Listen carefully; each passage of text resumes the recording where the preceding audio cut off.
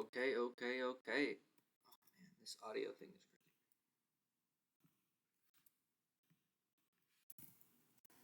okay. All right, so what we are doing is, first off, we are building a computer algebra system. So we are building a program where I can do, start it, we can say like the derivative of x with respect to x is 1. I can say the derivative of x times 2 is equal to 2. So we can do things like that, which is great. And so we have this symbolic system where we can start to do algebra. We don't have equation solving or anything like that, but the point that we're doing is there's a book called New Kind of Science, and in this book, the author does some very cool stuff where they simulate cool pictures. So our goal is to try to recreate this, and our system works very similar to how Mathematica works. And now an update from last time, the things that I've changed. One cool thing is this is if conditionals implemented directly in the language. So this is really cool. So I can do things like,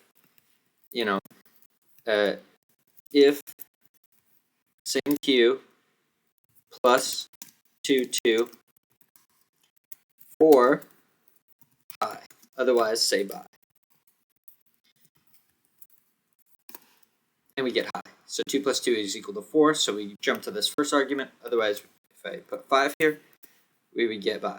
So that's pretty cool. So, and this is all implemented just using the pattern matcher, and there's no special casing in the kernel needed. Another cool thing that we have is you can now do multi-line. I don't know if maybe I did that on the last stream, but one cool thing is that I added multi-line and multi-command into the REPL, so now I can paste this whole thing, and it all just works out nicely. So you can now paste in multiple expressions, and the way that that worked is if we go into the source code and we look at our parser, I added just one more rule that takes a vector of expressions, and I think I went over that. And the only change that we had to make was in function run. Down here, all we did was, instead of calling expert and expecting a single expression, we get this result of vec of expert. And so if that's okay and it parses, then we just iterate each one that we got and we evaluate it. So that makes it much more usable because now someone can just send you a block of code and you can just paste it into the program. So that's pretty cool. So there's a bunch of stuff that we want to do, but I think that what I want to do right now is just stay focused on cellular automata because we definitely want to generate some pictures because pictures are good for content, and I just really want it. So we do have a simple Rule 30 thing here. So let's say this is combinators. Let's say this is so this is like one step of a cellular automata. So I could do Rule 30 true, false, false, for example, and then I get whatever that cell would be. The problem is we don't have a join function where, and I think I just want to implement this on the kernel side because I'm kind of lazy and I feel like it's fine. So at some point we definitely want to. Okay, cool. So we have plus, we have times, part. And then we're going to need to do list mutation too. So we're going to implement, so today's things to do are going to be, I don't know if I have an issue for it, but it's probably going to be related to this. So we're going to solve this. Okay. So here we are. All right, so we're just going to say, so we're saying if the head of the function, so head means basically the first thing in a list, so this would be the head XOR. So if the head is equal to the symbol join, then we're going to do something. And what we're going to do is we're going to pull up the documentation for join.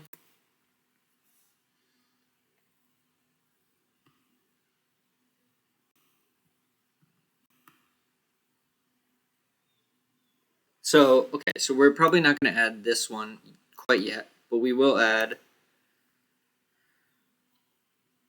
this one. Concatenates lists or other expressions that share the same head. Okay, so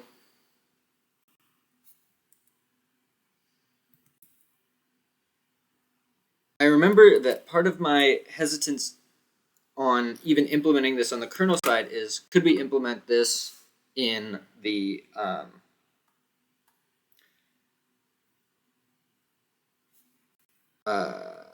and I think I did have it.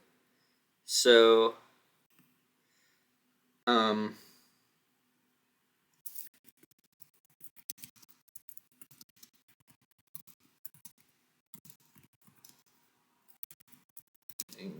pattern test or condition.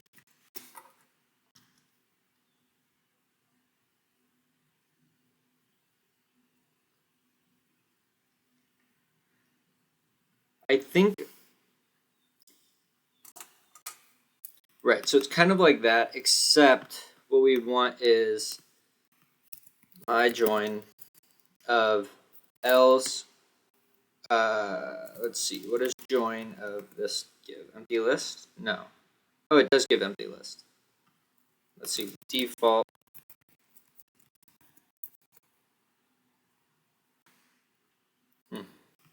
I don't know how this works. Let's see, what does it say?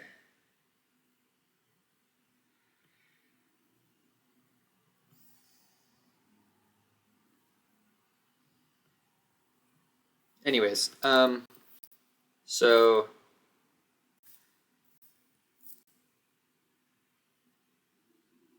what we're trying to say is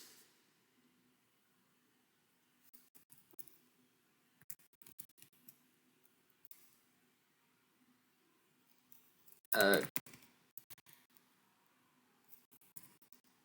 see, how does composition work?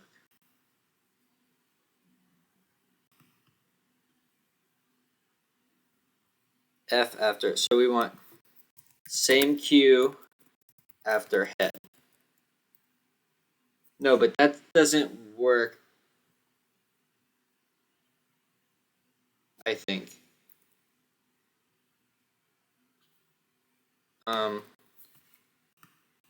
What is a pattern that takes a sequence and only matches if the heads of each element of the sequence are the same? I've done this before, but whatever.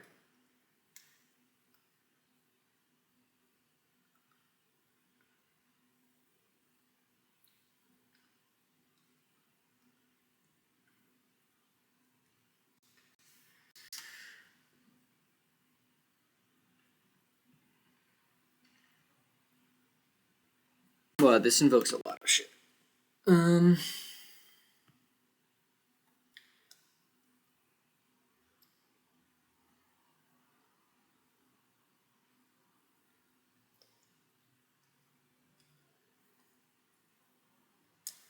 Right. Condition support would be really good. I wish we did that. So condition support allows you to basically say something about this and only matches if the condition holds. And so the problem that I ran into with condition was there was like non-locality, like the right-hand side. So if you look at the full form of this, hold this to full form.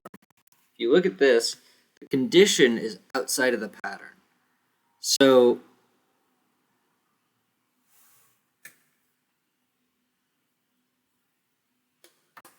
I just don't know. Like,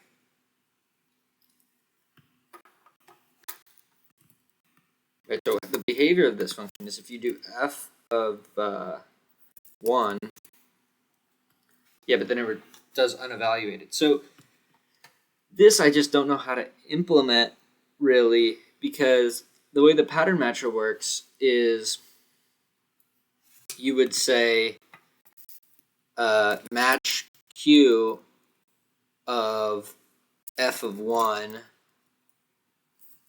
f of x blank. Oh wait, hold on, let me do g here, because f is already defined. And then you would get true. But here, if you look at this, oh, for some reason, I hate when it does that. It's stupid.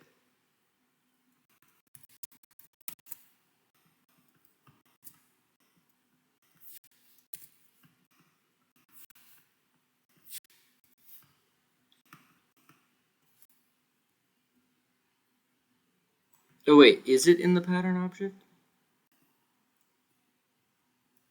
Well, the pattern object ends here. F ends there. And the set delay.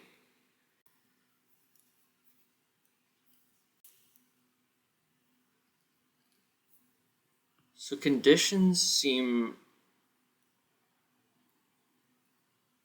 harder than pattern test. Because pattern test seems like it only ever wraps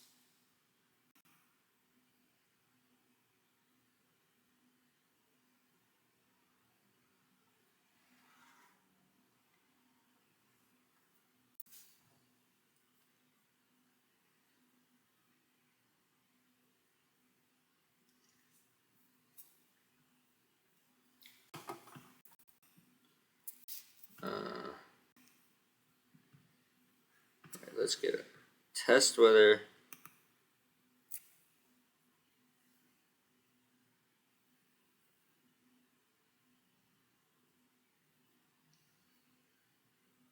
and it defaults to all.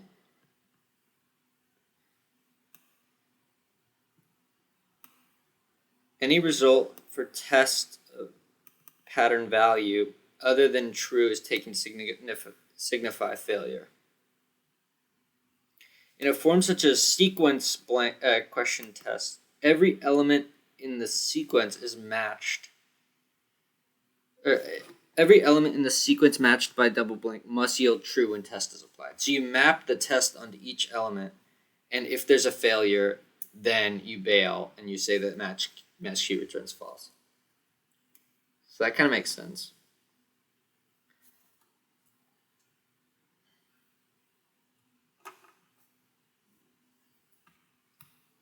Okay, I'll be right back.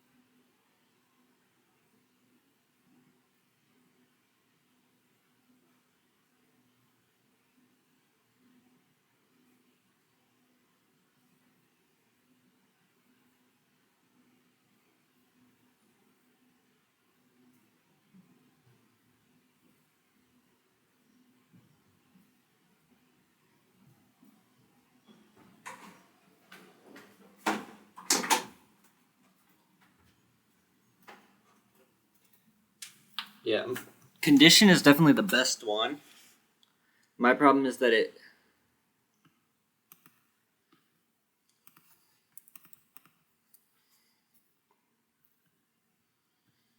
it's not clear how you do it.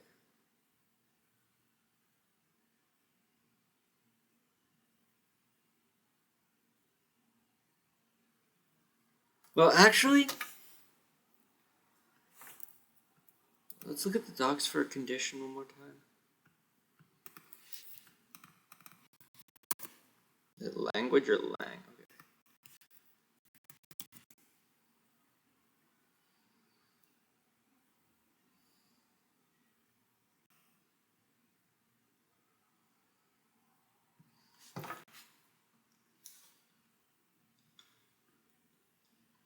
Let's look at this second example.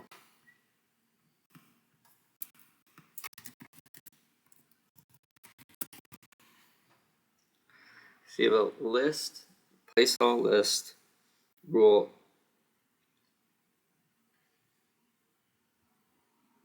Right, so you actually have a case where it's on the right-hand side and on the left-hand side.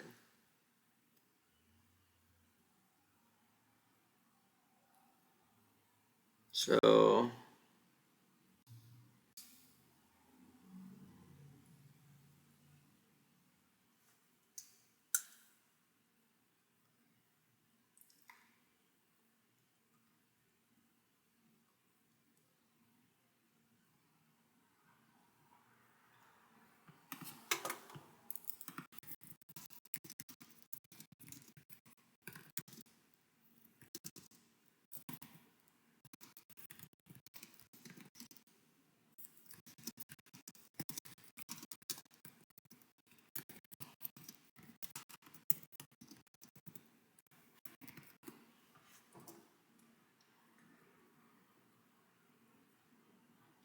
level checks all subparts. Does the tree traversal? Yeah.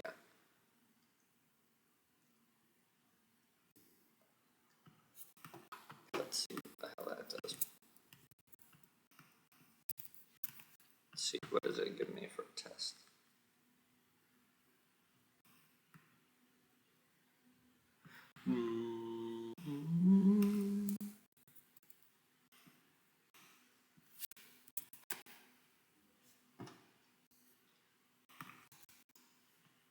The fuck?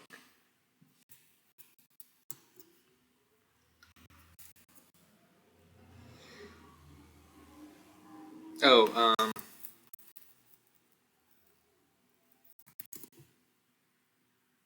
it's in the same thing. Yeah, I don't think that did what I wanted. Let's do the doctor level.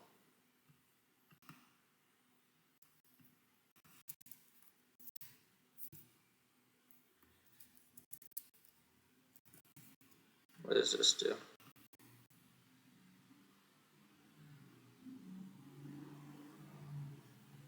So it goes to the bottom first. It doesn't have the top level one, which is interesting, which I guess makes sense. Oh, and this gives all the atomic objects. Okay, that makes sense. Yeah, level is a really useful function. It's kind of hard building a language like this because you don't know what to do first. But at the bottom here, yeah.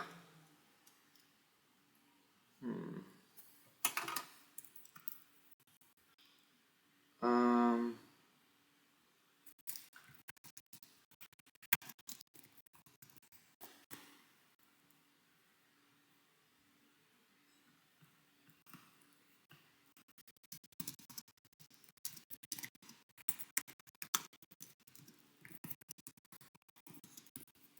yeah, I want to see what version 1 had.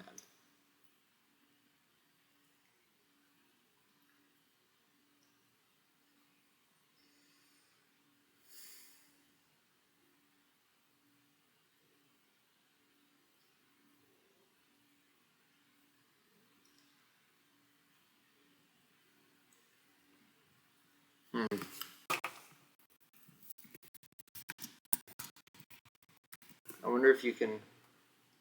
Documentation history? Oh, cool. Oh, that's sweet.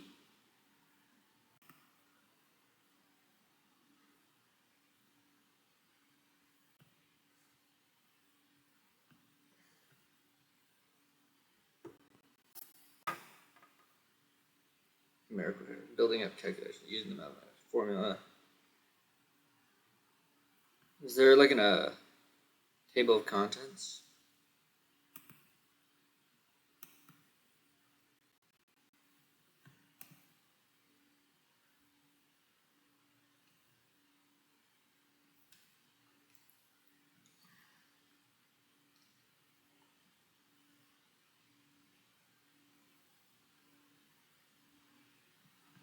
Dude, Mathematica 1 had so much shit, and it's crazy that they were able to do this. It's an old ass. This is an old ass thing, man. It's cool. It's really cool. Algebraics.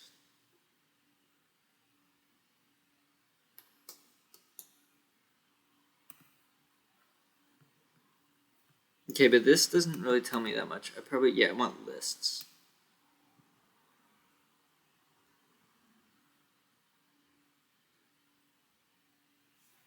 Right now in our system, we can do table x10, right? Yeah.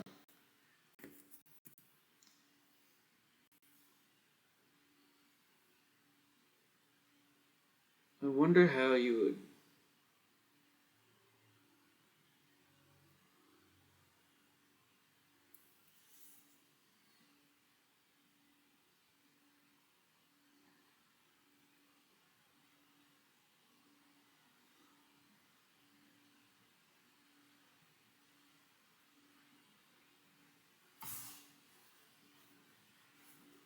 I mean, the easiest way that I can see this thing going is like this table back and does that work? Oh,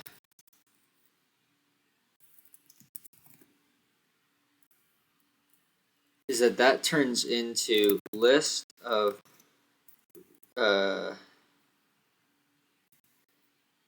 raw of. Okay, so what it does is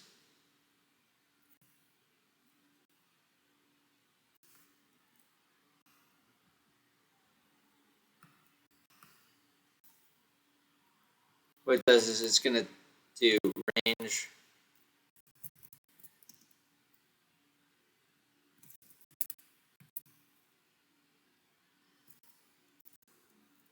Then it's going to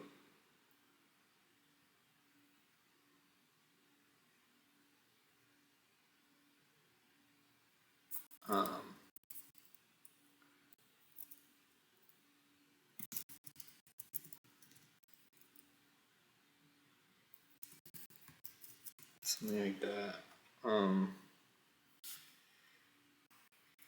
But let's see. I want to look at table because maybe we could just write a good table.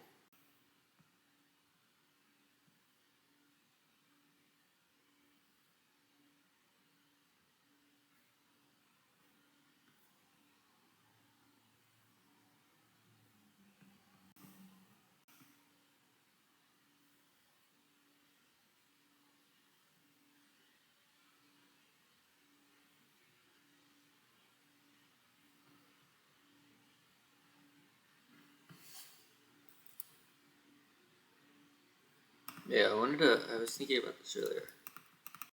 Positive.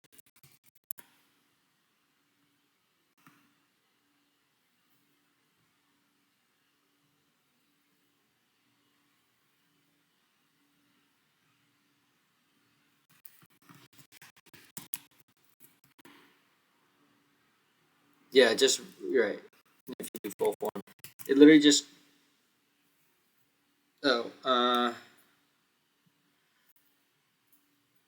like under the hood, it's just a condition. So, hold on.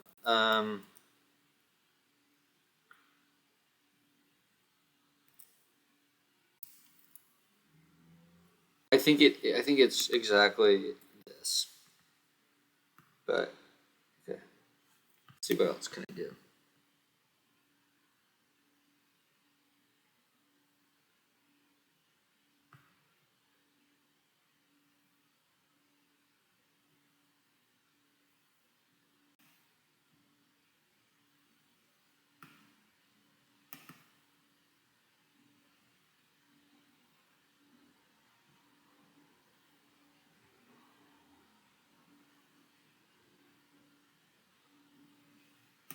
Man, I love this.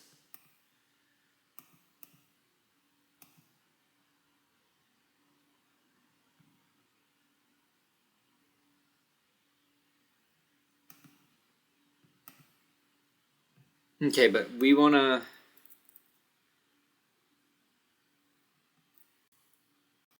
All right, let's go back to this.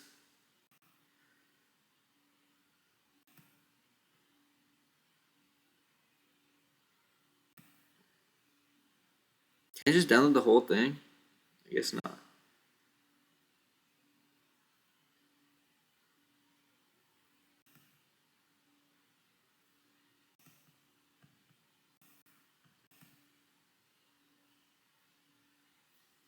Not interesting.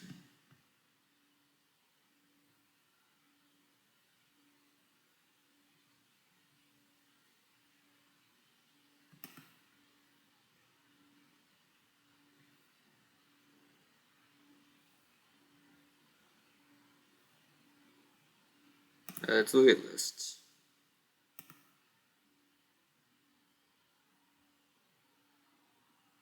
Yeah, they had listable back then. And power, if you look at the way Mathematica works, is all based on attributes, pretty much. Patterns and attributes and stuff. So if we look at the attributes of the power function, we're going to see listable is there. And so that means that you can do whatever they're saying here, which is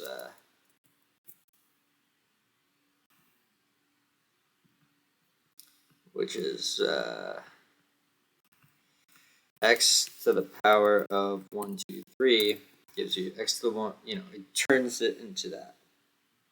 But what happens if you do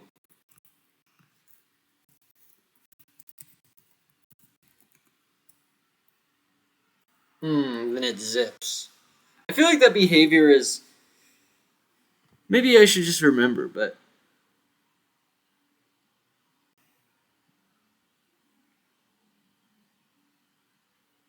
because what happens, what about this?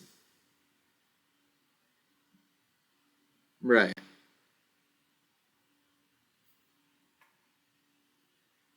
Okay. Oh, where were we? D is also listable. That's nice.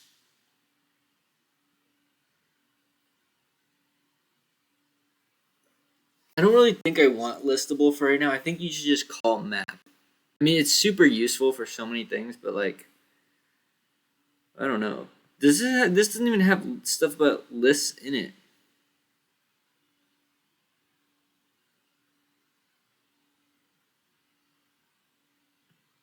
Can I just get this book? I just want the whole book.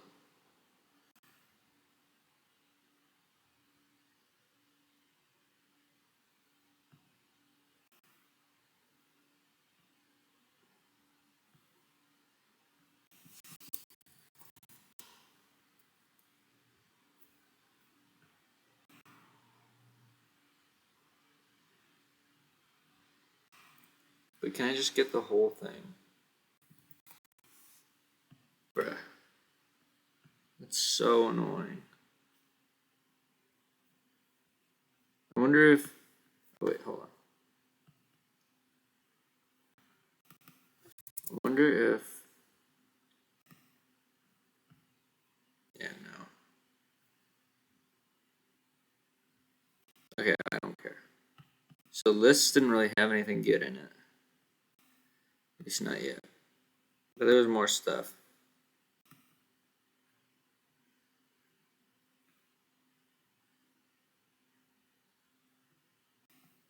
Random support would be pretty cool.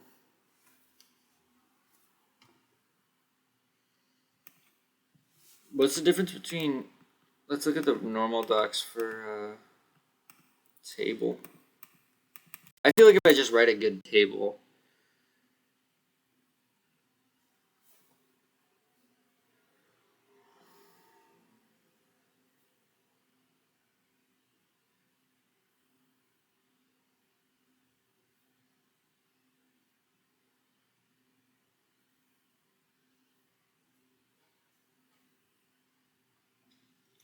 I feel like this format of n var max var min max var min max step. I feel like this is like something we could just start to write some helper functions for. And then, oh yeah, and then var vals.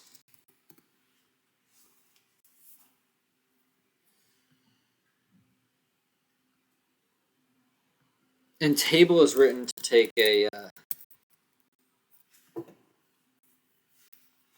expr blah blah blah.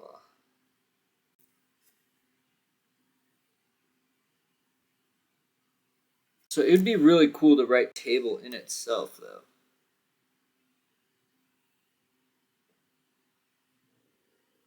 What is this? This is, I think, what I'm describing here.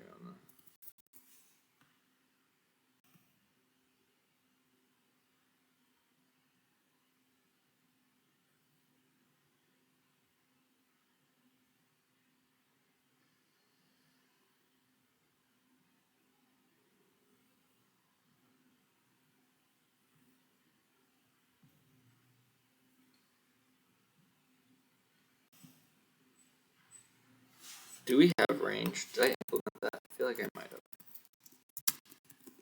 No. Yeah, no.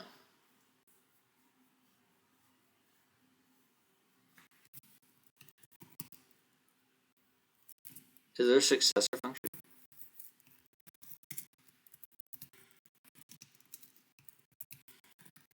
So here's how we define something in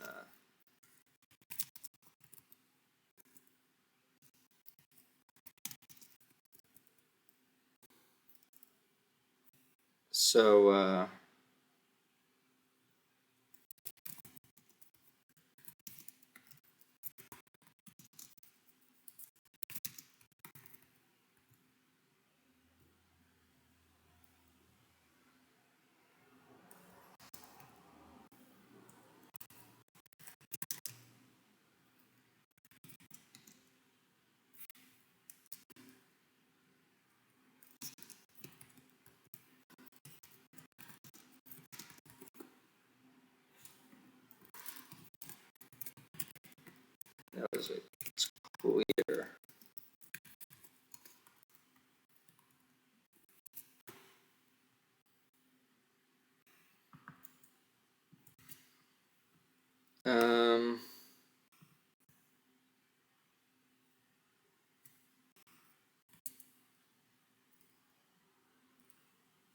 Table is kind of implemented in itself.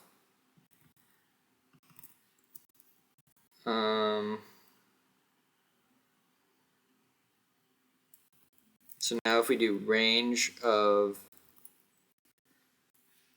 min pattern max blank int, we want to do starting at min and going for we need a minus. We need a minus, unfortunately.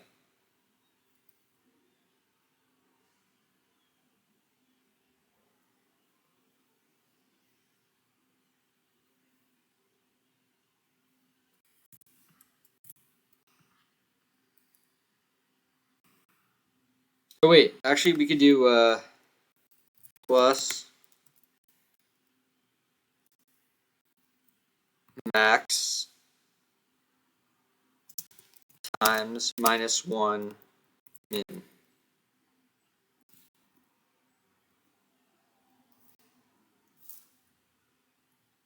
So it's a plus times this.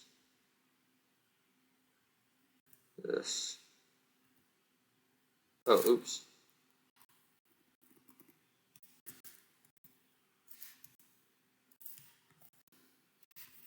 Range 5 to 10. Oh, nice. Cool. I want a formatter. So it goes min, max, nest list.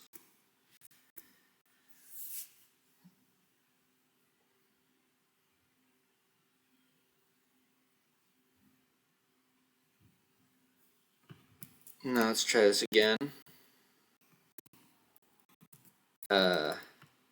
Duplicate this, call this max, call this step. I think that it probably, I wonder, let's look at the range docs. Ragna.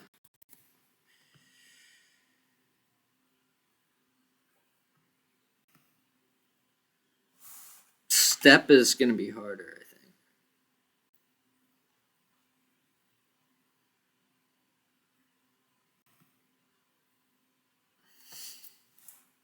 Oh, and it can't be. Can it be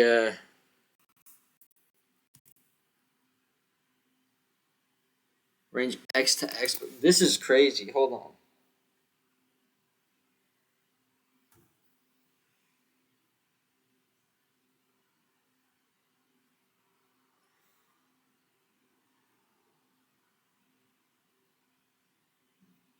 Wow.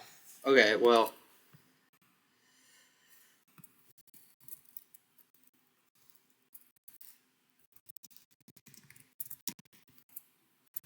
That seems harder.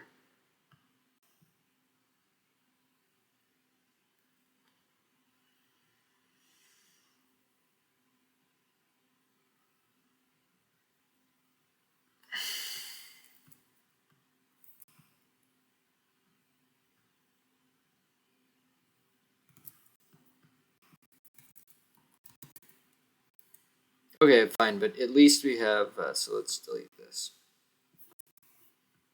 I mean, at least we can do that.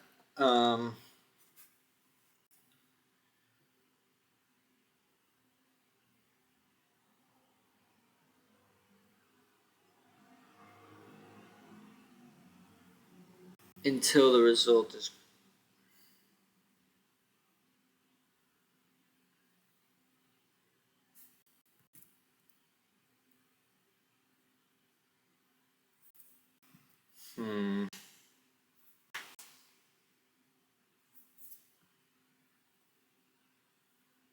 But so now I wanted to.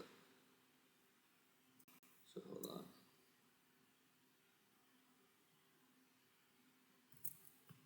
So a new table here. So if we have.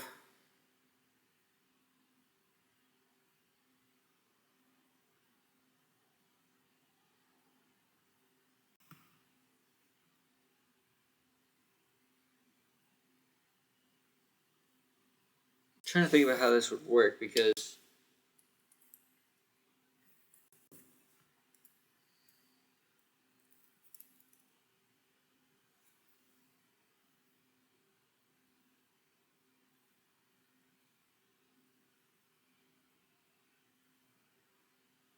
I mean, you could turn it into like list of, and then the rule. What did I write? I don't know where I put that.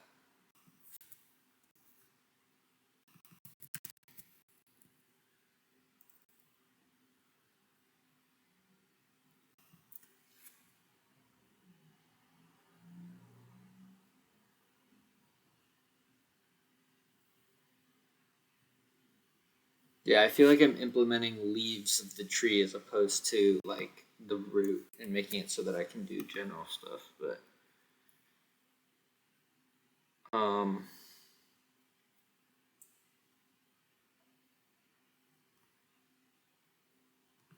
But you would replace all part. So, I mean, procedurally, you would first, let's say you have this, but instead of here, you got list, and let's see, what is the.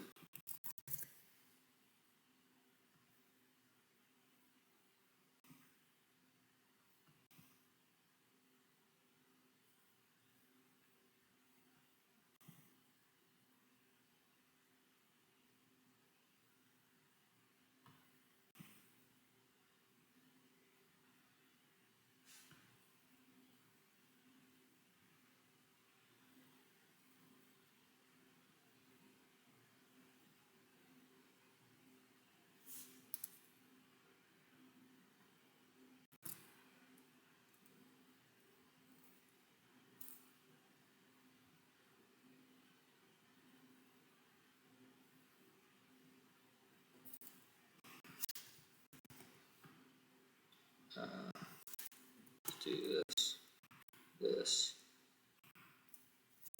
this. Okay, so now we have our args here.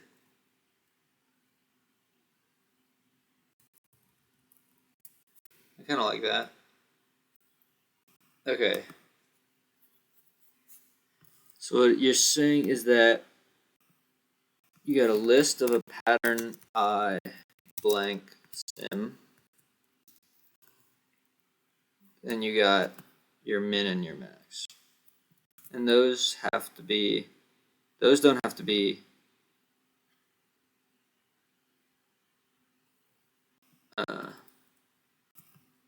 ints at all. They just have to be numbers, I think. So you could do 22.4, and that would still be fine.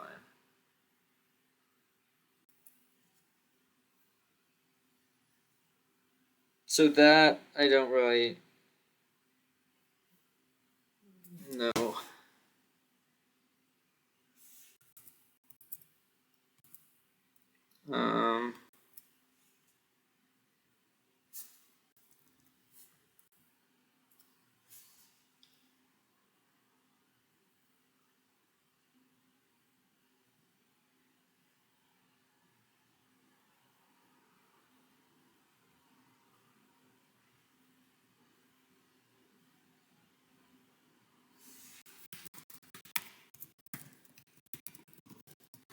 Curious.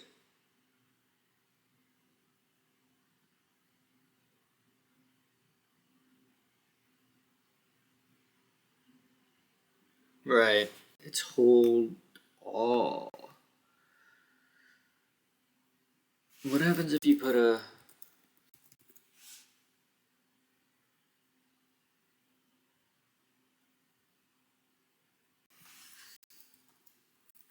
but then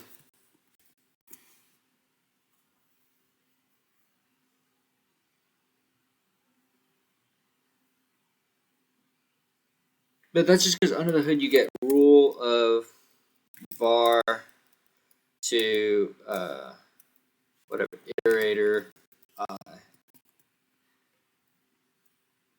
and then you replace it and then you get the list.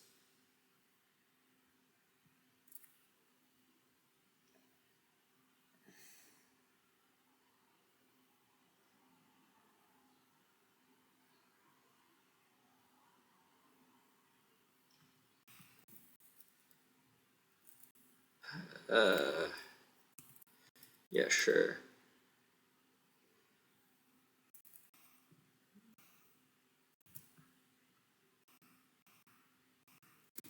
Do this, kill that.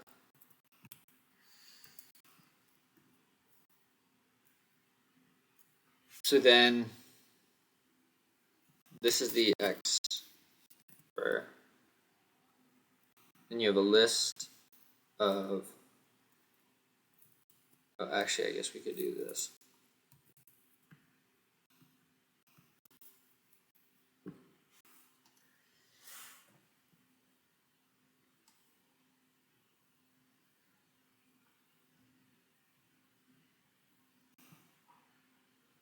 So then if you get range of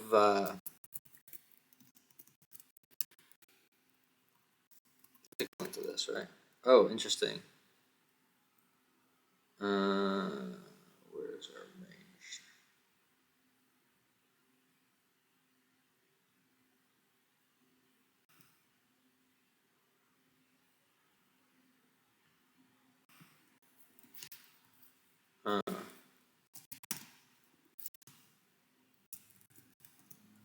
Let's see. Clear range. Okay, cool. So this is so cool because now I can just do this. Let's see. Range 10. Nice.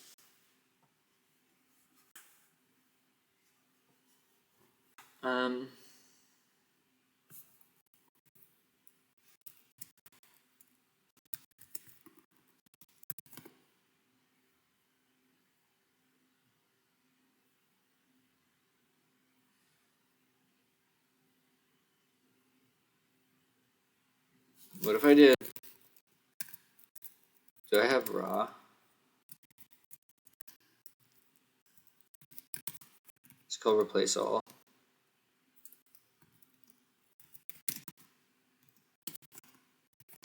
Okay.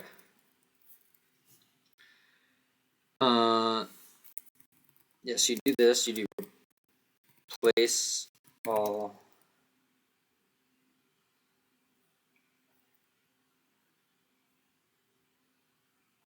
And what you want to do is you want to replace f.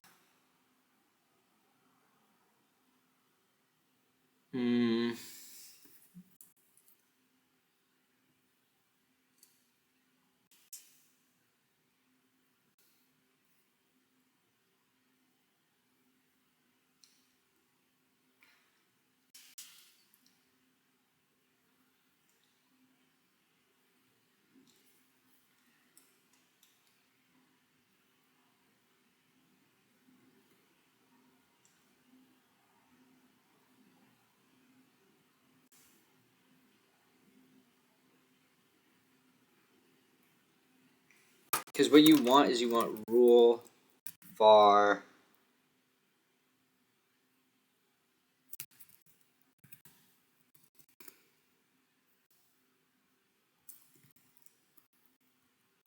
but I feel like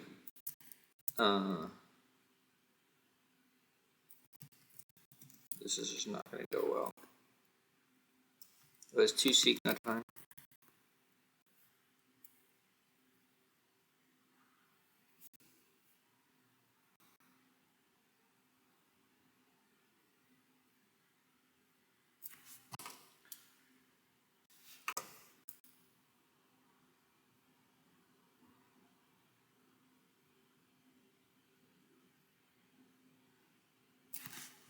What is this? This is turning f of x 10 in a,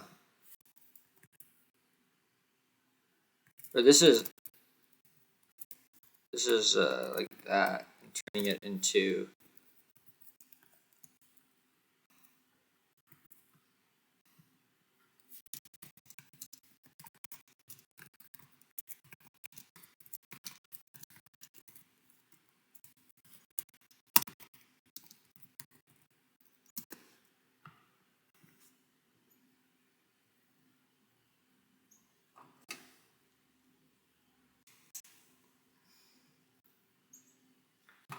oh yeah, let's, well, I don't know.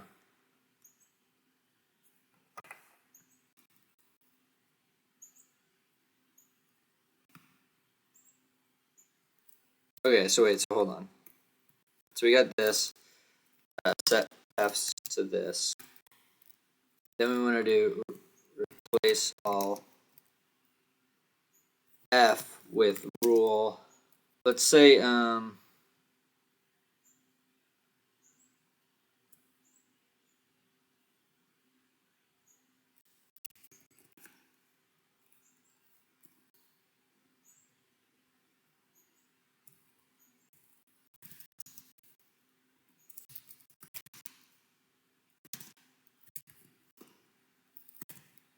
wait, hold on.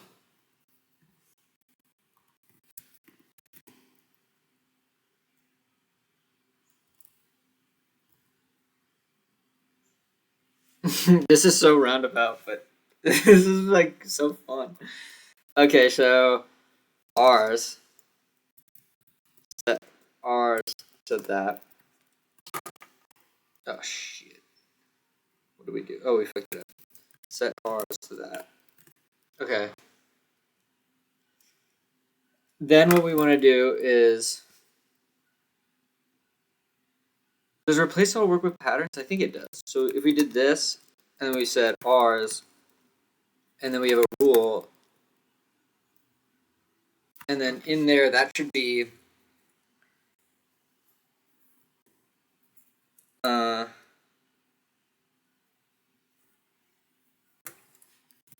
the full form of this thing would be pattern at h. I don't know. I'll just write this here. We pattern h blank, and then you put a parentheses here, then you got pattern A blank, then you put another one, wait, hold on. Then you put another one here and you do pattern B blank. Right, that is the rule. So then you do this.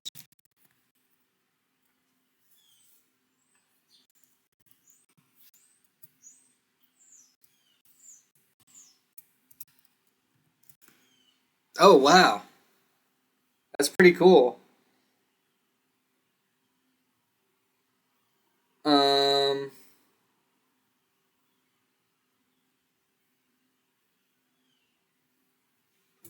But so let's say that we had table. Let's see. Let me go back and look at the examples. The simplest one.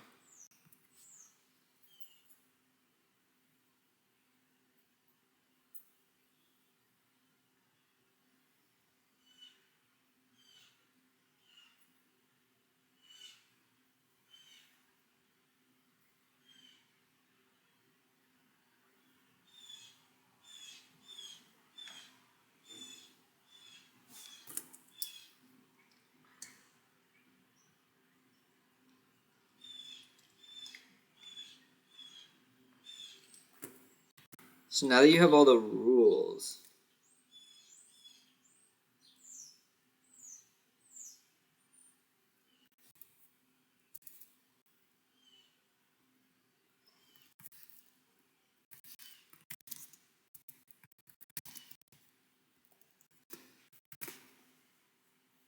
such a roundabout way to do it.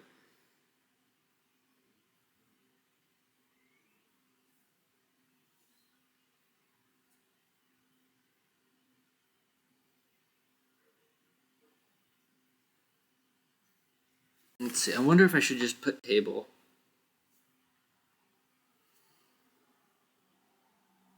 All right. Well.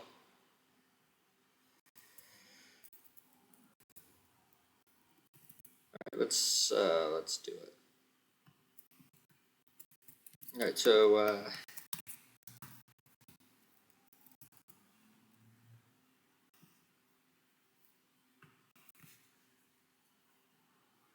That's interesting. Is it supposed to do that?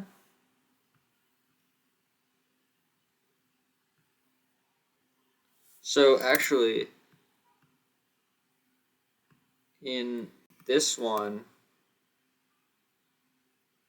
right, but if I give it a 0 there, then it doesn't give me an empty list.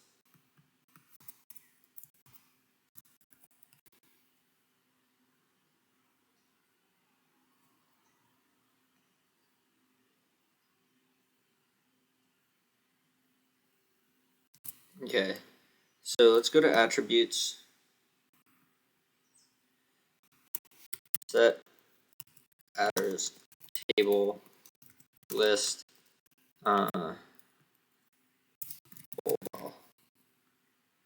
okay.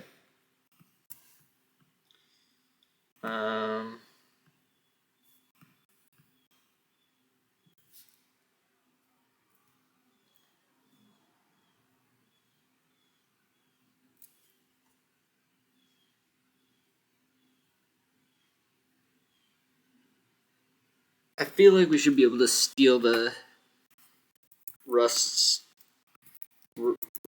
ranges step. Let's see.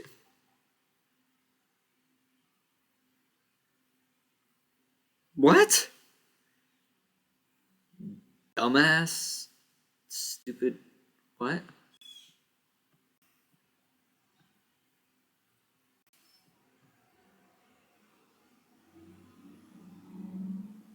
I wonder if I can do it with big ints.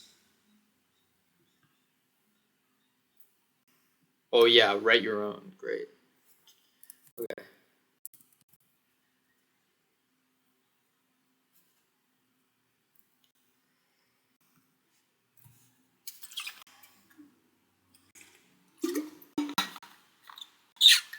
Okay. I'll say works, but is not that general. where were those cases that I had? For example.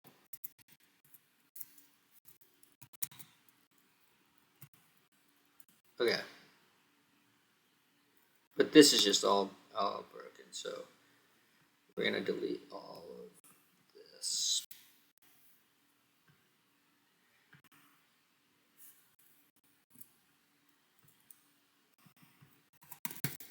Okay, so table, so the very first thing is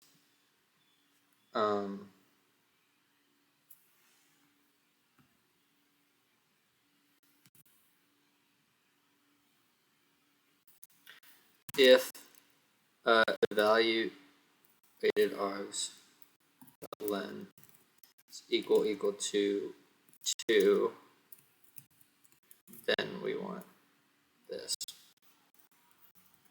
Else if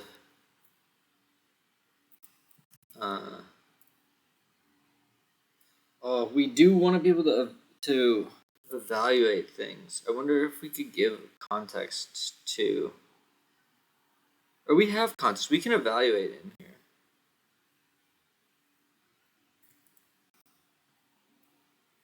Do I though? I don't think I do.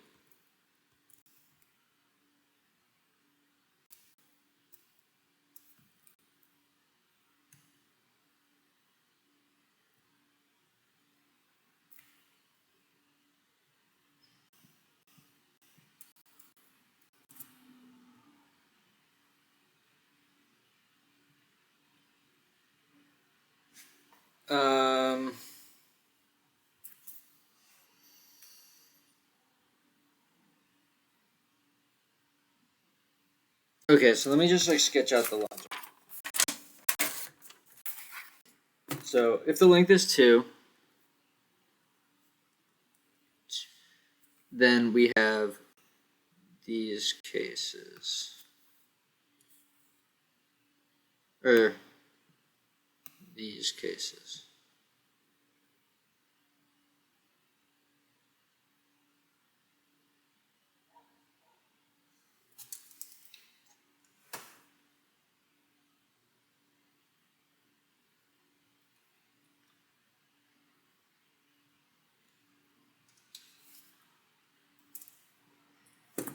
Okay, so before we get ahead of ourselves, if let x per int, what do they call it? Just be consistent, equal to evaluated args 1.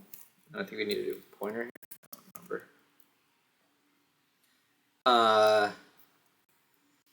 Then I think we just return that chain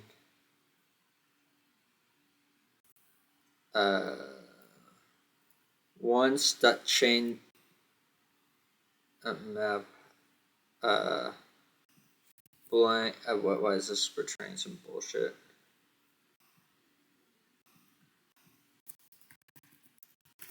Okay, can you shut the hell up?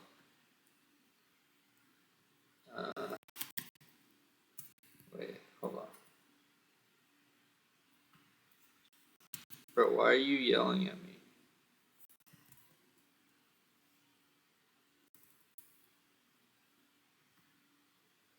Oh.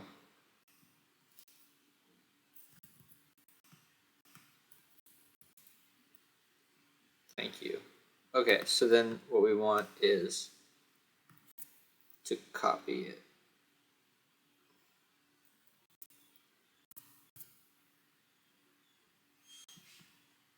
Okay.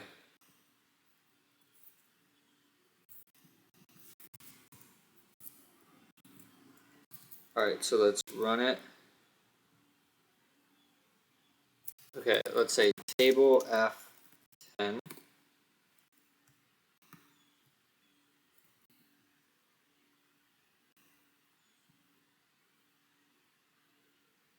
What?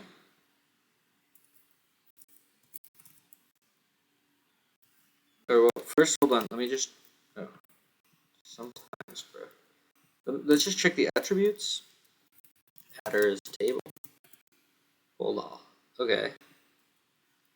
So if I do table plus 2 plus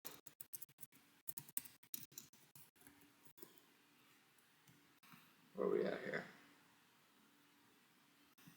So then why did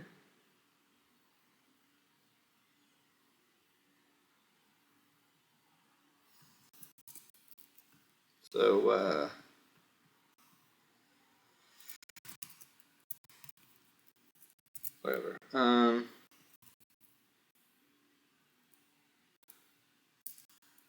Yeah, I feel like here we go.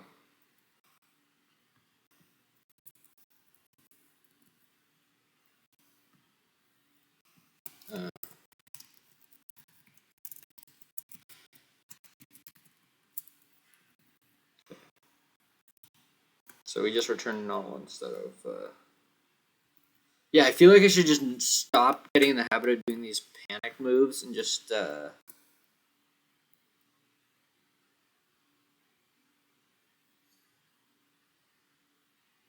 Oh. No. We want I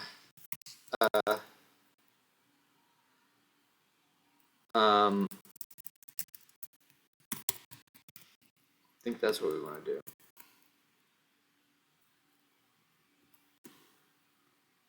Okay.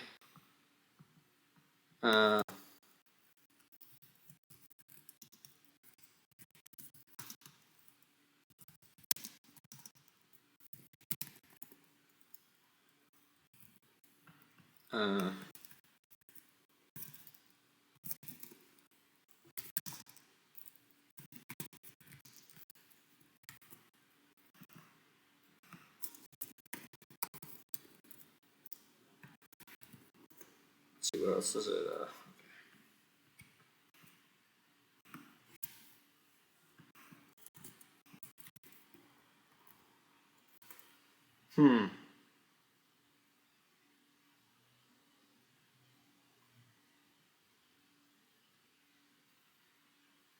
Why doesn't that even work? Let's try this. F. What? What if I do this?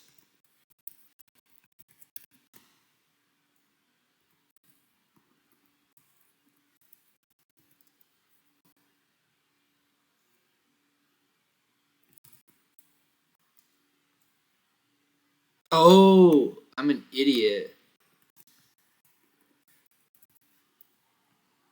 Wow, you can really destroy the whole system. That's why you need protected, because now you gotta start all over. That's cool. Okay. Funny. Funny guy. Okay. Let's let's try that again. Oop. Okay, so table F10 raw rule rule list sequence. Okay, cool. So that's fine. For some reason I thought, oh man, I thought everything was gonna break. Okay. So if it's not an integer,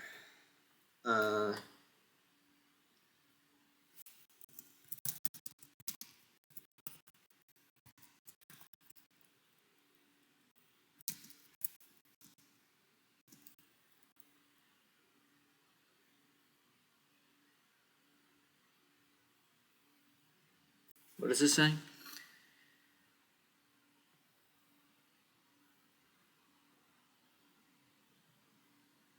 What do we actually want to have happen?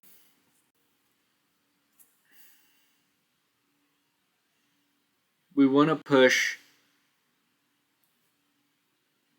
We want list, and then for the first element, we want to take the clone of arg0. So we want x is 0 dot, or we want replace all.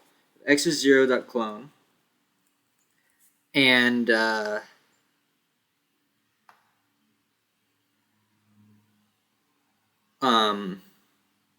the rule. So, okay, so let me just write this out, but I want to delete all of that.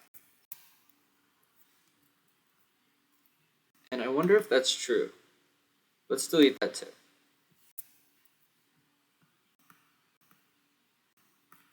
We're just going to work through this. So the first thing that we want is we want let equal expert list. We need to make it mute. And we want to give it back. Okay. Oh, and we actually want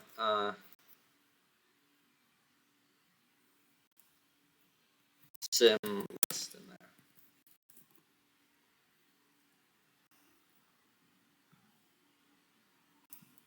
Okay. Then what we're going to do is right. If ls.len is equal to 2, then we want to okay, so yeah, so this is like this is the place where we want to make helpers for, what did they call it? The standard iteration.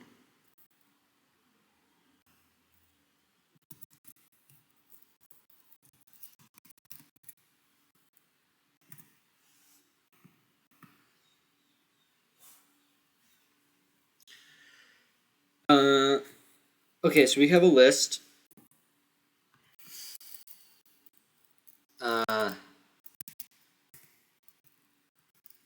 It's going to be equal to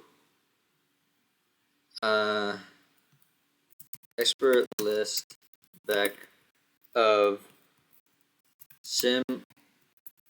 I feel like I should just invoke the parser. Like, why do I care? Let equal parse replace all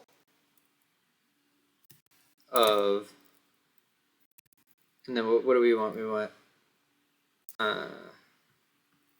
this, let table body equal table body. Why doesn't that work?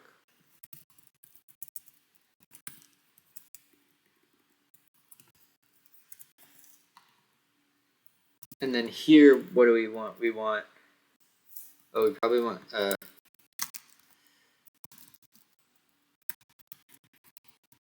probably need to do that. Oh, and this does the formatting. So that's actually super interesting. Wow, dealing with this stuff is kind of strange.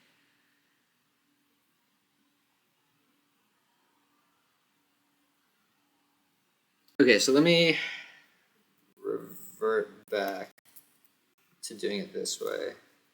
And it's going to be sim of replace all.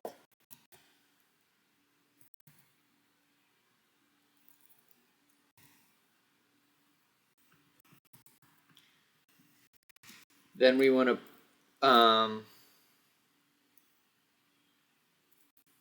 we want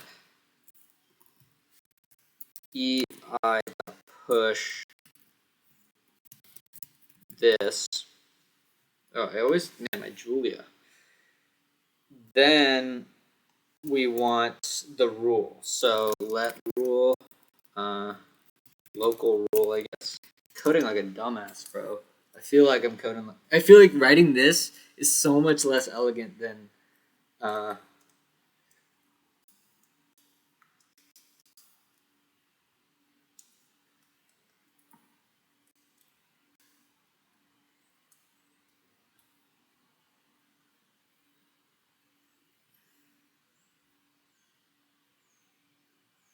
I want to get rid of this actually.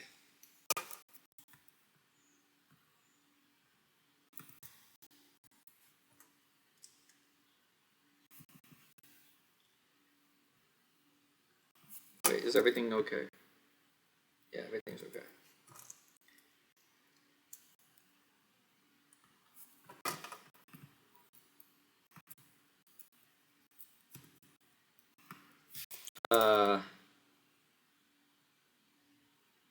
it's going to be rule. Oh yes, we want the var.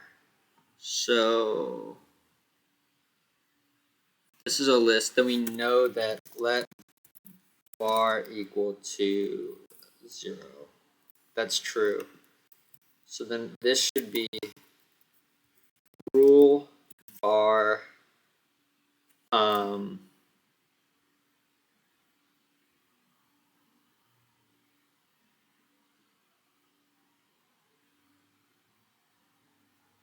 this is okay, so fine.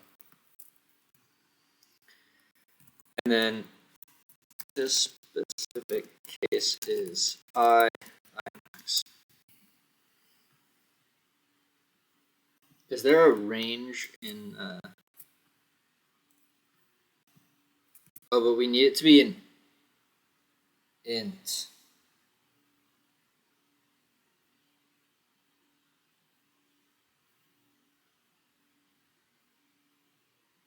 I feel like a use size into integer is probably an int2, so that's okay. So the rule should be expert list back of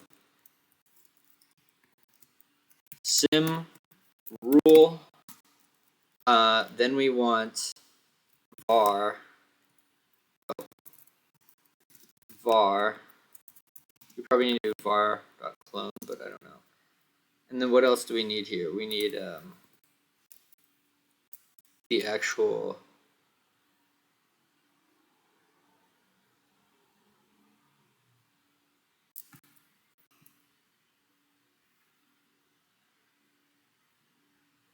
right. So we actually do want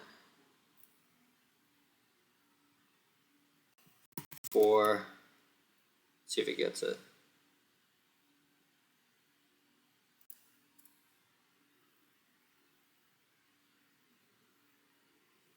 Length table body. I don't think that's right. I mean, that's just definitely wrong.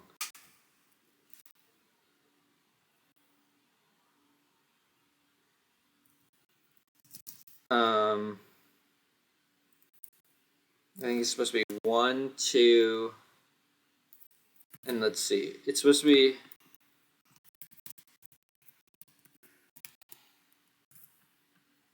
equal to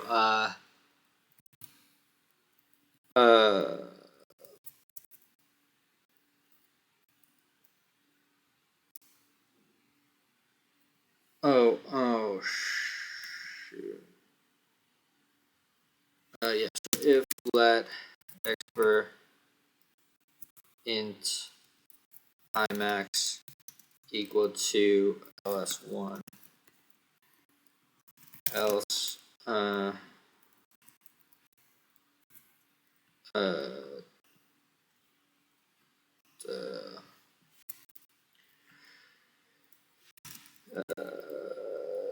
refer to.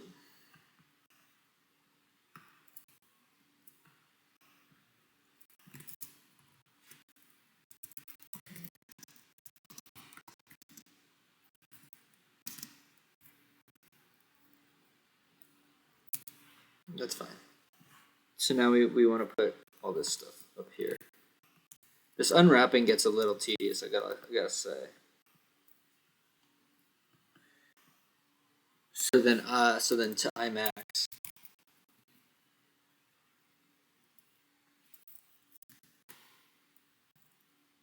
We can put all this stuff in here. And we're gonna push this onto our empty list. I get it. That's all good. Rule var but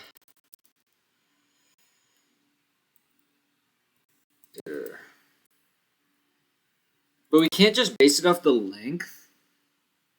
Can't. Oh, yes we can. Because if it's a list.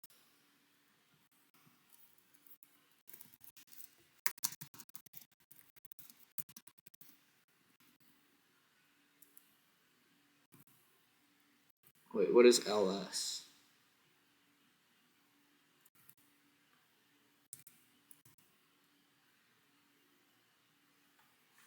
Maybe it's not the sequence case.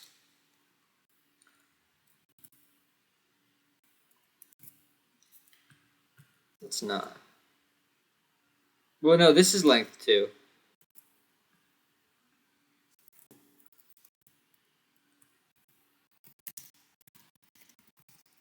Well, why don't I just do this?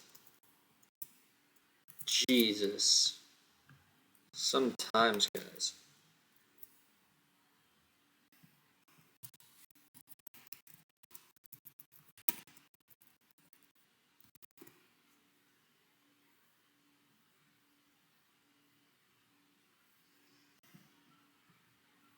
What if I just... Oh, come on, guys.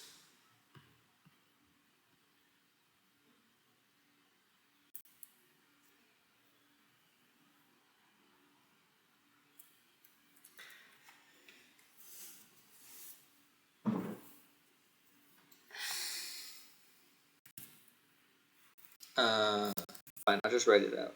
Why am I being such a bitch? What is it? Let's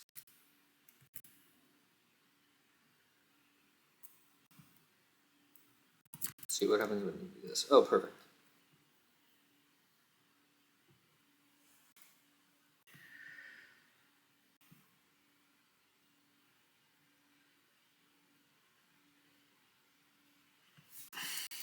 Okay, then you do...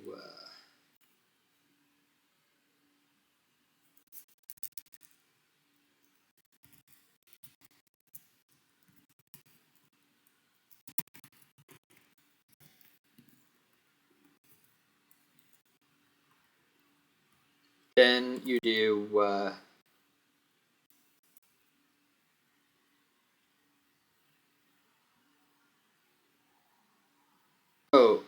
then you do... Wait, is it after... Yeah, it's res dot push EI.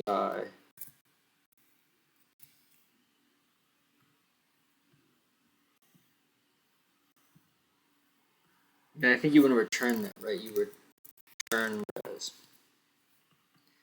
So here you want var, and then I think you just want I.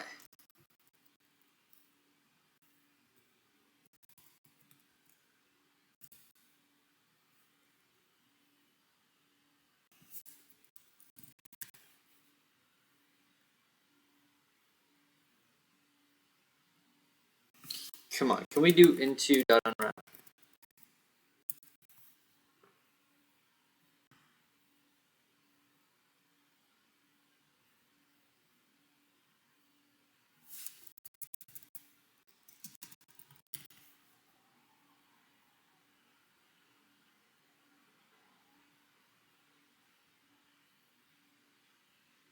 Bruh.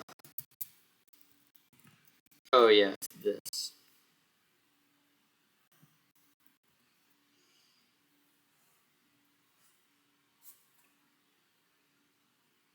This thing has a lot of warts. I don't know how to write that correctly. But okay, so now we should be able to do table of f of x list x10, and then that gives us what we want. Let's try it. So let's test this just to make sure. Okay. Oh yeah.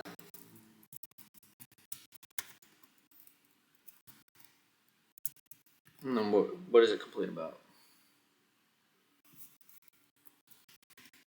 Nice. Okay. Just make sure that our tests pass. Of course not. Borrow. Okay. So now we do run. Compile times are so freaking long. Okay, so we do table fx x10. Nice. That worked pretty good.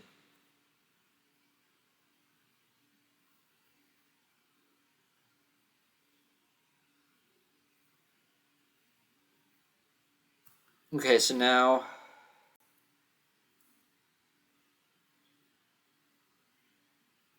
I really do want the matrix case. I would love that. So if we do, so what we're trying to do is a table f of I, j,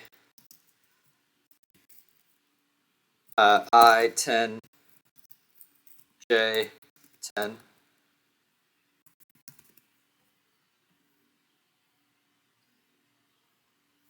So let's just say t is equal to this, and then we get t1. And it's a list of the first 10. Cool, I love that.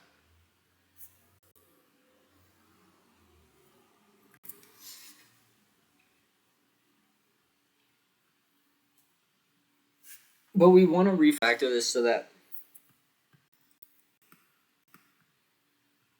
Okay, well, let's just get it to work. So this is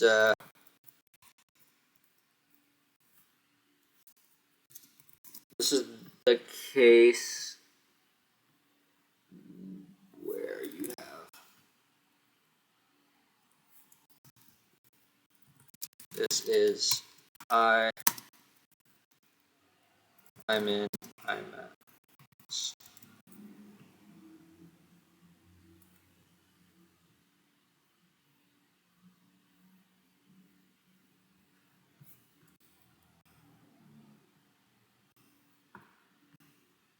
I wonder, can you do that?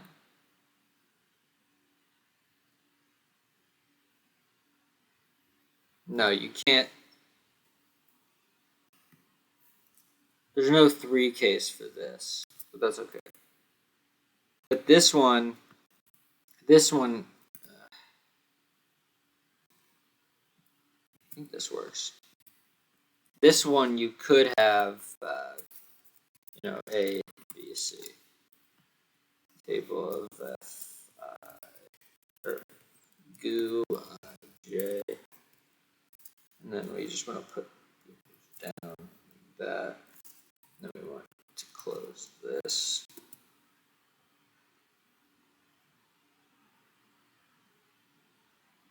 Oh yeah.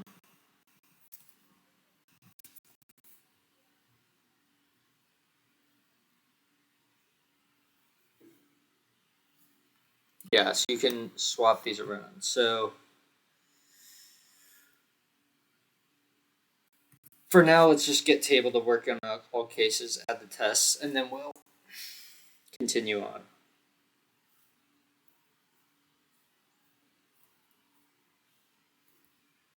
What if I nest this? What if I call this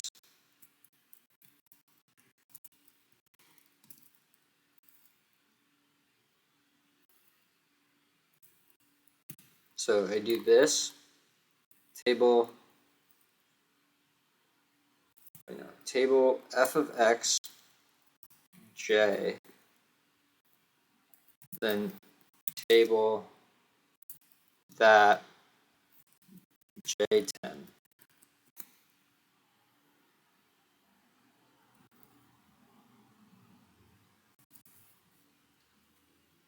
that do what I want?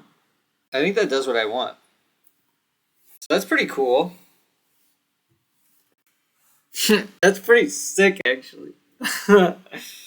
we got a. Oh wait, but is it a list of lists? It is a list of lists.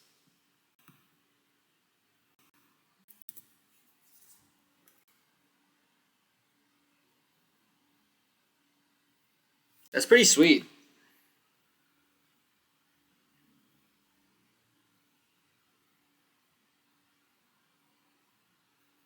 So I think we just copy this code.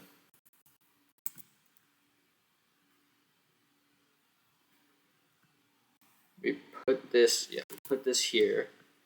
But then we want to say if let expr int I min, comma, this is equal to the tuple of ls1, ls2. I think that's literally all that happens. Oh. Except here we do I min.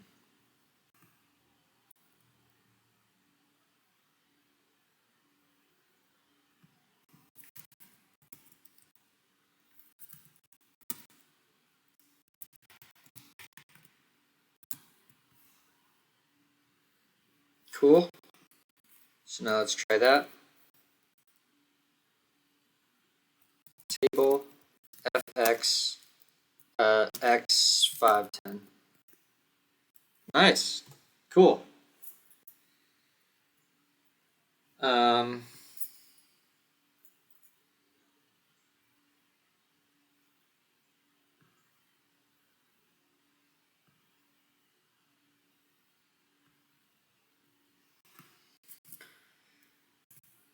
so let's do something cool.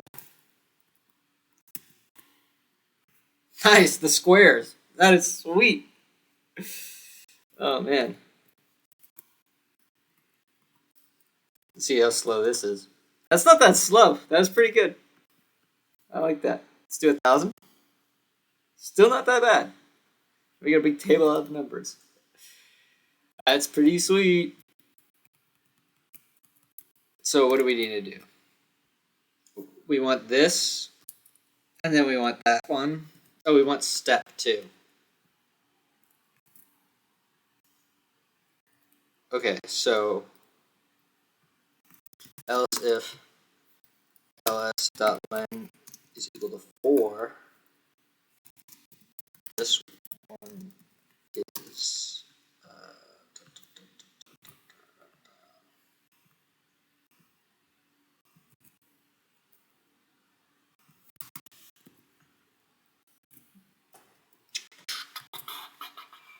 I wonder if you can skip by yeah, probably not.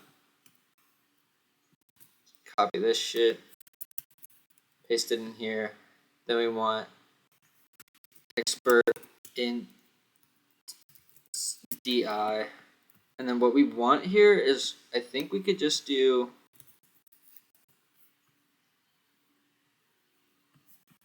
delete that. We have an extra. Okay, we don't. What's going on here?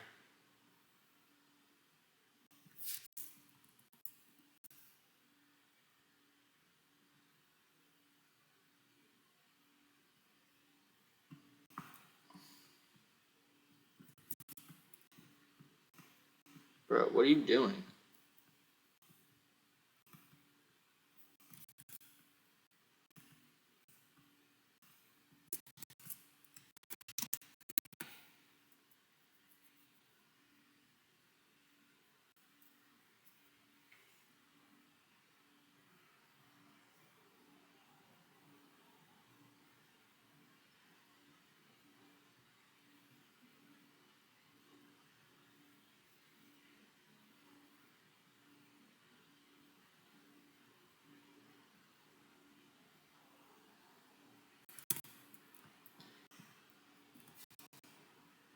Inconsistency, but whatever. It seems fine.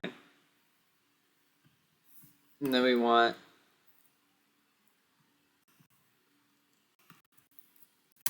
let that.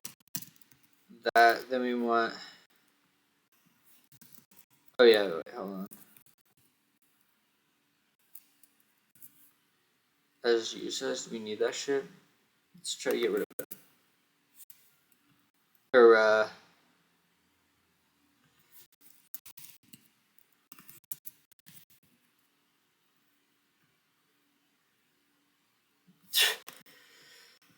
read me like a book. Okay, you need to convert the I64 to a U size. Great.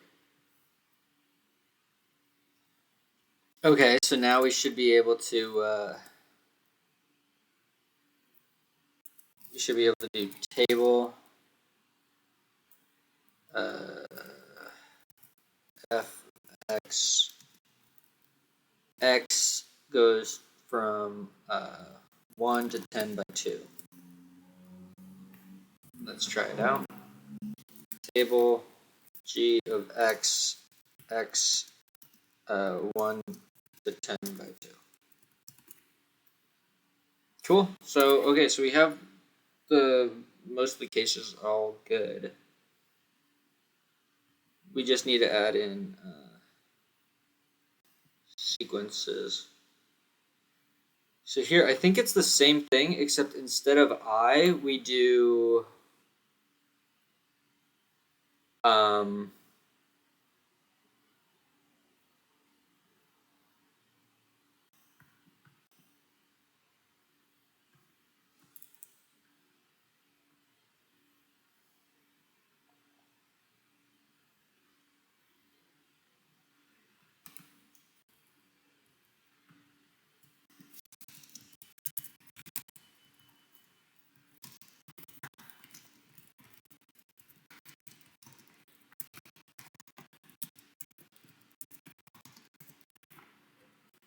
I mean, yeah, it would be good by the end of the day to fix that.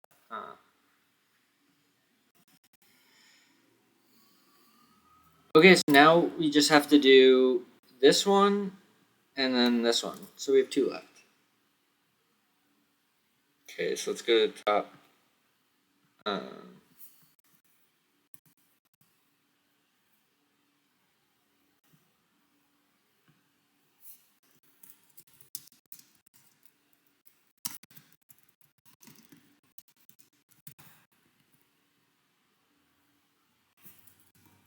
Yeah, that's fine. Well, let's put it here.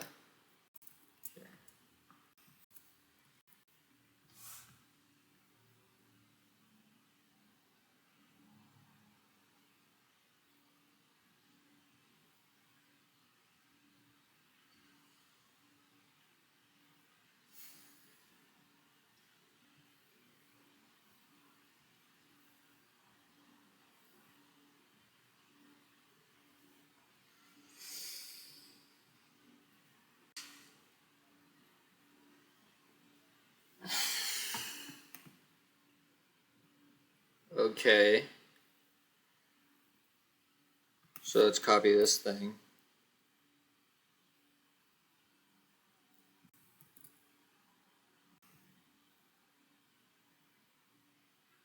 Oh, actually, let's do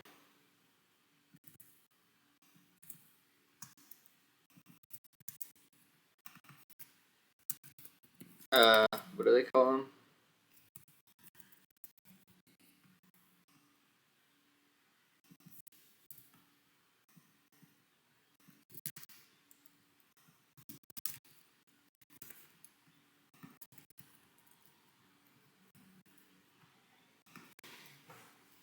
What happens if we do that? Oh, jeez. Should 4 point. Hold on. Well, actually, that's an interesting case for sure. Ranges, bro. Ranges. So what's the case where...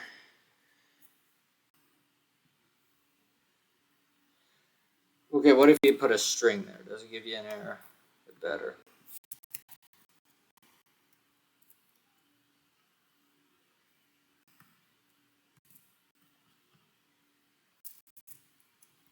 It's going to give me a whole bunch of bullshit. I hate that. Why can't you just give me the text with the spaces in it, you know?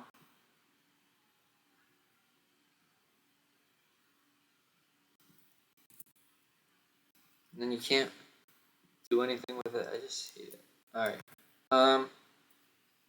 So yes, we just want to copy this thing.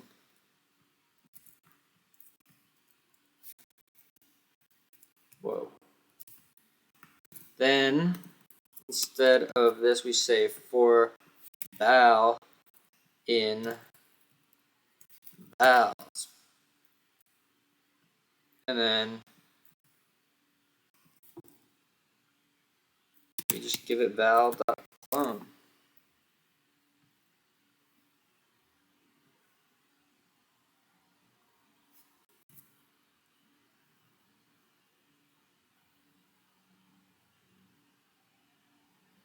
I think that's the only case where you actually have to do that.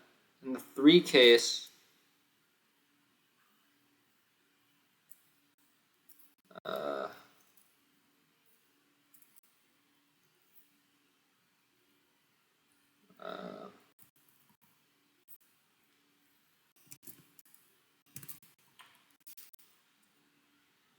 yeah, I don't know. Okay, let's just now we want table f of x, where x goes from -1 pi 1.5. Cool.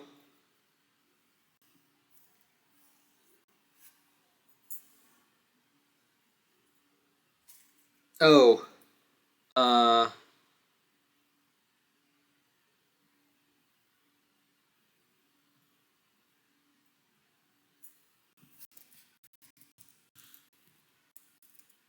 wait, actually, that's an interesting point. Do this, it's a list. Instead of a list, we do FAB. Or not FAB, H.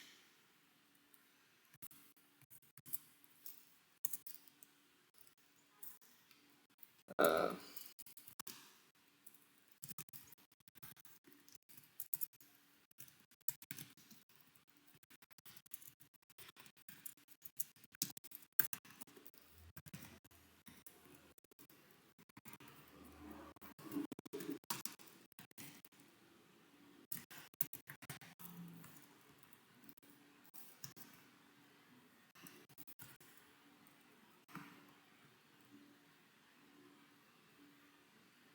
oh,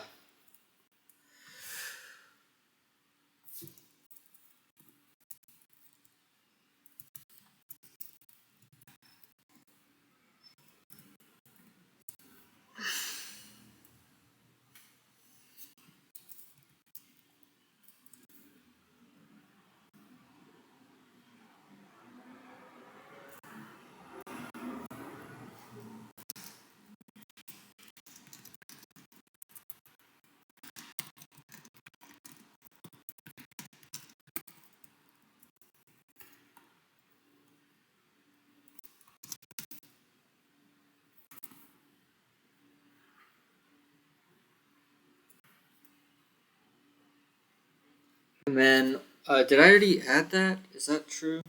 I think that's all good. Okay, cool. So let's try that again. We do this. Okay, we get the right thing. Oops. Now I want to do Z. Invalid range specification. What is it? What does it give? So here we say return.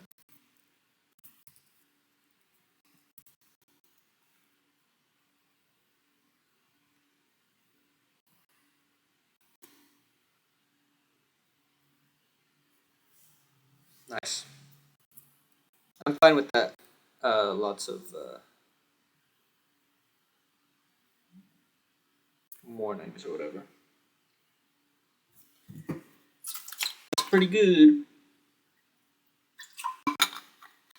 Now we need the last case, which is effectively just nesting.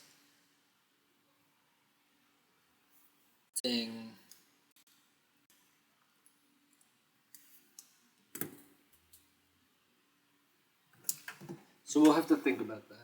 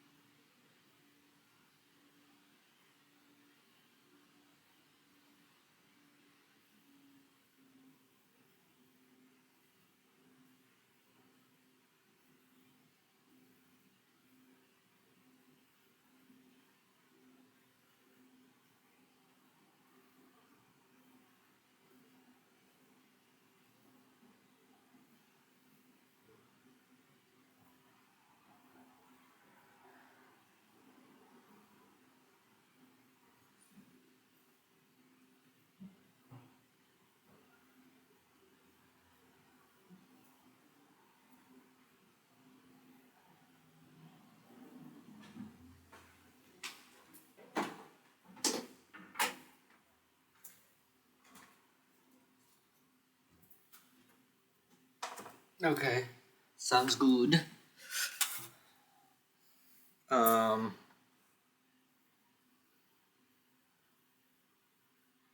What's the last one? The last one is the iterated one.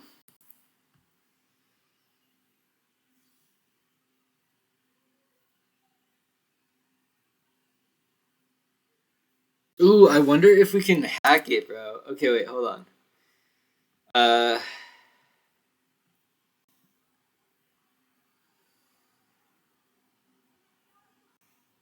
If the first one is a list.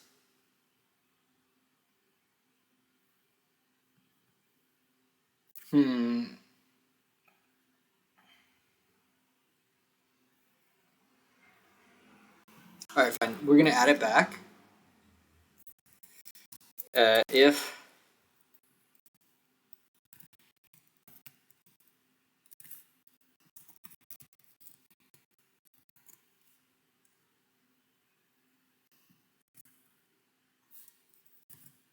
what did it have? Go back. You had something good.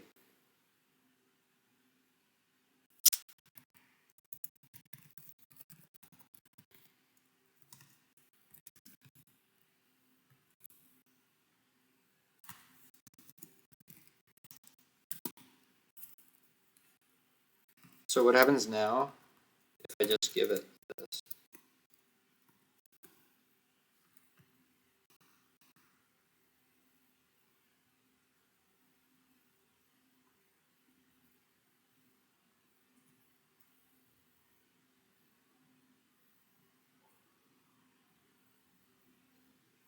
Oh, we want table body.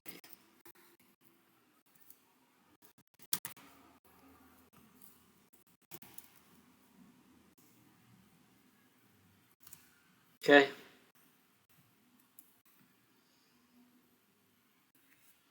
I feel like we could.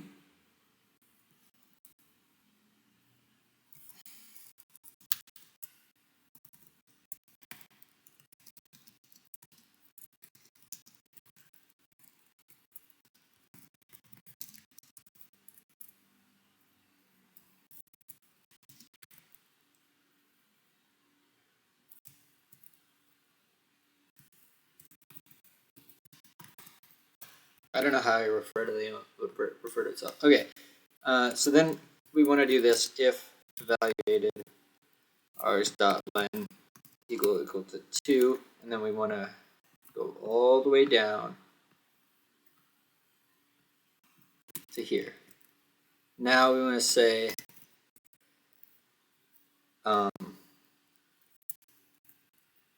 we want to return table. We want to nest. Oh, crazy! We want to become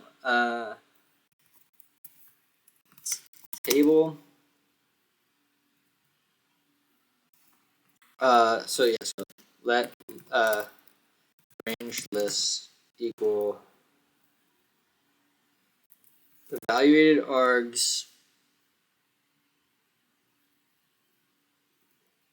Right, and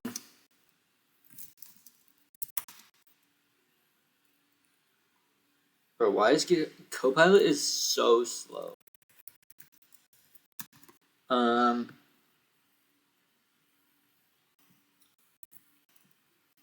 If so then what we want to do is, okay, so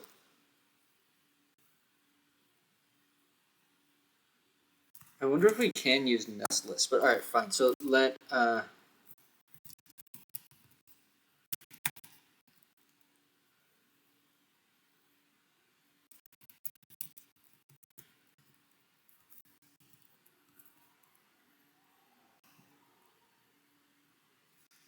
we want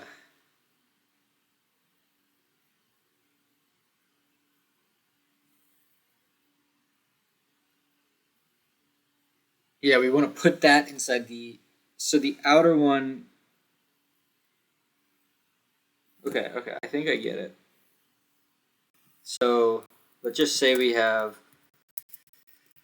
I'm in imax, comma. So let's just give the table of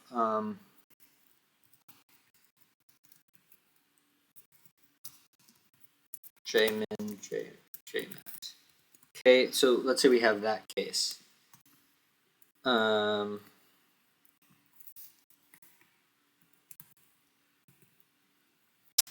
do you do this?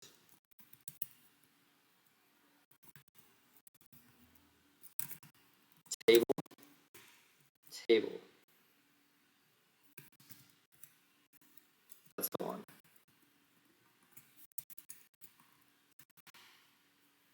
And this was correct if I remember correctly.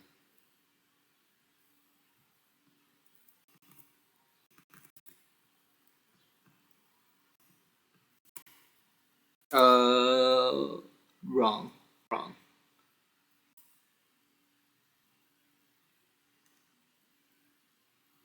Can we fix this to be I?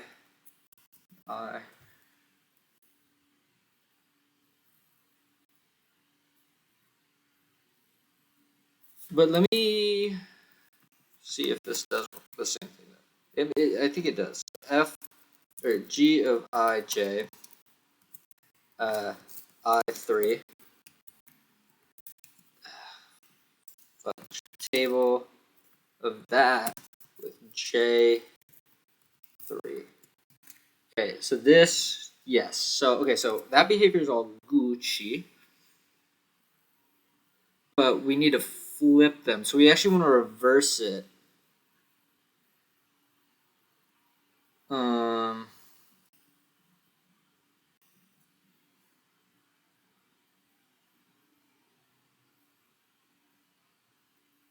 So let's see. So we want to reverse this.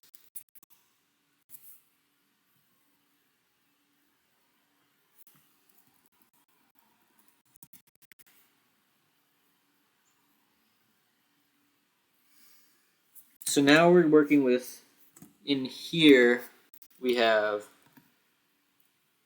first is now J. Nice. Okay. Why is that complaining?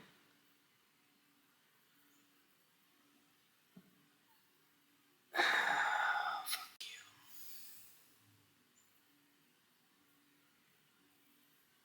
Can you do it in the iter? I guess you can't. Oh, wait, okay, let's go back. Let's do this. Dot. This mutes itself though. We want iter reverse. I wonder if that's right.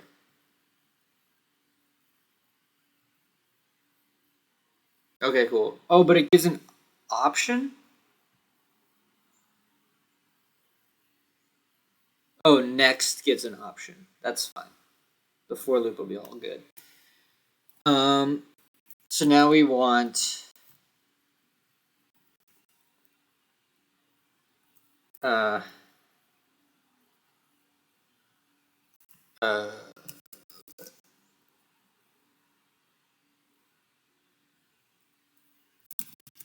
we have table body. So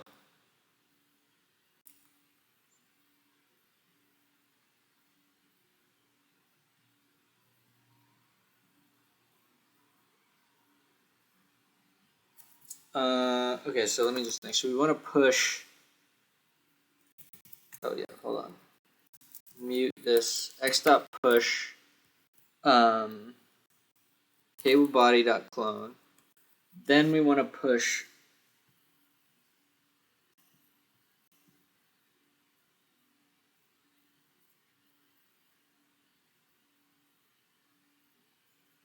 okay, I'm trying to think here. Because this becomes, so the answer is that we need to turn this into table of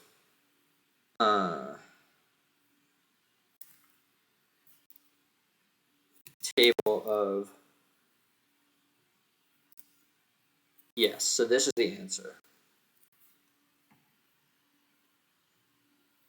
So first we make the innermost one.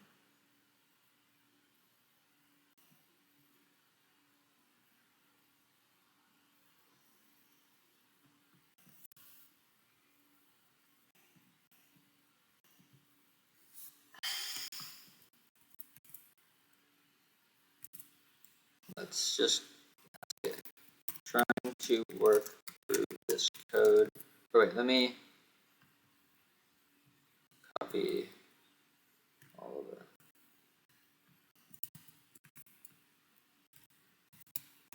Trying to implement table, struggling with the last part where we have multiple iterations, specifications.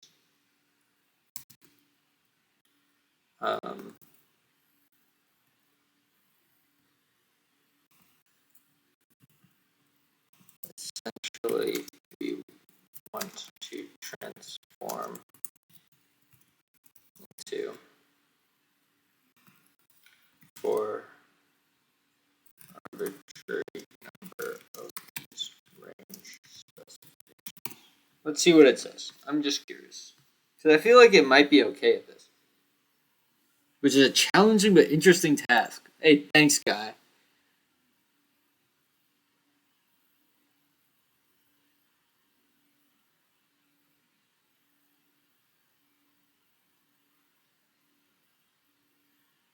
Why is it showing me all this stuff I already done? Come on.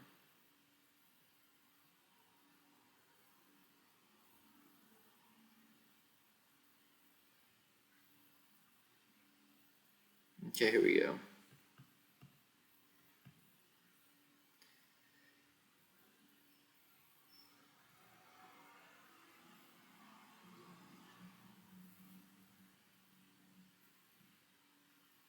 Table body. For range and reverse. New table. Okay. Hold on. New table. Match new table. How is that even possible?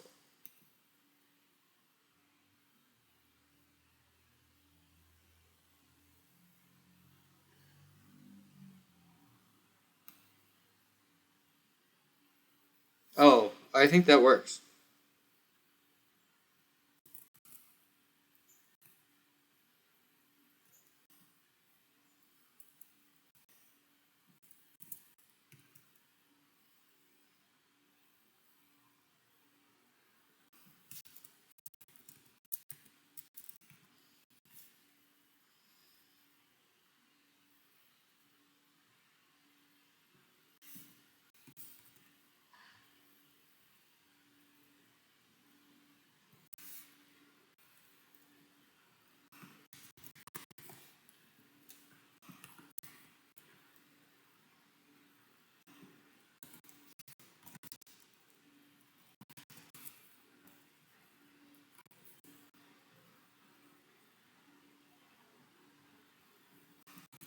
No way this works.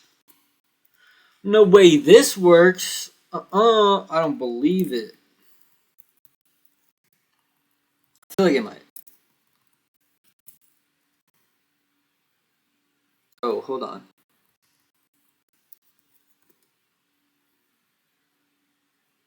That works great. It's exactly what I wanted. Okay, so now we gotta write tests. But that is sweet.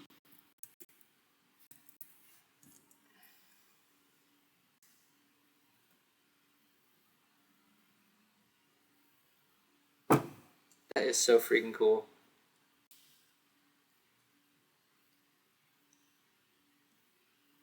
Okay, I'm gonna commit that.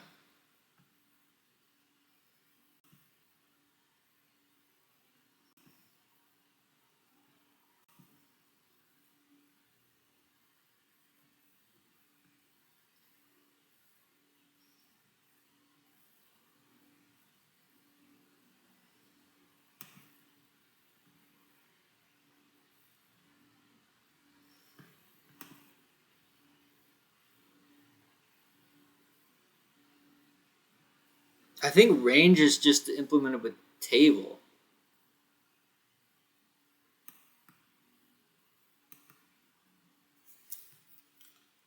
So hold on, we got.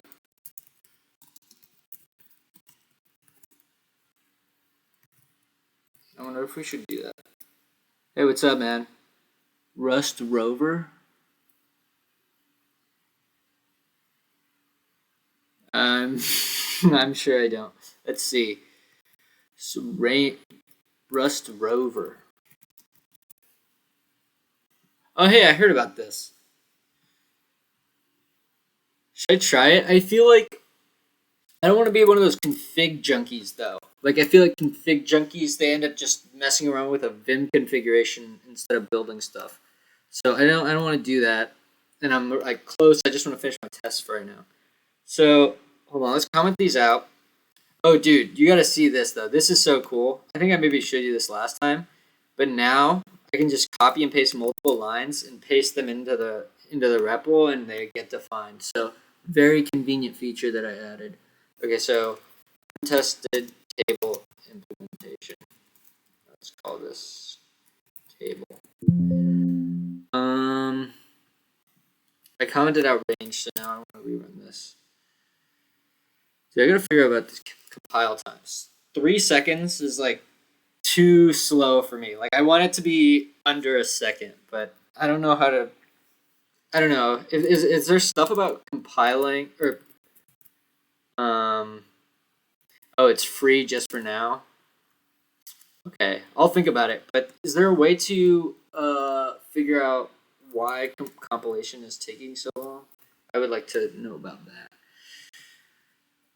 Okay, so yeah, so we want range 10, make sure nothing happens. Okay, so now we want to do set the range pattern blank pattern and blank int. And for now, we're basically my language just does not handle real numbers. Like it's sort of like a fake thing that we say we handle real numbers because we don't really do anything with them. You can't even add two real numbers. So this becomes table n, I think.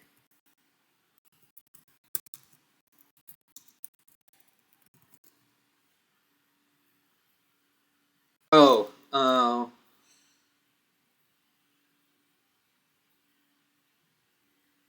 I think we just want to do this. I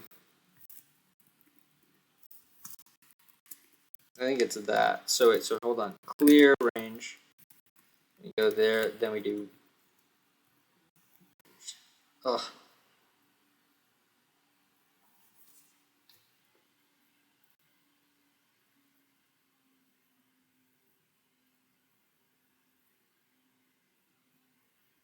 Oh, am I actually being a dip, bro?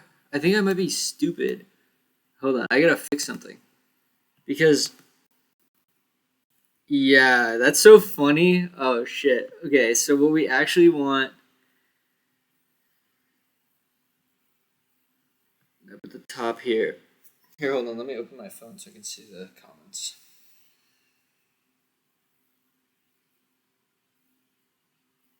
Yeah, I know. But, making some progress for sure on just making this language usable. So I'm not too concerned about sketch shit. Wait, are we in table? Yeah.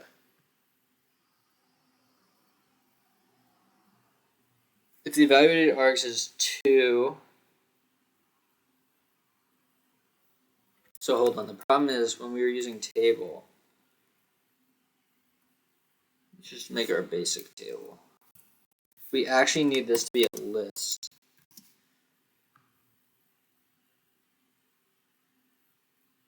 But I don't know why that made this fail.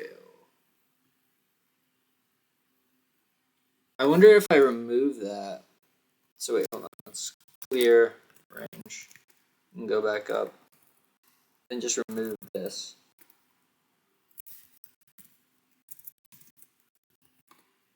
Yeah. Okay, so it's just a matter of fixing that. So this is the copy case, and we still want. No, yeah, that's okay.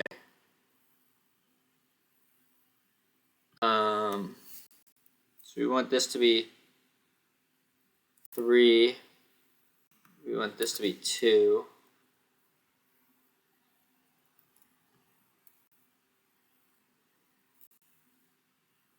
Where's my assertion that it's a list? I had something like that.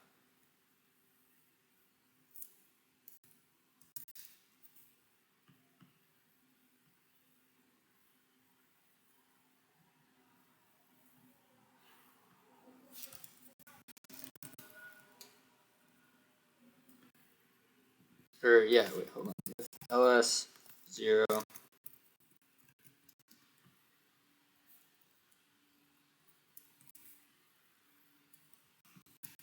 okay.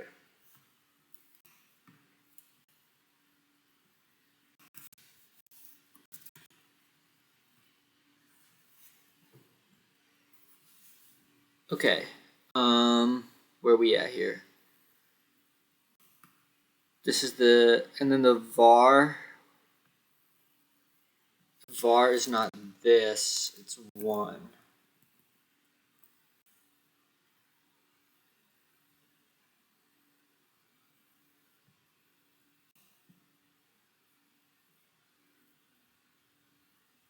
ls is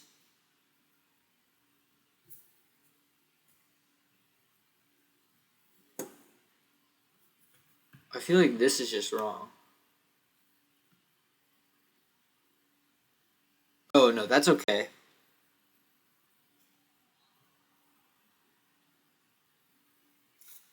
Hey man, code that runs is code that runs. Soding says you should never be ashamed of code that works. And I believe him. What are the vowels? So that should be okay. Okay, yeah, and then here, the length of the list actually needs to be 4. And then we want this to be 2 and 3. And then this one, is this 5? Yeah, so because I forgot about the list, so this needs to be 5. And then here, we want 2 to end. Okay, so I think that's all we needed. We do table of f of I, list I, 3, I 2 to 4, and then list I 5. What do we do wrong? I wonder, is there a way to like introspect, like, I feel, what is debug? Does that? Oh, that's sick. Oh, I like that a lot. I don't know why I've been using print instead of debug. I want the location info. That's so nice. I love that. I didn't know about that. I saw people using it and I was like, what does this do?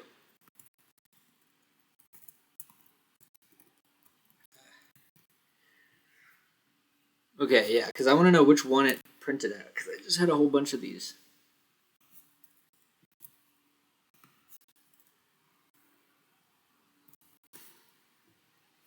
Oh, what?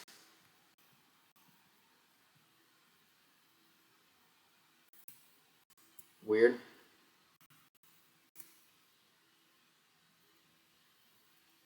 Okay, so what do we have here? Oh, that's so nice. I love that.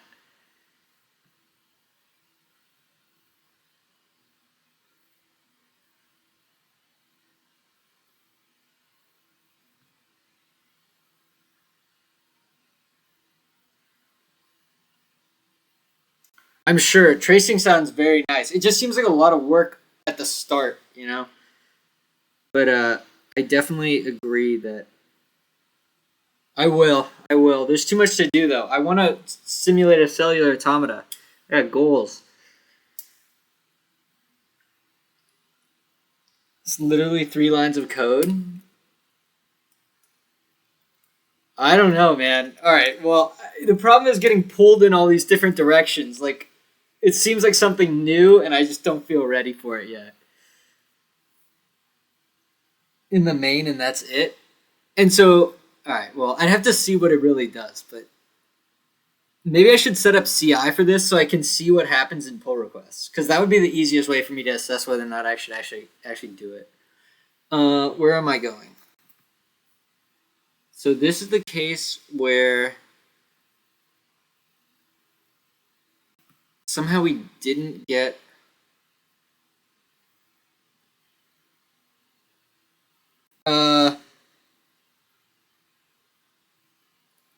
yeah, give me like 5 minutes. I just want to debug this and then I'll hop on. Okay, so IMAX is 2. Oh, IMAX can't be 2. IMAX is supposed to be 3 here, right? No, it's 2.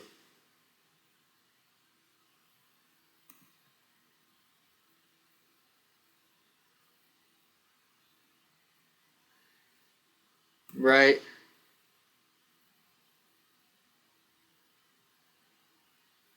Okay.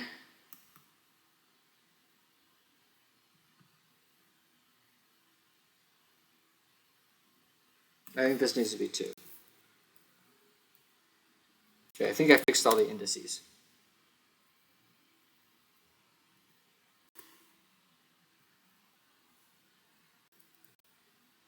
Whoa. Did a whole bunch of stuff. Valid range specification.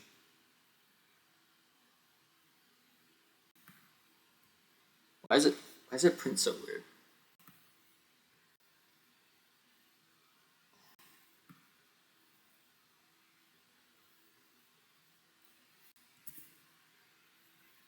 Oh man. Messing around with these stupid indices is actually ridiculous.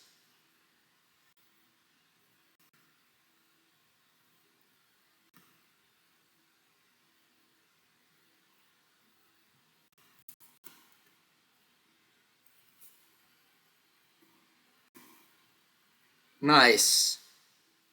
Okay, let me just add the tests and then we can do stuff.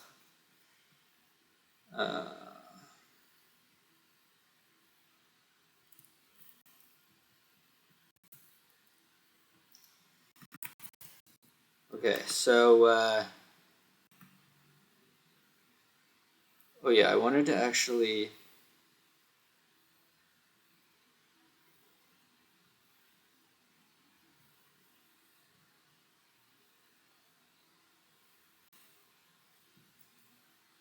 I think we just need this. So let's copy this over. I think we only need that. I don't think we need anything else. By the way, check this out. I cloned Mathix, which definitely has way more stuff in it. Way more stuff in it than my language. But if I do SEC on it, this thing has 120,000 lines of Python code. This thing is almost 2,000 lines of code, and it still does a ton of shit. I think it's the best way to learn Mathematica. I really do. So we need to run the attributes file. Then we want to evaluate. Does this return an expert? Nice. And we want to evaluate table F3. Wait, hold on. Let's do our handy case.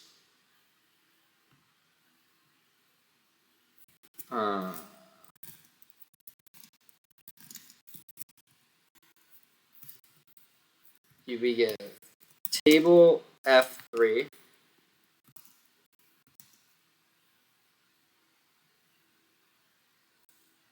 Which is just going to be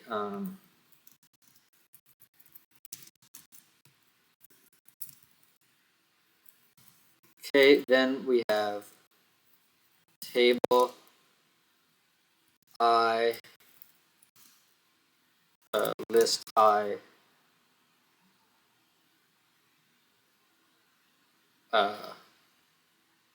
3, I guess, which is going to be list of 1, 2, 3.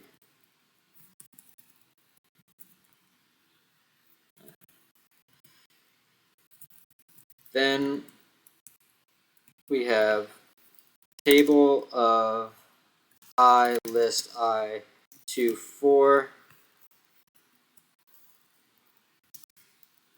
And then this is list.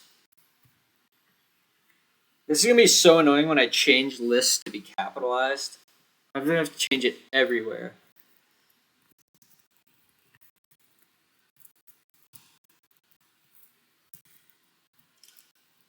Table. So what did I need now? Let's see. Did all 3 of these. Now we need a stepper. I list I 1, 10, or 1, say 6, 2. List. And what is this actually? Table I 1, 6, 2.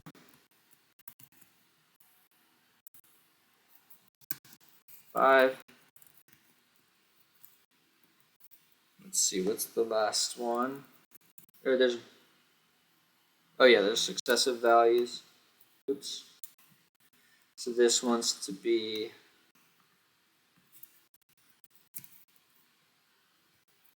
list, oh shit.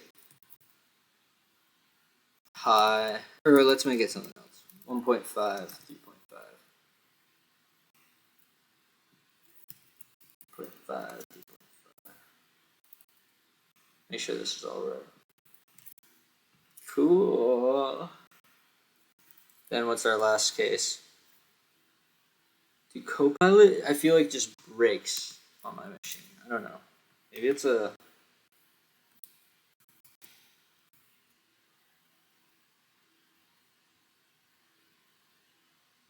Hello? Wake up. So dumb. Just broken. Okay, and then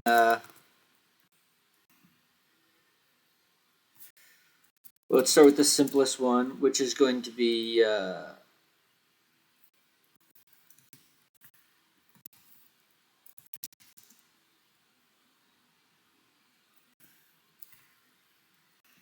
this needs to be a list.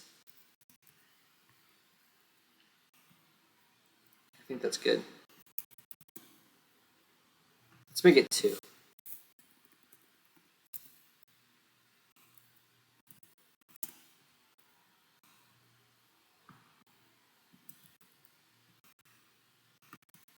Cool. And then we just want to do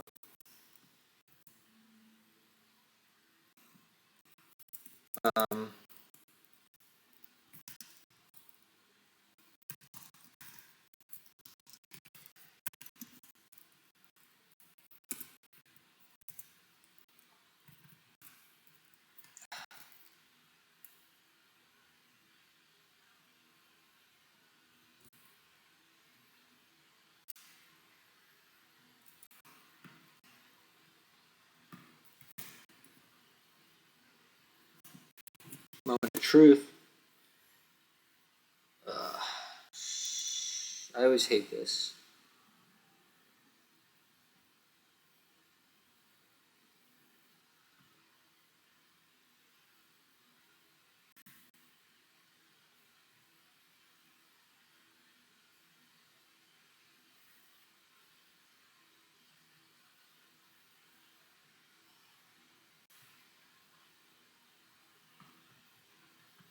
That's the problem with the loop thing. Wait, I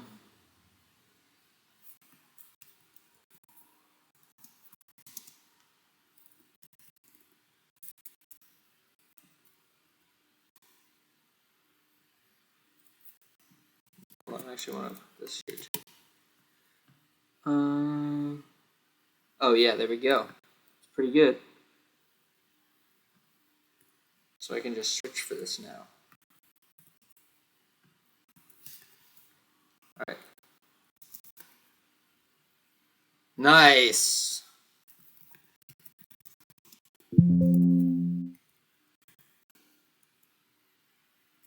So cool.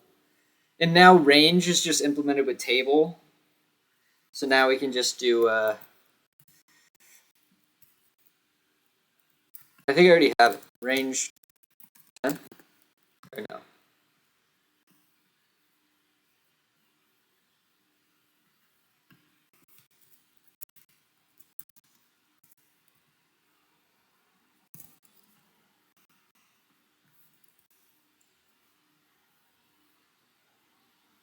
We still don't have the ability to take just random expressions. We assume that they're integers, which is really lame.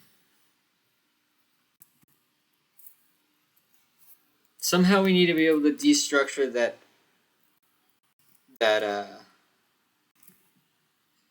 oh, that is so difficult.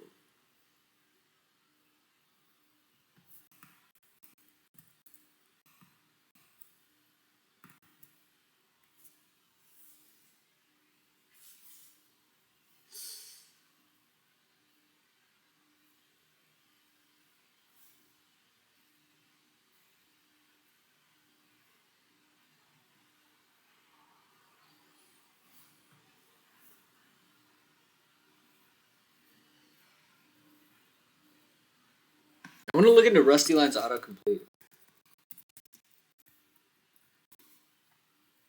Because I should be able to just take the keys in the context as completions.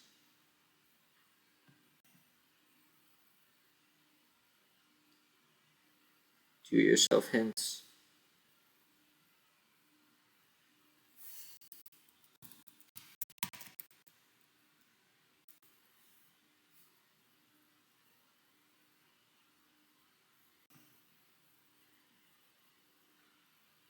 File name completer.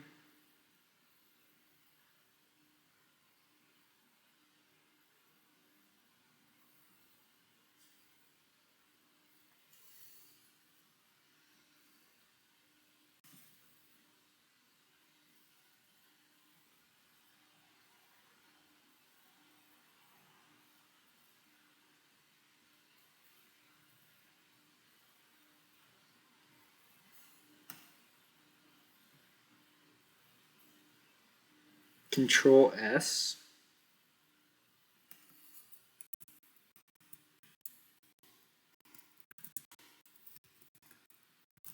Oh, that already works. Nice.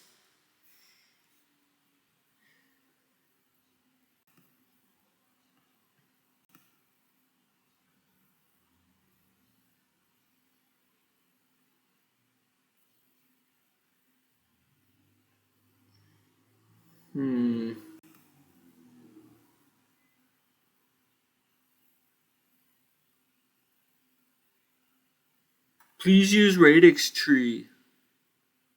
So what do you do here? Display.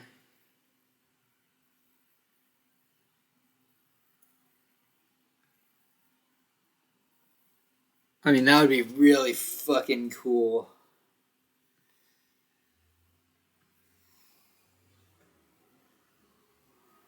Should I run this example to see what it looks like?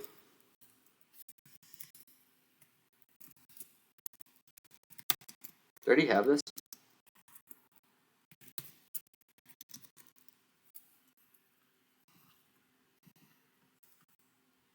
Let's see if there's anything new in here. Oh, wow.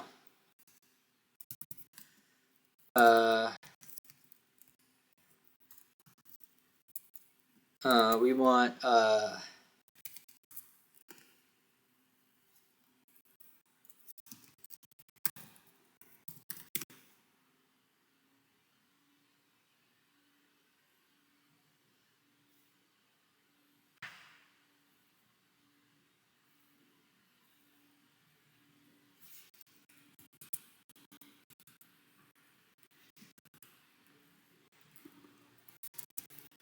I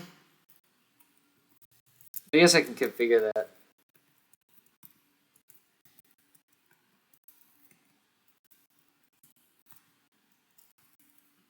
I don't really think that that's that good. Like IPythons and other ones do way better stuff. All right, deemed not worthy. Will definitely be useful in the future. Okay, but now we can at least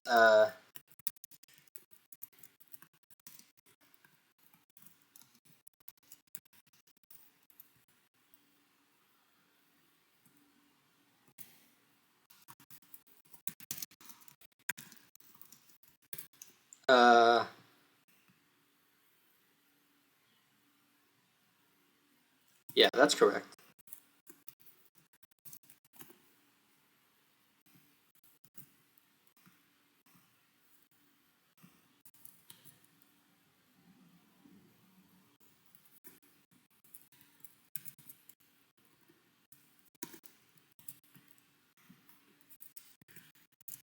Let's make it. I don't really care what it's called.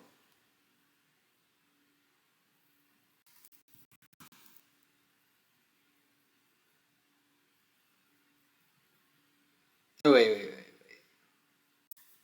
No. I'm being an idiot.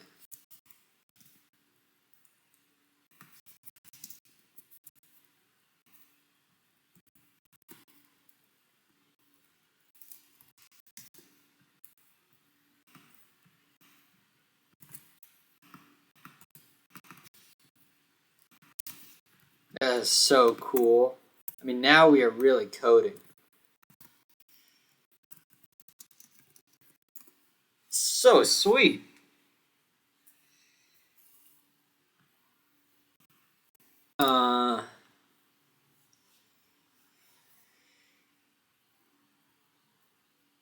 Does range take lists of lists? Or they just say to use table? Isn't that cool? I think it's cool.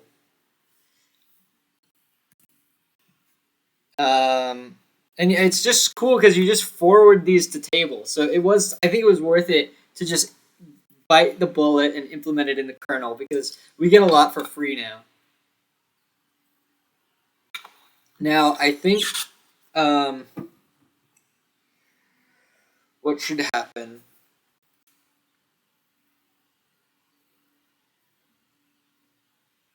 Damn. I mean, we're still so limited in the pattern matcher.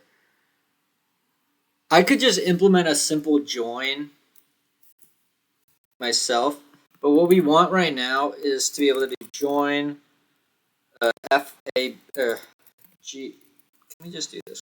Clear all F. I want to be able to use F. This do what I asked. Okay. We want this feature because this feature also works with lists and anything that has a matching head. So basically, since the head of this is list, but now if I try to do this, it gives me a warning, and what does it return? It returns itself. So heads list and F positions 1 and 2 are expected to be the same.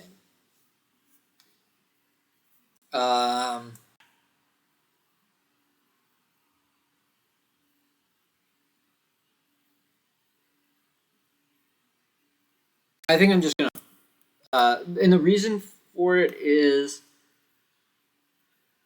what is it that we?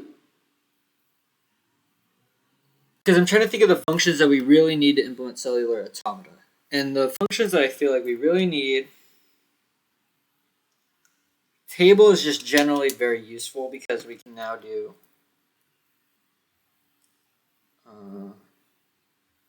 I think before I was able to make a list of zeros.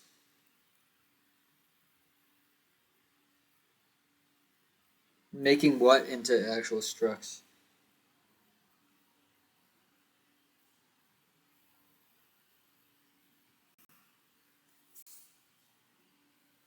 What would the token enum have in it? I don't really know.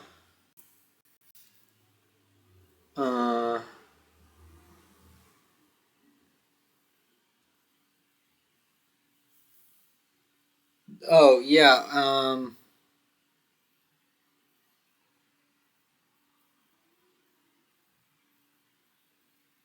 Yeah. Right. But so would that be only so for yeah, so for this those are all the built-ins, which makes sense. So do you mean specifically just for the ones that are in the internal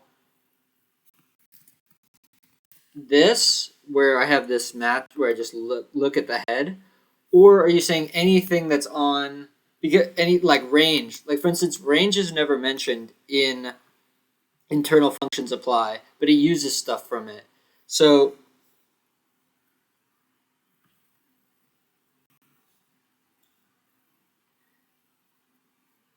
making data inside.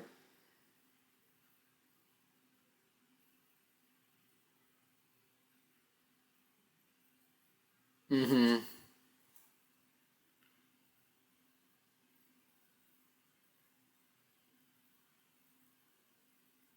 Yeah. The reason why I'm worried is that I don't know. I get the sense that Mathematica is not. Well, maybe it is implemented that way, but this is so simple and it works that I don't. I don't know. I feel risky trying to do that. You implement your current custom trait.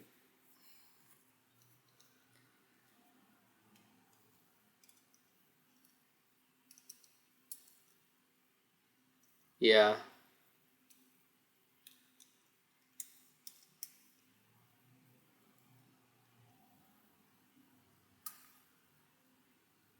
They have a parser online.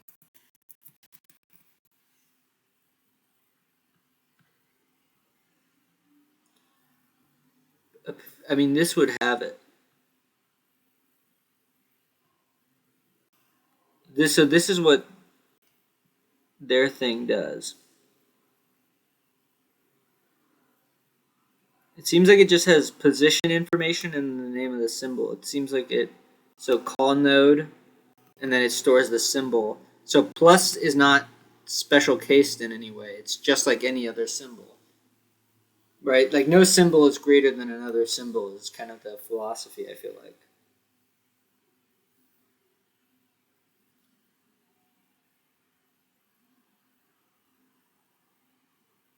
I wonder if I can use this in.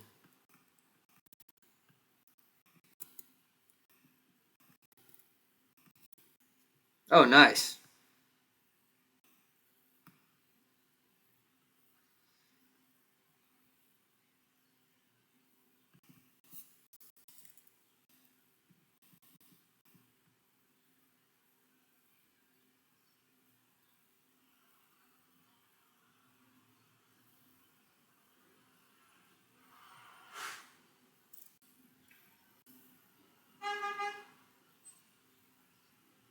You still have different types.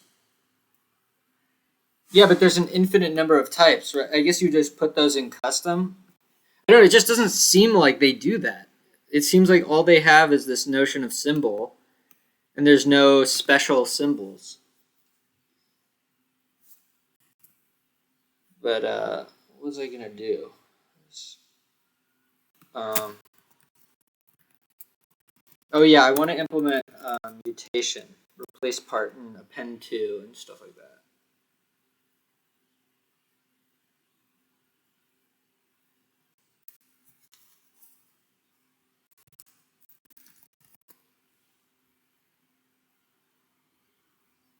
Hmm.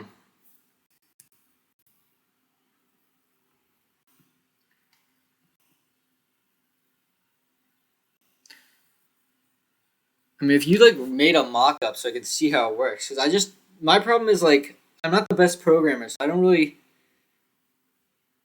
I can't really see what any of this looks like. I don't really, yeah, I mean, I'm sure it'd be an improvement. It's just one of those things like, is it worth it if this works fine?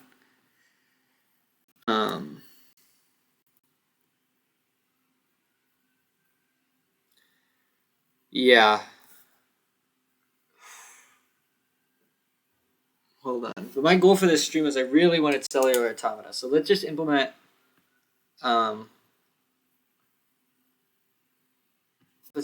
join really quick.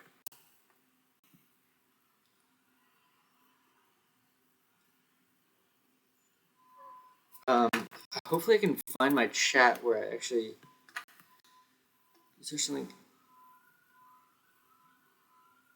custom if function.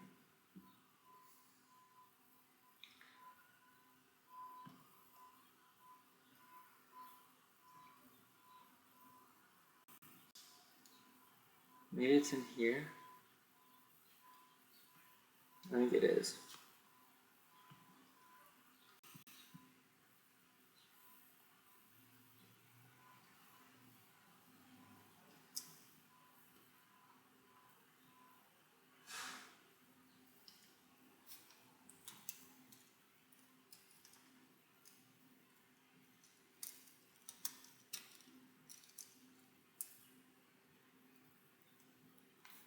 All right, yeah, I'll put the cellular automata on hold.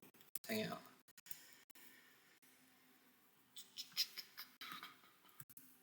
Did I commit everything? Let's see.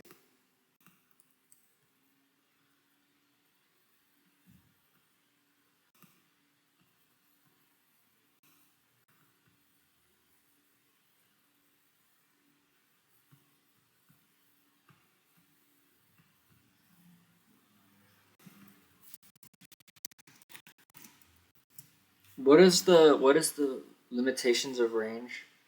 Okay, yeah. I mean, this thing is crazy. X to x plus 4. Basic range using table. Okay.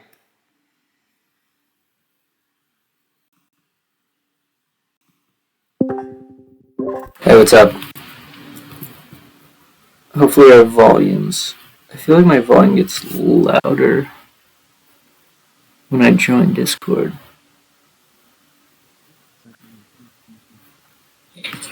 Oh wait, maybe it's hello? Can't hear you.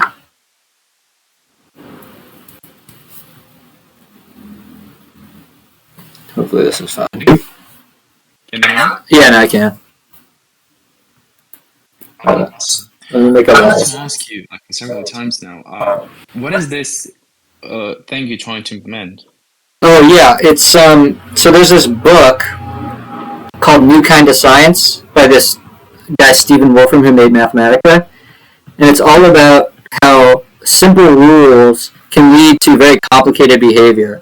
And so he has this thing called a cellular automata, and basically it's just a one-dimensional grid of cells, and there's a rule that defines its evolution from one step to the next, and you can just run this. And so here's an example of one of these rules, where if you, let's say you're one of the guys on the bottom, you look above you to your upper left, right above you, and then to your upper right, and you look at if there's a matching rule, and then you determine what color you are.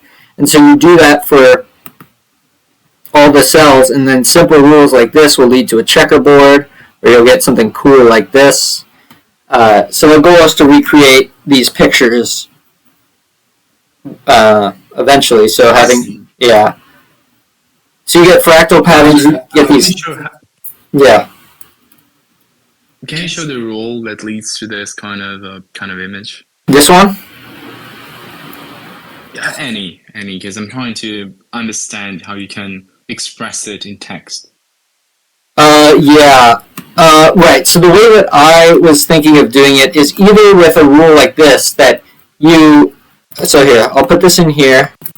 So this is just a, oh shoot. Okay, give me a second. So, Something bad happened, I guess. yeah, clearly. There is no example in the book, right? I think he just says to use his, because they have built-in things that do this, where it just shows you the picture, I think. But I wonder if there is a, What does 30 mean in there, in the square brackets? yeah, so this is the numbering system that, so if you look at this bottom line, if you take all the black cells and convert it to base 2, then you get the number 30. So, 11110 is 30 in binary. So, so this is how you number these things. Why do you have so many of those things? I don't really. Okay. I have so many of what? I wouldn't understand the idea. Well, These I guess triangles. What do they mean? I mean, I get 1. Which triangles? Like you have like 7? Oh, 8 of them, right? Oh yeah. So because there's 8 possible configurations of these things, right? You can have an all white above you. You can have, you're basically counting in binary on the top here. So that's why you have 8. Right, so this is 1 in binary, 2 in binary, 3, 4, 5, 6, 7. So 0 through 7. Oh, I see. Oh, and I think at the bottom, it expresses the result of top ones. Yeah, exactly. Yeah, so if we were to, let's say, how do I do this? I always forget. Let me just go to the book really quick. I can copy the code that does that picture. So here's it for 50 steps. So if we just, let me do it for like 5 steps so we can see it better. And I don't want this mesh. Alright, that's fine. So, okay, so we start with this grid of all white, except for a single black in the middle. So then what we do is, we iterate over these things, and, here we assume that to the upper left, it's still white, I believe. I forget exactly what the specifics are, but I haven't gotten that deep yet. But let's say we start at number 2. We're going to our upper left, it's white. To our above us is white, and then to our right is white. So we look at our rule, and we see that it's that we're supposed to be white. So that's how we do it. And then we just iterate over these. And for this one, it says, okay, if to our upper right is black, and the other ones are. Oh, actually, you know what I should do is show you this.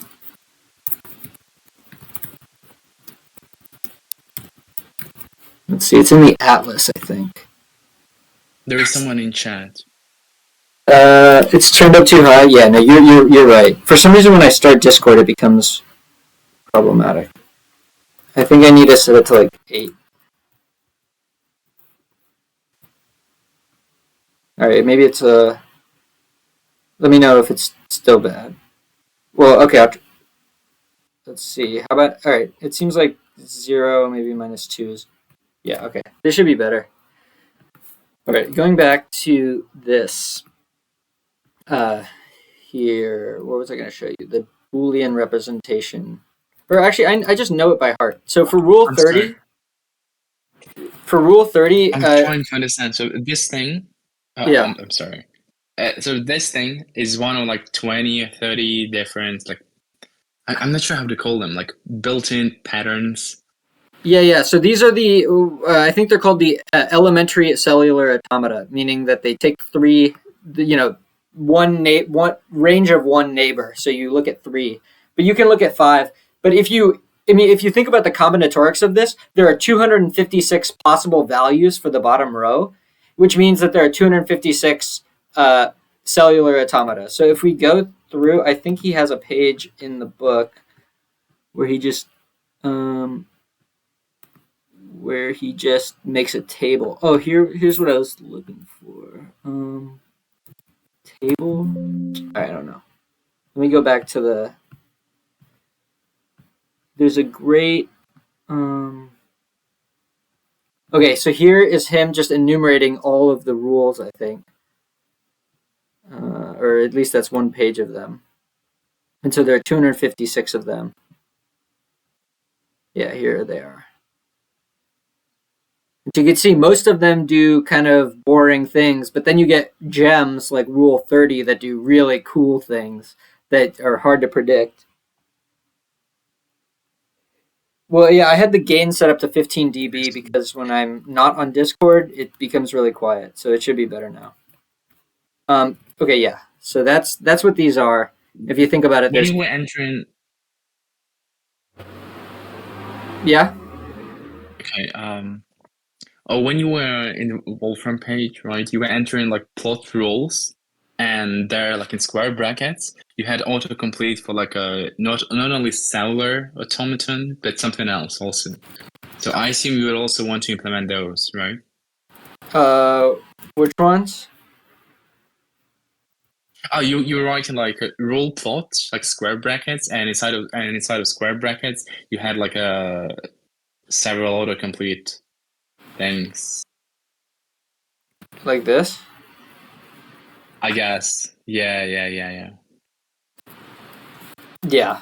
So you're saying implement autocomplete? I definitely do want to see does this work. No. I mean, all those. I'm not sure how to call them commands and like code entities. Huh? I'm not sure how to call them. Okay. What was I gonna do though? Oh, I wanted to show you that if you boil this down to so like imagine that above you to your left is like to the left is the variable p. So let's say we have a function f that takes p, q, and r, and we want to define this rule. It No, turns out, I'm sorry. yeah. Go ahead. I mean, I'm not capable, unfortunately, to comprehend all this fancy math behind it. Well, it's pretty simple. I mean, the answer to what this rule signifies is simply the XOR of p with the or of. I'm not talking about the like this particular thing, but like the broader meaning, like what's the purpose of it, something like that. What I'm trying to understand is how the parsing works here. The parsing works. For instance, this rule. Yeah. So, for instance, you copy pasted this rule, like that made like a huge, I guess, pyramid, whatever, on top of you. Mm-hmm. Like you can scroll up a bit. Yeah, you're talking about this one? No. Yeah. This one. Which is actually just. So, what I was thinking about is that you define those, like you define an entity, right? And to the right of entity, you have some kind of settings or like data it holds, right? Oh, these options? Yeah. Yeah, so if you want to see, this might be helpful to see how, well,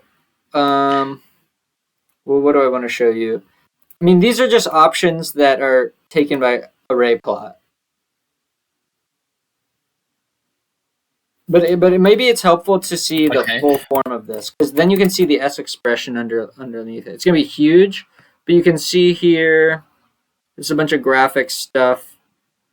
Yeah, so maybe we don't want the...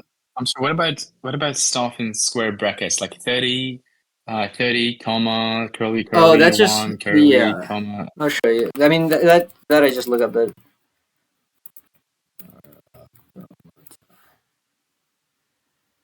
Oh, I must have oh.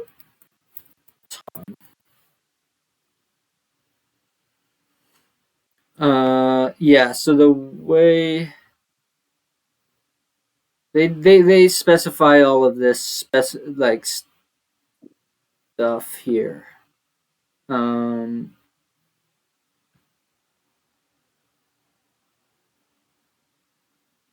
mean, there's like a ton of options. There's so many options.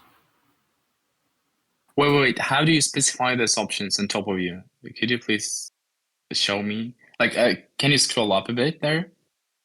Yeah. Like the first one's like dimensions, colors, range. How do you specify those? Yeah. How does it know that it's this specific option?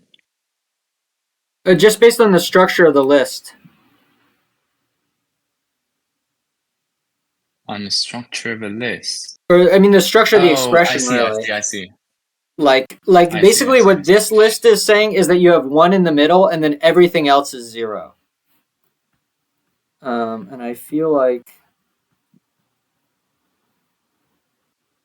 let's see if I can find init. So what I was thinking about this particular thing. Yeah. So you could have like oh, I'm sorry. One more thing I wanted to ask you. How do you implement those custom commands? Which ones?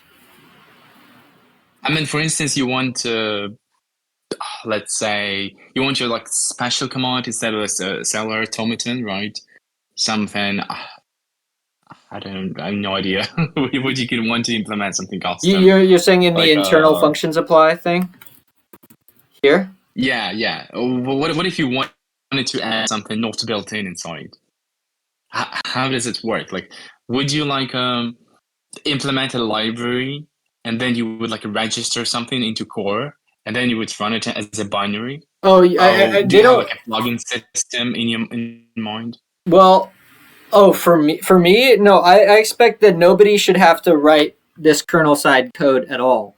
That at some point it's self-hosted enough where you should be able to write everything possibly just in here. I Like see. for instance, we were able to write. Yeah. I see. So my idea was to have a trait that allows you to parse stuff and then to like to look inside or whatever's inside, like to check if it can be accessed as like little data elements, like to access it as an iterator, or you showed previously the join thing, right? Mm-hmm. So you could also have something as like internal type, like a type ID inside of that trait, like a type accessor, something like that. And then you would just implement this trait for your custom structures for your like what did you have there? Join, right? List, this automaton, what else? You have this thing with a like variable name and like a list inside. I don't know how it's called. A variable name and a list inside. Like f square brackets and a inside. X square brackets a inside like this. Yeah. So what? You had it in join previously. Oh, right. Yeah. So join. It was f, not x. Yeah. Yeah. Join x of a, x of b. So this. Yeah, and it would be ab, right? Yeah. So this gives you that if the heads match, then you're good. So the way that So what is head? It's like name of an array, right? Huh? Head. Oh, so if you were to think about. I assume. Underneath all this is just S expressions, right? So in my language, X this is equivalent to X is equivalent to this. So these are the exact same expressions, just this one's in my language and this one's in their language.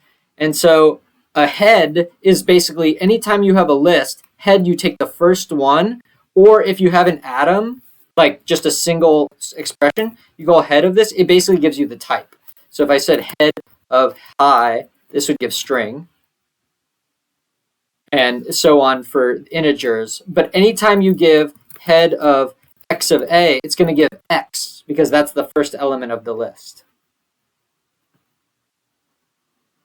So this is kind of like a type of function, but it's a little more general. I see. But as far as I understand, there's also like a predefined types, right? I mean symbol and so string. there's 4 of them. Pretty built in, right? There's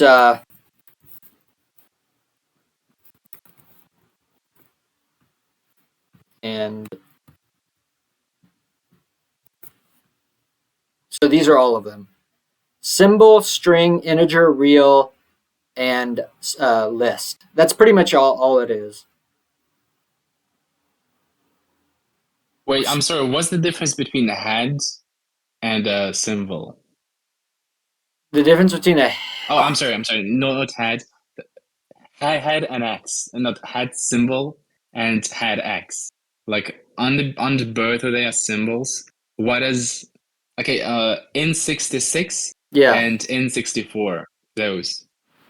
Yeah, so this is a compound expression, so the head of it is the top of it. But since this is a naked symbol, it just gives you the type of it. Does that does that answer it? I guess. Wait. Can you? I guess it's stupid, but can you use join if you had like a something like it was symbol and then with X of A? So you're saying join of x of a? No.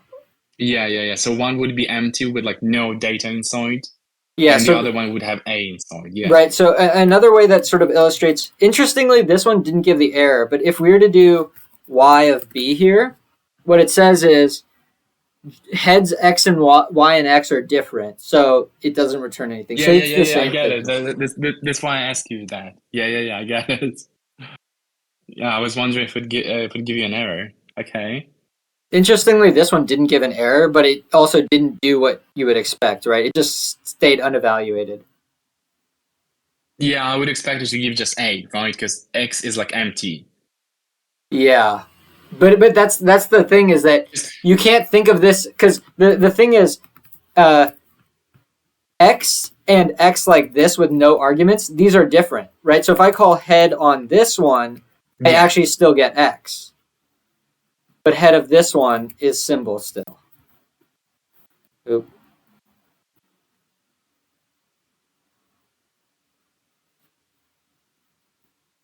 Okay, that's something a bit complicated, but I think I understand how to do that. I mean, you still have like predefined types. Those you could actually optimize it a bit. A question about context, like, does it all have state, like this thing? So if you define something on top, like in one, can you still use it like right now, like in 70 something? Sorry, say that again. So if you're saying if I say x equals 1 and then Yeah.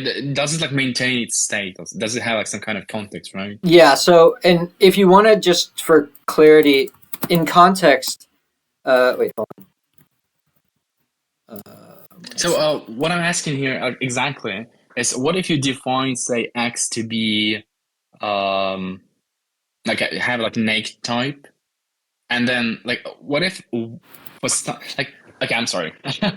What if at some point it was symbol and then you use it with something inside of it? Like so it has like an X type, not symbol anymore. So you're saying it. You're trying to refer. What should I type in? I'm trying to figure out exactly the case you're trying to write. I guess I don't know that many operations you can do with that stuff. Yeah, So yeah, what yeah. I'm trying to understand, if you could redefine the type of your X, what if in one place you use an X as like a X, and in other place you use an X as a symbol? Wait. Well, what do you mean? Oh, X. Yeah, right. I feel like you're saying if one place you refer to it, this is what you mean by X is an X, and this is what you mean by X is a symbol. I see. Or I should let me hold on. Let me clear. Yeah. I mean, I'm not sure how to name that. Like X is an X, like a unique type, I guess, custom type. Yeah, right. So that's the interesting thing about this language is that it can be a function or it can just be a wrapper for data. Like for instance, RGB color is just a wrapper around data. So it doesn't ever modify it. It just gives you this pixel. So yeah, that's what Give you me a mean. second, please. I think I Sure. have a weird delay on the stream. Okay. I Okay. reloaded the page. Okay, seems good. Seems better. Wait, so RGB color is what? Oh, it's what? Right. It How doesn't does it actually. work? I mean, here I should keep it as full form, but it doesn't actually modify itself. It just maintains its expression and has some way to display it in the output. So here, this is, I guess what you're saying is that you kind of can have a head be a type, but I feel like it's not a one-to-one mapping by like list heads and types is not. I mean, maybe there is some correspondence there, but I don't think exactly like that. Yeah. How does it know that X is not something that's like, how does it know that X is not a mistake on your behalf? So like if you wanted to call a function called X and not to create something new called X. No, Does it like look on through like everything built in, and if it doesn't find anything, then it creates like a new like type X? yeah. So I don't know if this is exactly how it does it, but there are, and I could link the. There's sort of like a couple of things that get stored in the context, and so I only have 3 of them, and I don't even do anything with this one. But basically, you can have every entry in this context thing basically maps what's called a tag, which is effectively a naked string to one of these table entries. So, for instance, let me go back to here. If I were to say x equals 1, that is called an own value. So that puts an entry into here and says that if you just see the naked x, then return what's in this hash map of here. So that means that it has its own value. But now I could have x equals 1, but I could also define x of a is equal to the, and I'll, is equal to high. And what this does is this sets what's called a down value. And so now, hold on. I can't do this because the reason why is, see how it said it tried to tag integer 1 of a as protected. And the thing is, since I set it to 1, but let me see, if I do clear x, the point is just that there's a distinguish of like where you look in the map. Here, x of a is equal to a. And I think if I maybe do this after, let me see, x equals 1. I wonder if it probably evaluates its head. So this probably just gives you 1 of 1. Yeah. So, but all I was trying to say is that this is a down value assignment and this is a own value assignment. So they're stored in different places and you match differently. That's not a very good explanation. Let's see. I see. So essentially on line 87, you have something like JavaScript map, right? On this one in 87, so it's okay. Hold on, let me clear x again. So it's not. It's like in this. Now we're finally getting to like pattern matching, and I'm really glad you asked this one because this is how pattern matching works. So x of a will return high. That's great. But now if I give it x of b, what does it return? It returns itself. Okay, so that's already one place where you sort of split off from how normal maps work in different languages. But now I can define an additional value that says if I'm not A, so let's say it's B with the underscore, so this is a pattern object. This is equivalent to the pattern X blank in my language. Then, or pattern B blank. B blank. Wait. I'm sorry, I'm a bit confused. Yeah. What does it actually mean? Like B underscore? So what this means is, I just want to look up the blank docs and get the right answer. So blank is a pattern object that can stand for any Wolfram language expression. So basically what that means is that in the pattern matcher, when you look up match Q... Yeah. I get what I'm sorry to interrupt you. No, I understand what blank is. I don't understand what it means in context of B blank. So let me write that up. So if I want to say, foo blank, this is just naming. When you do some name underscore, what that's saying is that it just creates a binding from whatever was matched to the blank. It gets this name. So now I could say, Okay. So now I'm defining a new function. See how it got green? Basically, it's saying there's a pattern object on the left-hand side. Now I could say foo plus 1. So now when I do x of 2, it goes to this one, and you get 3. But still, if I still call x of a, I'm going to get high because it's a more immediate match. Because we set... Fucking hell, I like that. Yeah, it's pretty cool. Damn, I feel like I'm starting to get into it. Nice. Yeah, I mean, the only thing I don't like is this absolute fitness Boston syntax that takes ages to Yeah. to Oh no, comprehend and remember. dude, the syntax is great. Like for instance, you can do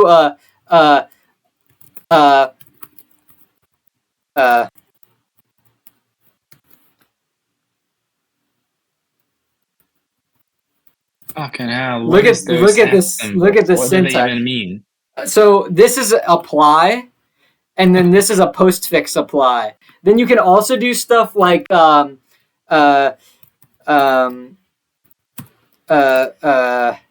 is it? How do I do it? Wait. Can we stop for a second? Yeah. Can you please elaborate where you have an n100? Okay, so what this is doing is this first part turns into, this goes to list of B of A. Or no, sorry. This turns into list of A. Wait, what the hell is list B of A? Is it like list that has one, like a custom type B that has element A, right? Wait, sorry. Start over. Wait. You just wrote the like list B of A. What does it even mean? Yeah, let's Because see. I'm trying to think about the syntax in terms of like actual. So this like, what this is going to turn languages. into is it's going to turn into that.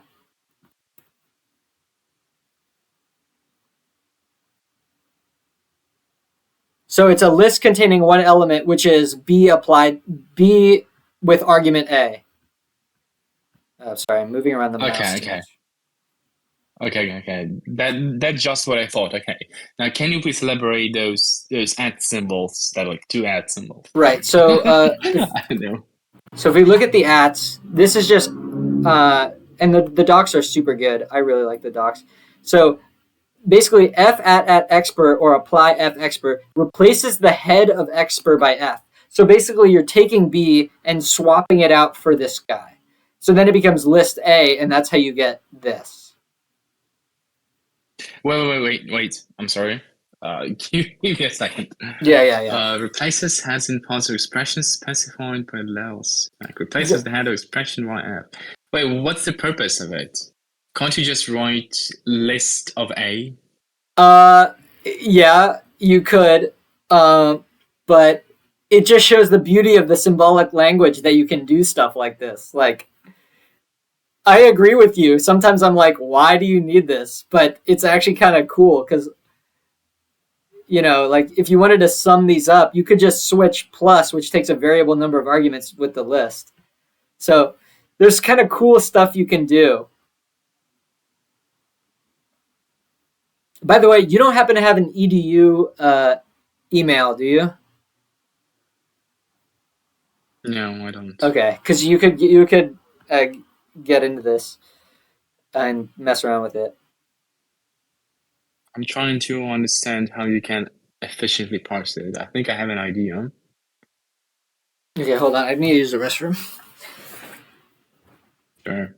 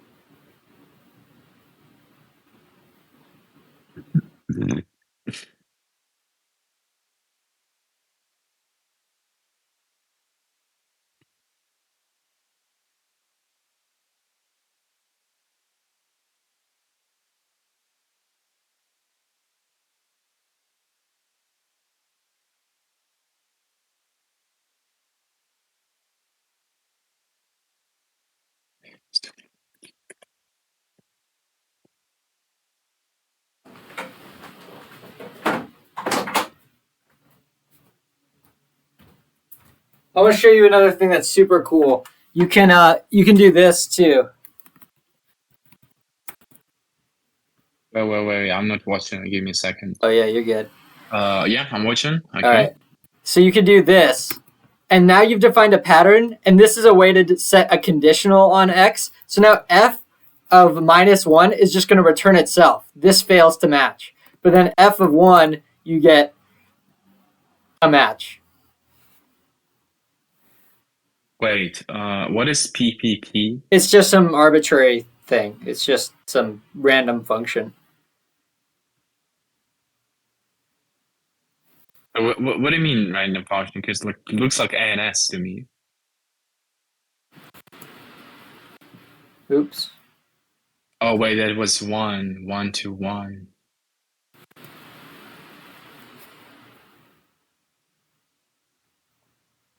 But you can do... Wait, anything is like a new type, right? Well, it's just a function with one argument. It's an interesting way to think that any unique head that's not an atom head is like a type. I don't really think like that, but it's an interesting way to think. It looks like type to me because you can't join them because those like different types, right? The language itself treats them as different types. But then, like, is plus a type? Is plus no, plus is a command. But it's the same thing. Right? I could say anything equals plus. It's just a field, It's like I would treat it as some kind of field. Like wait, anything is plus? Okay. And so far it feels like a dynamic language when like a variable is going to be functions. Yeah, that's for sure. Every single thing has a type. Right, but then unless it's like one of the default types, obviously. And then this is just a symbol, though. And add anything. Wait, because had a symbol. Wait, what's wrong about that? No, there's nothing wrong about totally that. Reasonable, because honestly, it feels like really like JavaScript to me. I don't know JavaScript, so you definitely could be right. Like you just grab field, you assign a function to it. Like a field, like a normal variable can be a function. You can try to call a field, but it will fail. You can try to call a function, obviously, as a field, and it will succeed. Like something that you have like plus, right? Yeah. Wait, anything 2.3. Wait, so on N111, essentially do plus 2, 1, plus 3, right? Yeah. 2 plus 3. So in just in case you want to look at what this code roughly is, I'm about to explain what it does. But if you go to function evaluate, this explains why you get what you get. But if you go into here, I just want to show you grab the head. Let me guess. Yeah. Let me guess. Yeah. So what I would do if I had some kind of a table of all symbols I have in my let's call it context or state. Yeah, I call it context. First of all, I would try to match my anything.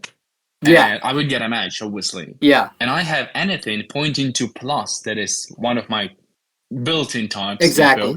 Yep. And then I would just invoke, call, or whatever I have, or apply on this plus entity. And I would pass an iteratable list inside of that plus, and I would get 5 as an output. Right. So that's exactly right. The biggest thing about Mathematica is that all it does is it basically looks for rules and it applies them until there's no more rules left to apply. So you're right. The first thing you do is you look at the head.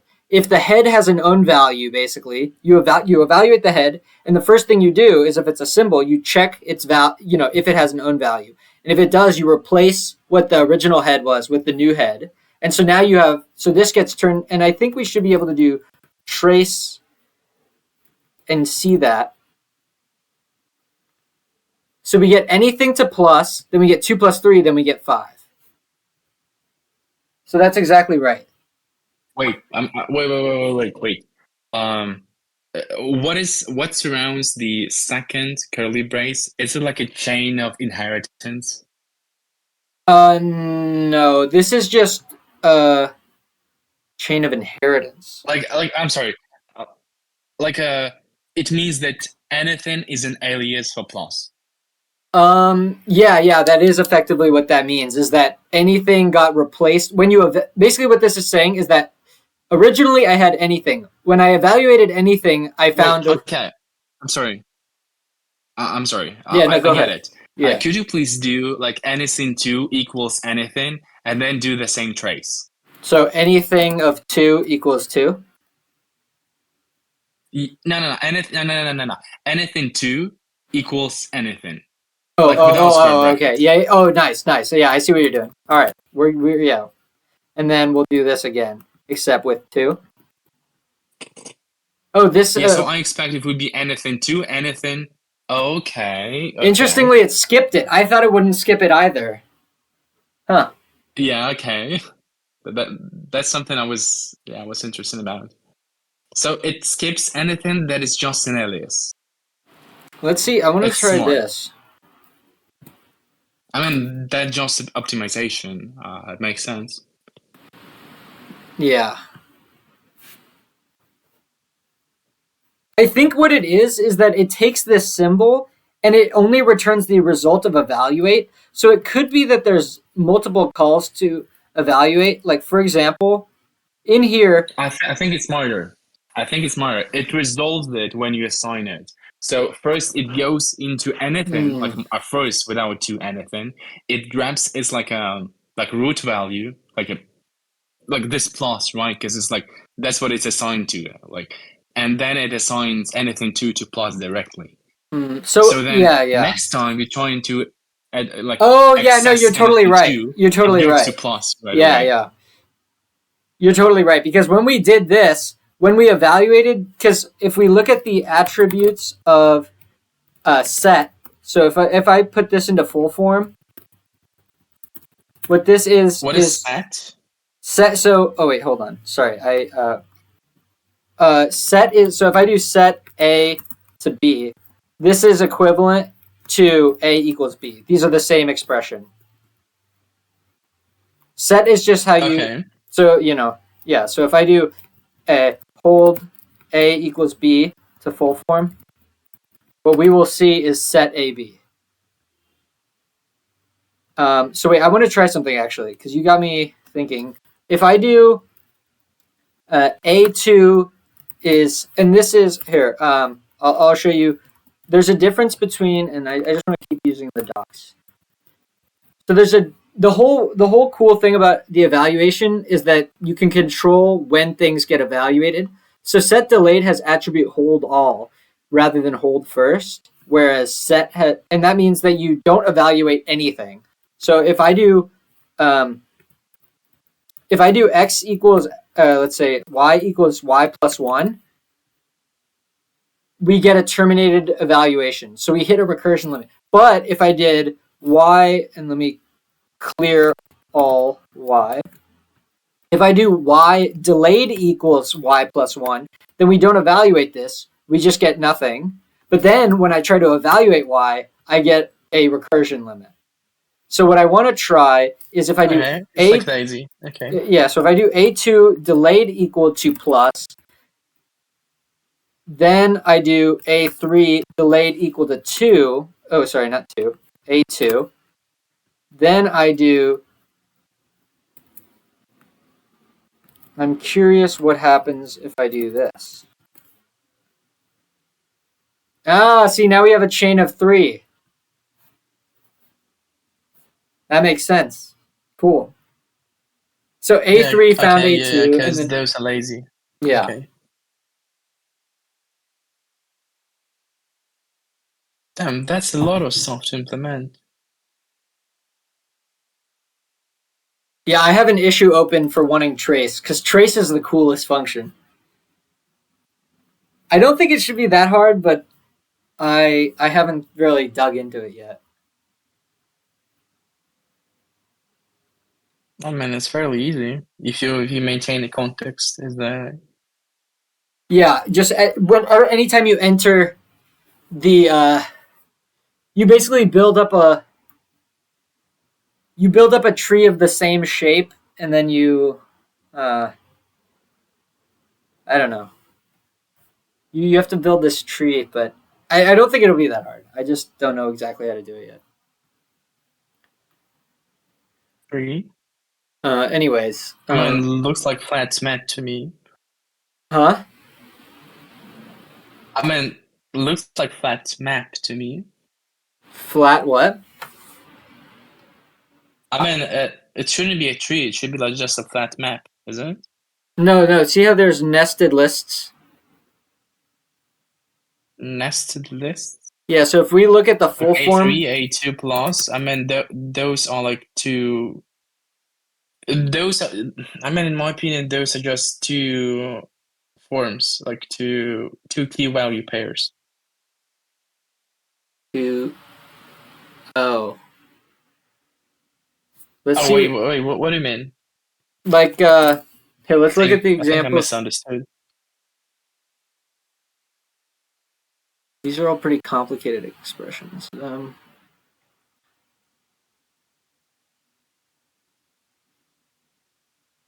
Wait, that's a generates a list of all expressions used in the evaluation of expert. So I'm pretty sure it's like a tree structure where you have these chains Generates a of list of all expressions used.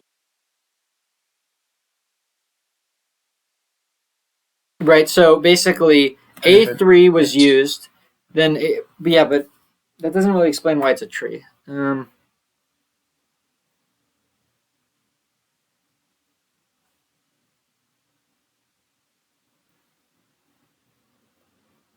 Yeah, I mean, if you unfold the whole like key value pairs or all key value pairs, then yeah, I mean, you would end up with a tree. Or maybe not a tree, but graph, right? Because you can have like two things pointing and one thing, right? Like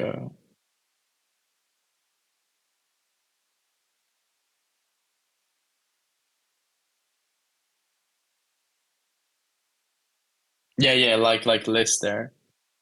But yeah, you could have like several things. And if we did Or you can do. let's try this. Oh, I mean, that's just expression tree. I mean,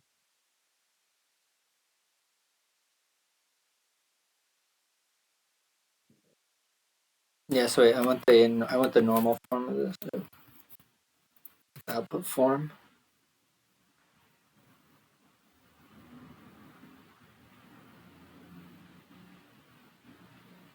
yeah, I see it. I see it. But yeah, I wasn't talking about the expression tree. I was talking about the like those entities inside of a tree. Like if you had something like say A1 pointing to A2 and A3, and then you would have A4 also pointing to A1 and like A2 and A3, right? Mm-hmm. So it would be like a not exactly a tree because you would have like yeah, one node could have multiple parents. yeah. You're right. You're right. So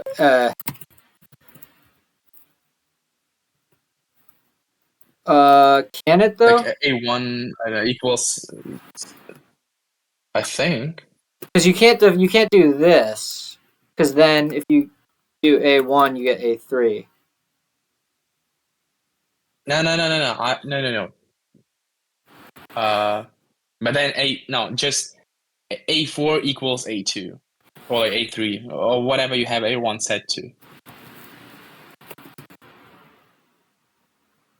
But then both these are separate and they have parent A3. So A3 just has multiple children though. Parent. But then you can use both A1 and A4 in a single expression. And then you would have like a diamond shape. Let's see. A1 A4.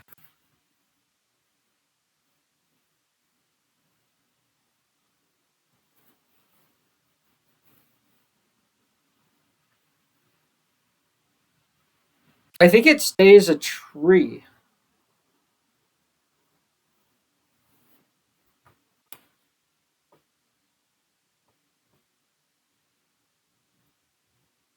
Wait, what do you mean stays as tree? You have A3 and left side and right side. Well, but there's more than there's 3 top level things here.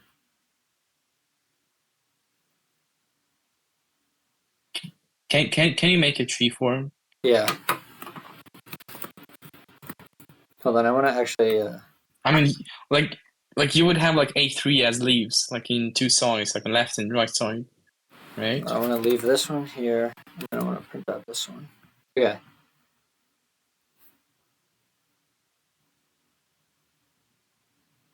So A3, A3. Yeah, you have A3 like on left side there, and then in the middle.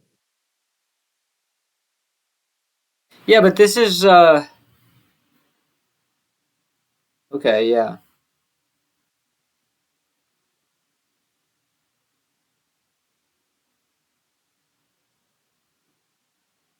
Yeah. Anyway, it doesn't matter. Yeah. I mean, that's really. But yeah, I definitely would not treat all of those as literals as you do right now. I mean, it's so error prone, you know. Like, what if you make a typo somewhere?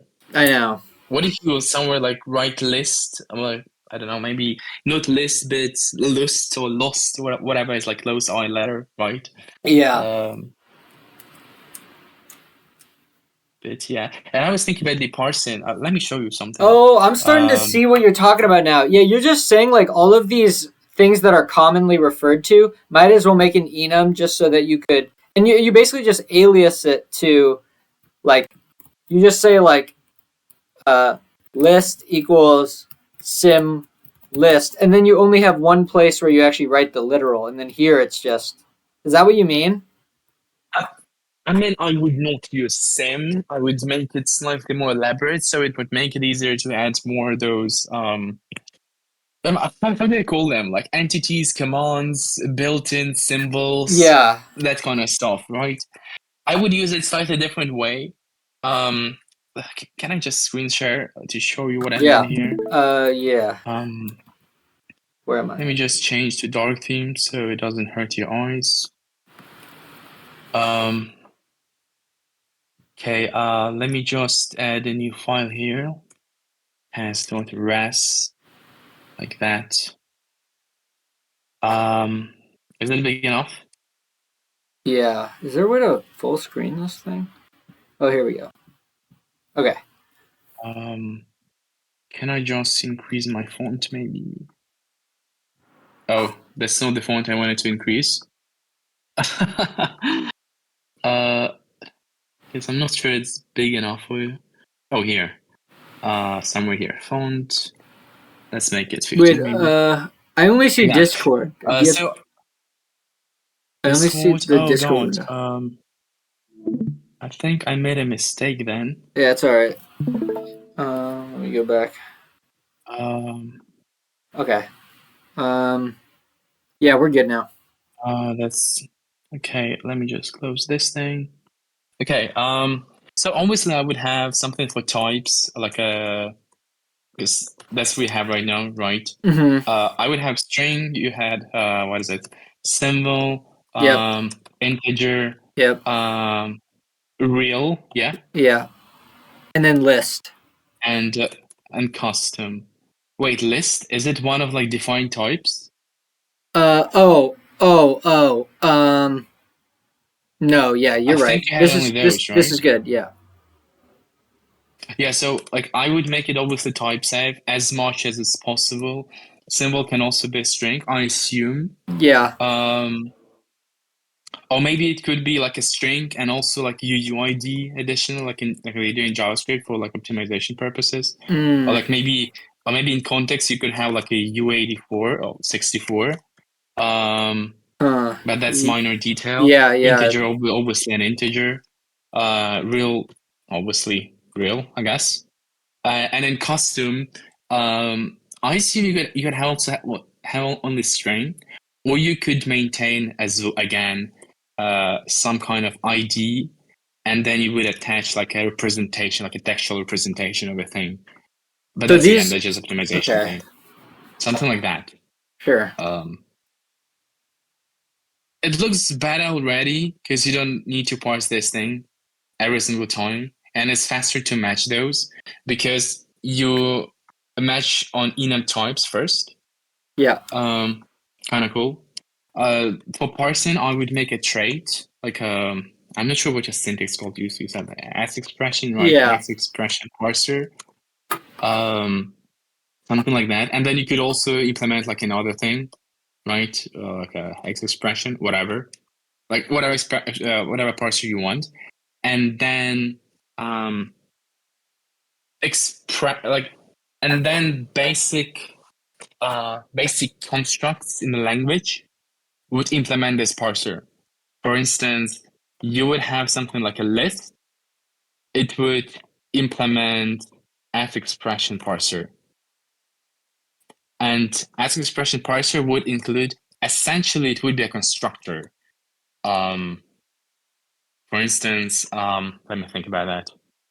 So that struct list would. I'm thinking. Okay. Just give me a second. Essentially, it would be construct like a parser. It would be fn parse that returns self, and it constructs it. Oh, it returns self and the rest of bytes, like that, I guess. Okay.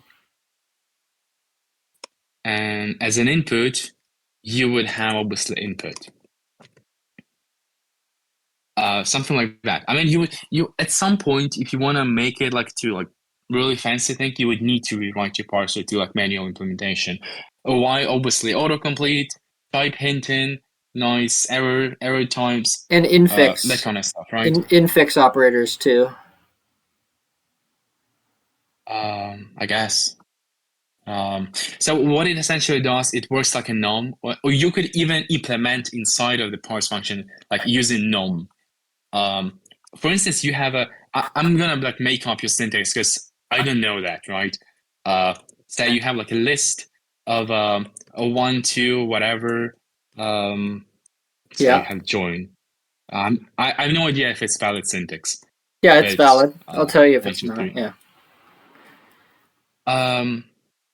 Something like that. Then you have list. It would have, say, like data, like vector of def types, or maybe more elaborate. Maybe you could wrap def types because yeah, you could have an alias here. It doesn't matter. And then you would need to register list.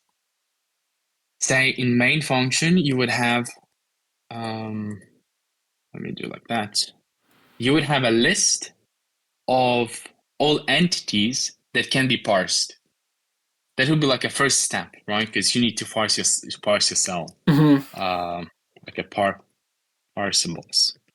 That would be a vector of dynamic. I'm sorry, box of dynamic as expression parser, like that. And then you would essentially just push everything into that vector, like whatever you need, like whatever your built-in type you have, right? You have list, join, whatever, right? I guess it would be better to represent it as in like a unique type, like a parser or something like that. Right, and then inside of that you would have these things. And this whole thing would also have like just a parse function. Parser, fn parse. And it would have input as a slice of bytes. Or maybe no slice of bytes. If it's guaranteed to be a valid UTF string, you can do it like that. And then you would have a vector of entities, right? Maybe not vector or hash map. Yeah, right. You would need a hash map here. Hash map. You would have a type and box dynamic entity. And entity is whatever you can be called or executed. Like a list is an entity. Any like a x of a, right, is an entity. X itself is an entity. I mean, you understand, right? Yeah. So what it would allow you to do, it would allow you to easily match everything you have in context, and obviously split your parsers. Yeah. Yeah, I'm starting to see the appeal. Yeah. So if you wanted to add something, you would have to create a parser. Like you would have like parser default, right? Default. You would like read a line. Oh, I mean, I don't know what you're using to read a line, right? Line like parser equals parsed plus parser dot parse, something like that. And in parse, you would have a list of all entities that were parsed from the like a new line, right? New cell, right? And then obviously you would have something that represents your context. Then you would just get all the data from parsed, push it into context, and execute the actual expression in parsed. Like, because I'm not sure if you can have like a multi-line when you like add new stuff and then you execute something. Yeah, but that's a detail, right? Yeah, it's detailed, but it matters in this case because then you need to add to context whatever adds new entities in your code, right? If you define some kind of a new type or new list, whatever, right? And then user wants to output something. It would be like 2 steps instead of 1. Yeah. So that's essentially how I would do that. And if you have a default type, right, this thing, in this thing entity, say it would also be a trait. That's a really dynamic thing, right? You could have something like function type that maybe not type, but type ID, and it would return the one of defined types. For instance, in case of list, what you would do, you would actually custom could be count, but doesn't matter. In case of list, you could do something like implement entity for list. And for type, you would have something like def type custom list to owned. Wait. Oops, that's a typo. Wait, what? Oh, it's def types, not type. Yeah, so that kind of thing. And when you register something new in parser, because in parser you have the list of everything that can be parsed, it gets the type and it adds it to the hash map. I mean, here obviously you would have a hash map. And then when you parse like a line, it will try to match the entity to something.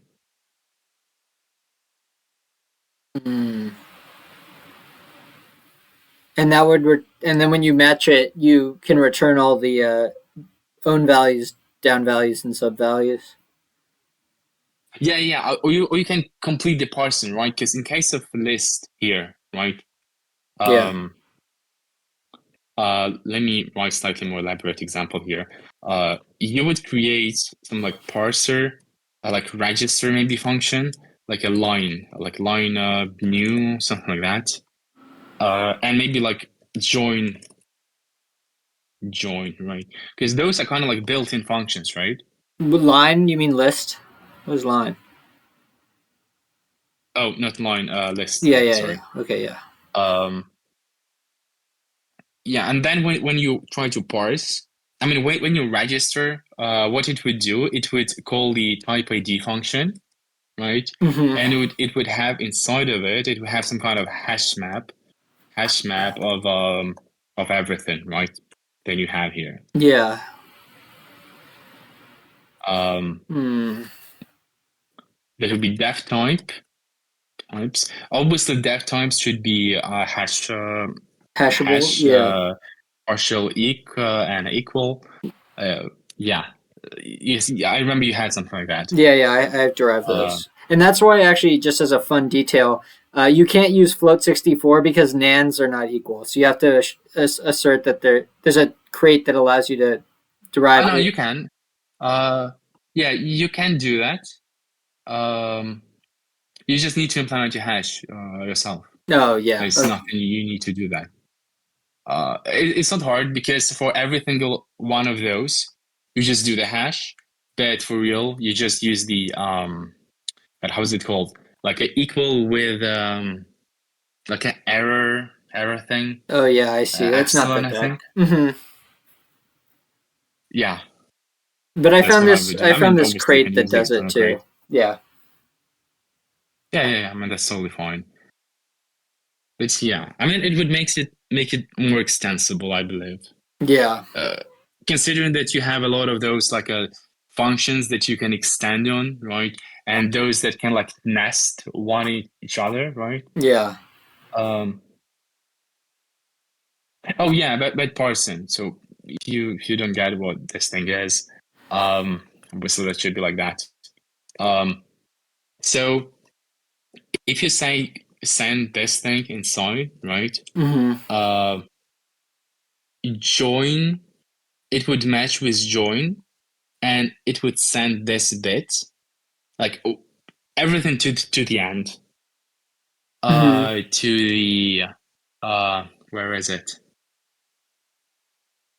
To parse function and a join. So this one, right? Join would consume everything it needs and then return the rest. If you say maybe it doesn't work with join, but if you say had equal, right, something else, right? Mm. Yeah. Um, or maybe something equals join, right? Then it would not return you anything because it was the end of it. But if you say I have something then, right after that, Hmm. it would return you the rest as a reference to the byte slice. Right.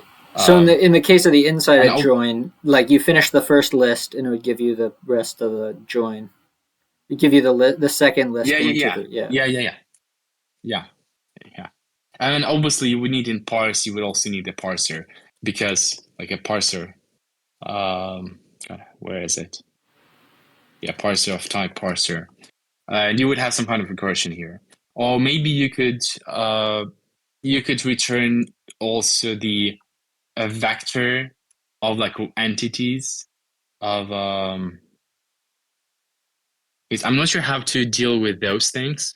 You could do recursion if there is some kind of in standard there's like a recursion limit for like nested things. Hmm. Uh, then maybe it would be a preferable way to do that. Or you could return a list of result like inside entities, Yeah. and it could just keep going until you resolve the whole thing. Yeah. I mean, parsers have to be recursive. There's no other way. Yeah. But you can like turn the recursion into like iteration. You could return the vector. Say, if parse was to return a vector of say, I mean, we can do it like that, but it would be ugly in implementation. So the idea is that parse would not parse this thing, that the rest of stuff, but it would parse those things first, and then it would have to supply those in the same order. Uh, maybe like resolve inner, right? Hmm. That kind of thing. I think I get But it. then it Yeah. would have to be generic. But yeah. I'm not sure how to do that because I don't know the standard. If there is like a strict limit for recursion, then definitely we can do it inside. You're allowed to change it, but yeah, you're allowed to just set the recursion limit to something new. But yeah. Yeah, because it can be really fancy. Oh, about tracing, let me just show you really fast. Yeah. I have it in Cloud, I think, here. New window. So here I have a little project here. That's it. I didn't do anything else with tracing. Oh, literally nothing else, huh?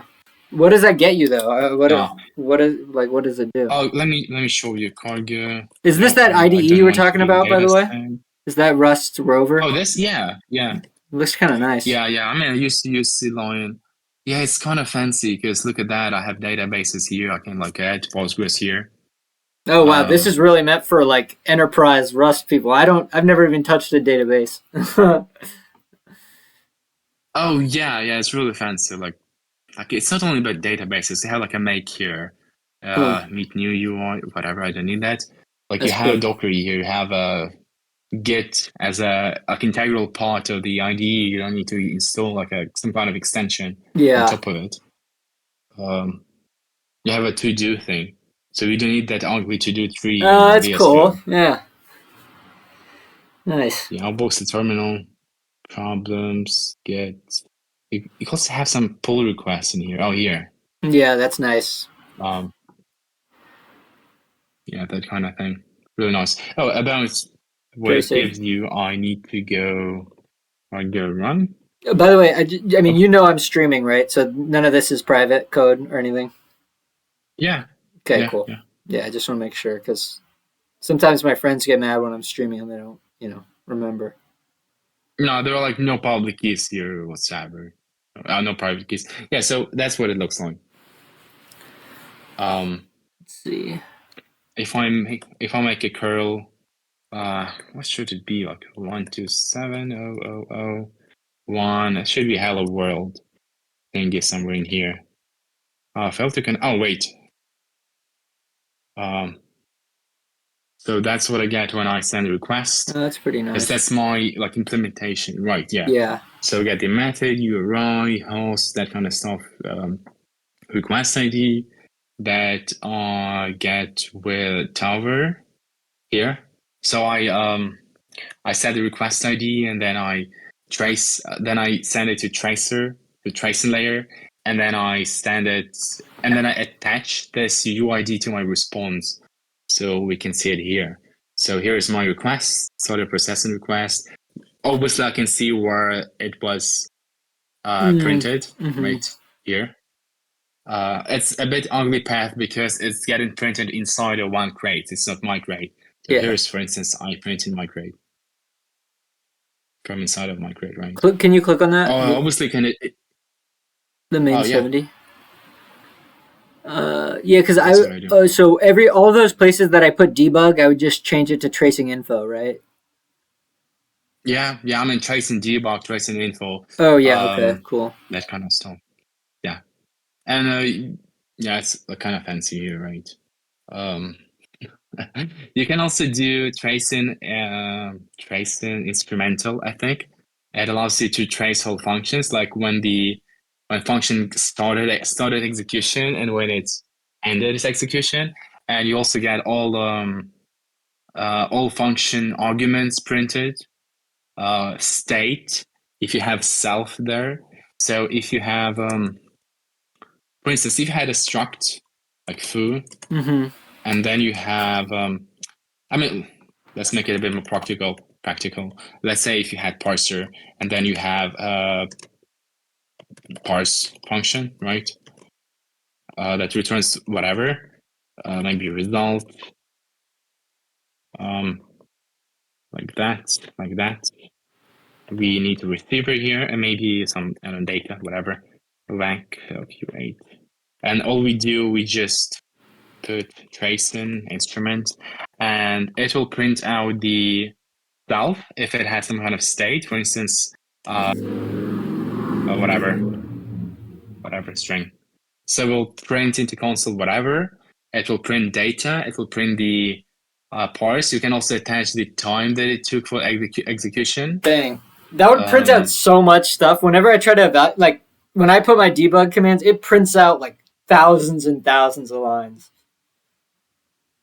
Just because it recurses so much. But this would be useful though. Yeah, that's the point of it. If you don't want that, you can just do like a skip all, for instance. Yeah. Then it will just print the like when it entered and when it left the function execution. Or you can just like I'm not sure about syntax, but something like skip arguments, like skip self. It will just skip one of those. That kind of stuff. It's really nice, honestly. Yeah, that is really nice. Helps me a lot in debug. Yeah. Especially for web stuff, it seems. Yeah, definitely. I mean, it will also help you with parser. Yeah. Because many things you want to track. Yeah. So here I set up tracing subscriber and not tracer itself. Tracing itself, because tracing is the library that allows you to do this stuff. But to print stuff, you need tracing subscriber. So it's two crates. It's here. Yeah. Those. No, and I like that it's pretty printed like it is. I mean, that's pretty nice. Oh yeah, you can set it up like so I have print pretty here.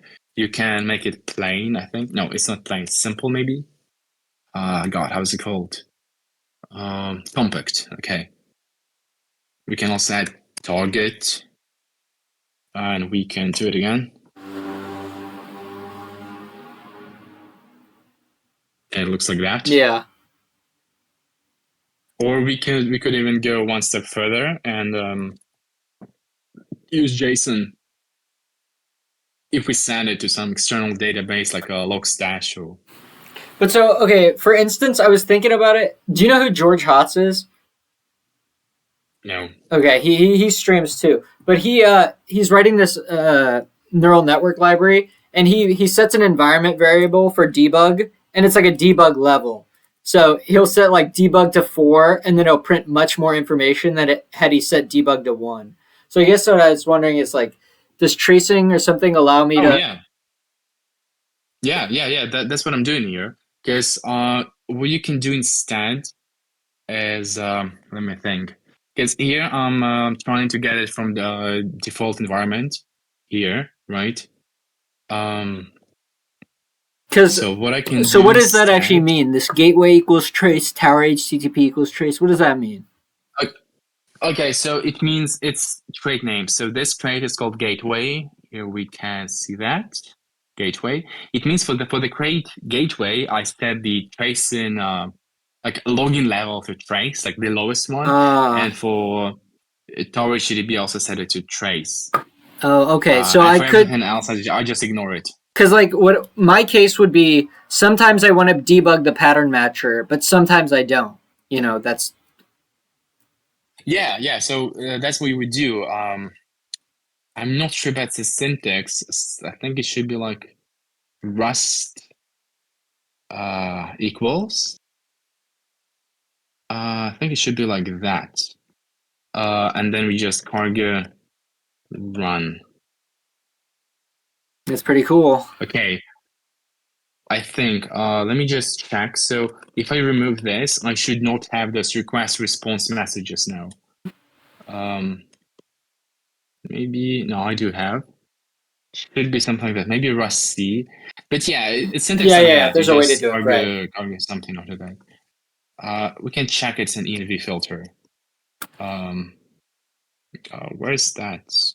Oh, that's my just full screen. Rust env filter here. Should be. Oh yeah, like that. So here is the syntax. From env, my like app. Oh, it's Rust log. It's not just Rust. Yeah. Okay. Cool.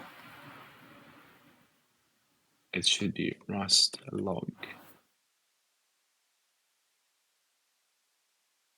Then maybe cargo run. Hopefully like that. Yeah. Nice. Cool. Yeah. So in your case, you would write like cas3 trace, and the other one was what? Well, Let's say none, whatever. yeah, sure. Yeah. Is it only Okay. by crate level though, or can I do it for something more specific than that? Oh yeah. The syntax is really extensible. I usually do that for crate only. Here, like you can do by span name. You can use it for specific module in a crate. What's a span name? Oh, you can also specify the global one. So like the global one Oh, is yeah. learn, and those are info. Yeah, that kind of stuff. Oh Oh, yeah. you can Okay. also All right. match span. You're starting to sell me on it. Before I gotta be honest, I was like, that's like months away. But now maybe in the next few weeks, I'll actually do it because I'm trying to make I'm going to add some features to the pattern matcher, and I imagine I'm going to need this, or at least something that's. And it doesn't take. I can just copy paste. I think I already did. You Yeah, just copy paste this thing into your project. That's it. but then I have to change all the print And you're lines, good to right? go. No, you can keep using print lines. Or yeah, but if like you to want. get any actual tracing info, I need to change them, right? Yeah, but that's like Shift Command F replace all. Yeah. I was just. Land to trace and colon info. Yeah. That's it. All right, That's like 20 seconds business. Yeah. It's yeah. All right, I might do it.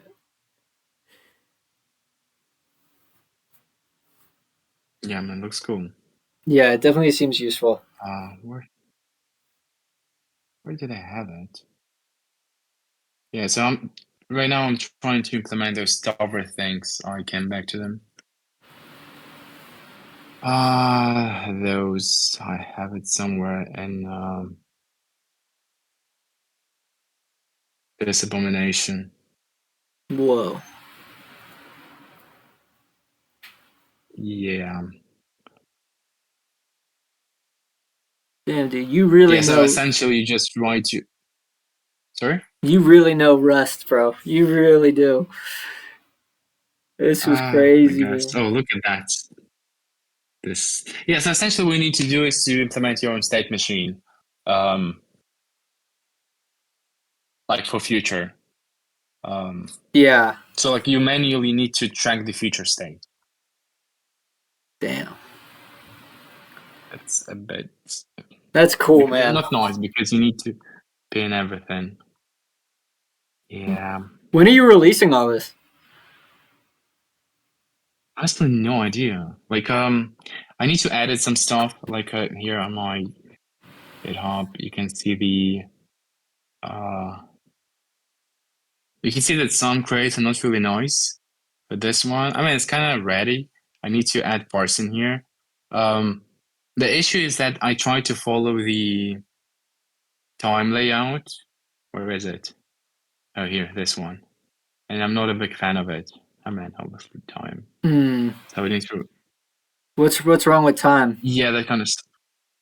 Oh, it's awesome. The crate itself is awesome, but I think I need to make all my crates kind of similar because currently structure and the approach how I use say traits, how I use features is not consistent. Oh yeah. Yeah, so I'm really not happy about that. And I need also to came up with a way to implement Tower service for browser. Sounds a bit insane. What does that even Like mean? Yeah. how to use a browser as a service. Huh. Service is a thing from Tower. Tower is like a middleware abstraction in Rust. It's really nice. Yeah, so this thing's kind of ready, but I need to implement all those middlewares with Tower.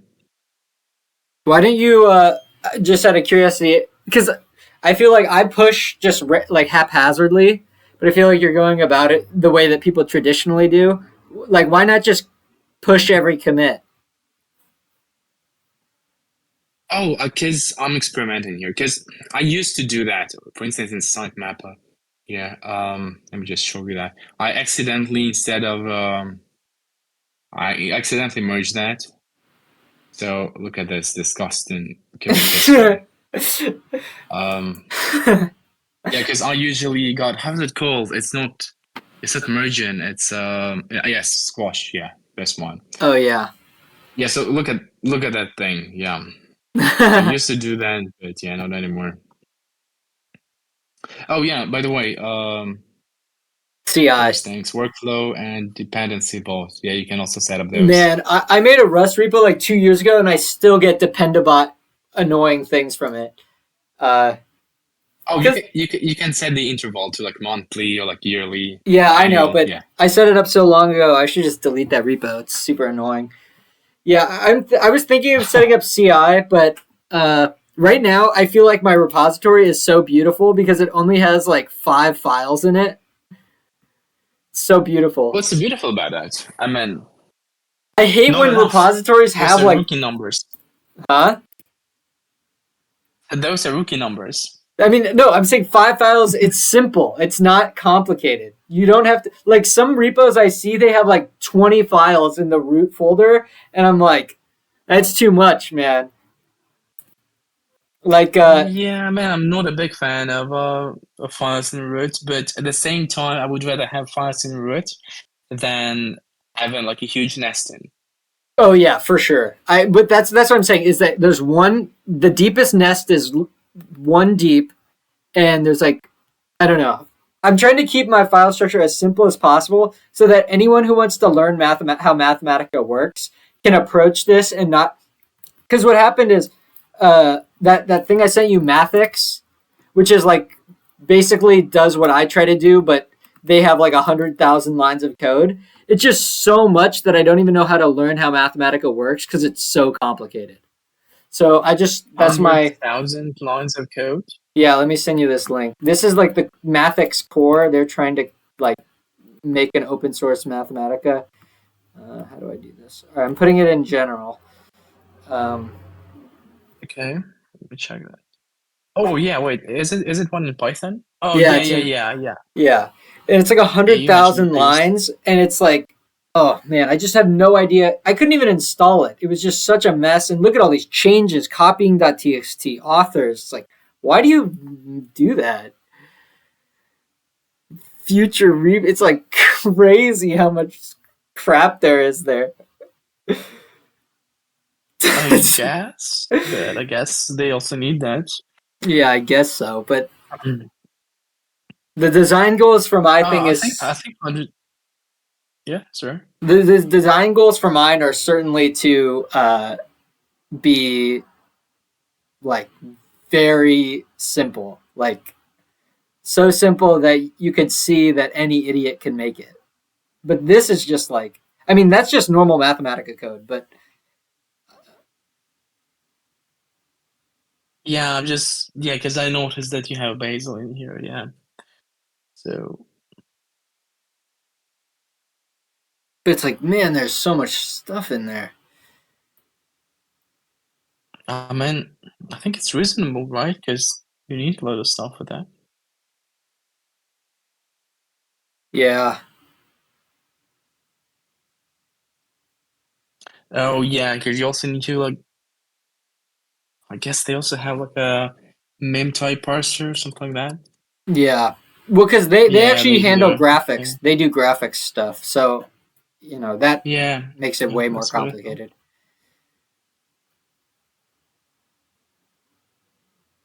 I'm thinking about doing basic like I mean, SVG and rastering stuff, but I don't know. This is like I don't know, mate. I mean, if someone's doing something like that, I would rather spend like 2-3 weeks on reading that code, like trying to understand why they did that. Because you know what? Like you implementing this your thing, yeah. and then at some point you will understand that I did something wrong, and now I understand why they did it this way. Yeah. I So know I'm I very would bad about rather trying to read other start with the people's second code. step. Yeah. I don't know. I get very overwhelmed with reading large code bases. Yeah, I mean, you can skip most of stuff here, right? I would just Well, like for start example, I with was trying parsing. to where is it? It's where's their pattern matcher? Let me try to find it. It's Compile, maybe. I mean, it's either no, it's in core. Bazel It's in or core. Uh, it's in core. oh, pattern matching. Okay, yes. Sorry, I thought you were talking about the parser part. No, yeah. What is it? I thought it was in core. This thing, I guess. Compile. Where is this thing?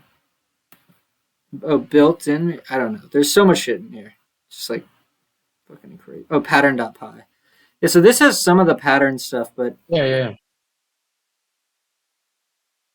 yeah. um. Anyways, now there's a Rust version, Oh, yeah. and Rust is just better than Python. So that's also my. No, it's exactly what I was talking about this time. What do you mean? Does match. So they have like a fully tagged flags, right? They also pass in the context of variables. What does fully mean? I assume it's if it's parses like internal elements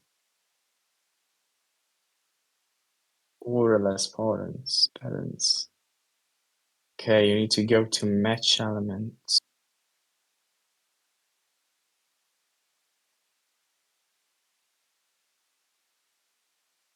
Yeah, we'll definitely read this first. Well, I already implemented pattern matching, so I don't have to. I mean, you implemented that, but I mean, you implemented that how, right? That's the difference. Because I assume that this thing is full up to spec, right? Or Uh, they at least trying to get yeah, there. yeah. And But your thing is that's not extremely my limited. goal. Like my goal is definitely not to implement Mathematica. It's to implement a logical subset where people can feel like if you read this, you know exactly how Mathematica does its shit. But like this is Wait, what's the purpose then? well, I don't know. I just want to do it myself. Oh, so it's like to learn Rust, I guess. Yeah, to learn Rust, to learn Mathematica, that kind of thing. Got it. Because I initially thought you like the idea is to implement the Mathematica, at least the like some version of a spec, maybe some subset of a spec, I mean, but yeah. to make it use.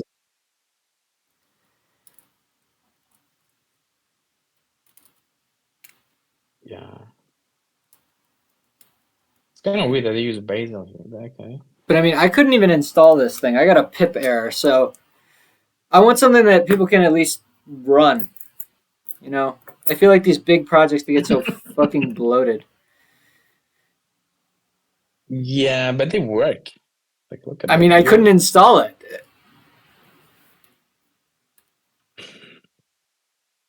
I mean, that should be some kind of guide, like step by step somewhere. Kind of like do brew mathics. I don't know. I think you can.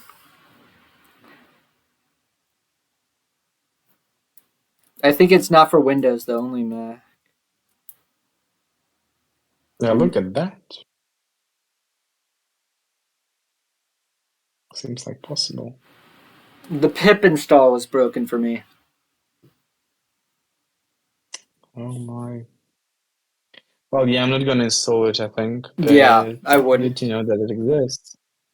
No, it's a garbage It's a garbage program. I hate Mathics. Yeah.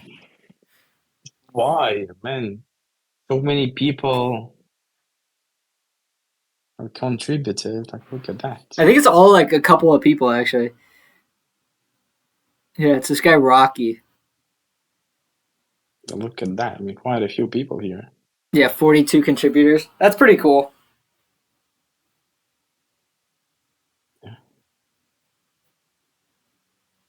No, I'm fairly certain that this guy knows the spec. You know, Yeah. he knows something.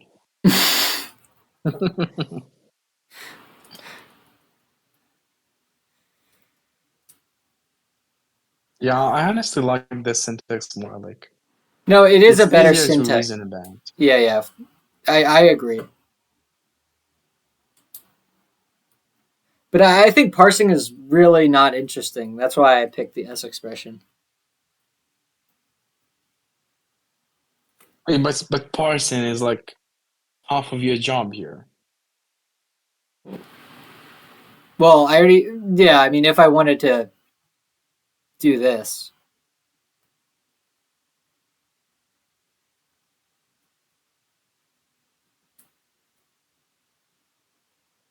Yeah, because talking with parsing, I think the biggest thing I did was I implemented parsing select statements from SQL and Go like 2 years ago. That was just for fun. Hmm.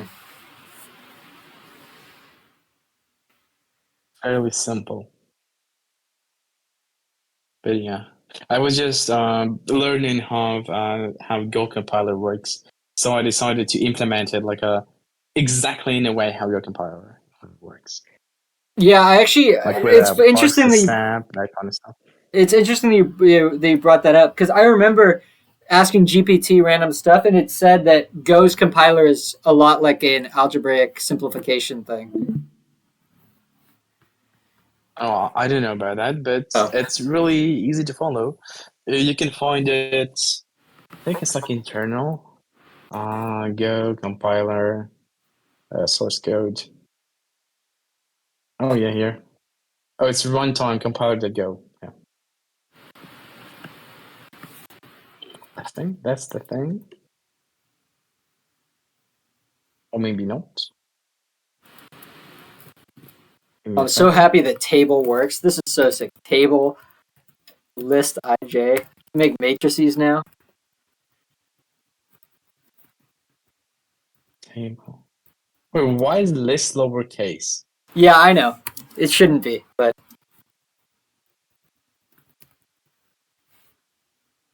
I'll fix it. Wait, do you now have to wait a second. Do you now have to like manually change list everywhere? Yeah, but it's fine. Fucking hell, mate. All right, let's see. Let's see if I can do it. I'll do it right now. Disgusting, honestly. Oh fuck. Let's just blind try this. Let's see if it works. There's just no way the test passed. Yeah, I Oh mean, makes sense because it's wait, just I missed literal, one. Oh literal. no, it's actually because my tests are wrong. God. Hold on. No, I got this. This is easy. This is child's play.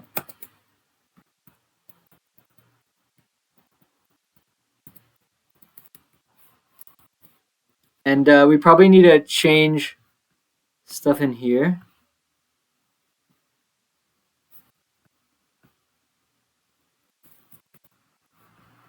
Oh, hey, look at that. Oh, here we go.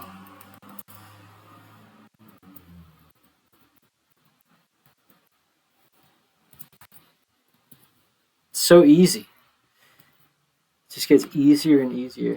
Uh, send you a link to like Go compiler. You want to All right, check it hold on. out? Let me see if my test passed. All right, we're getting Sure. closer. Uh,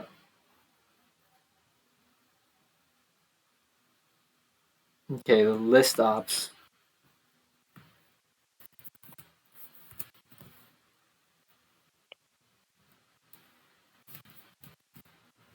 Okay. Probably have some more here.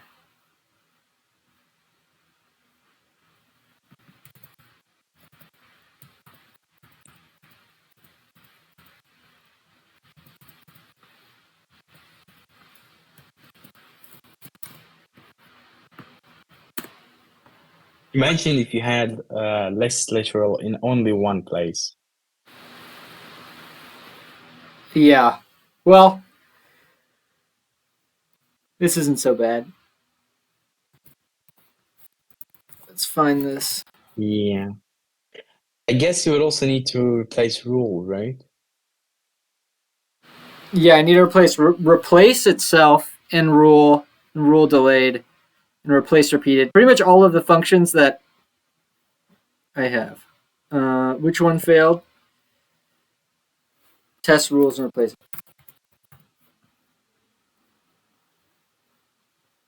list.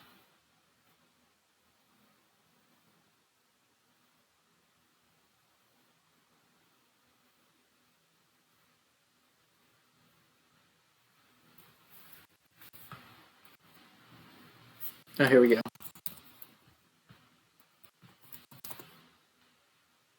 Nice. All right, we did it. But I kind of want list lowercase. I don't know why.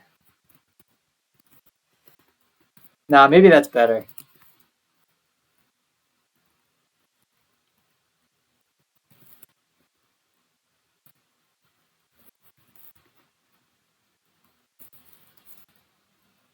Oh, that is so cool. We have a matrix now.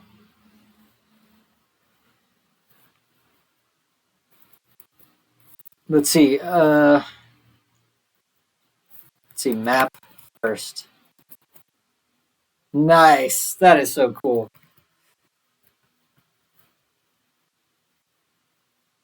All right. Yeah. I think it's probably time to go through, start capitalizing some of this stuff. Maybe. I really don't want to.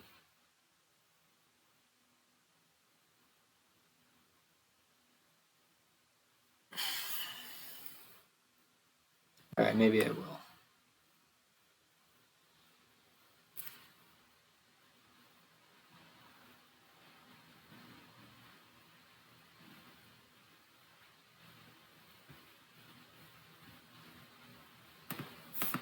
All right. For right now, let's do that.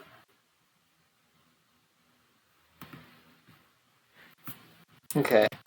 Oh, what was I doing? I was implementing join.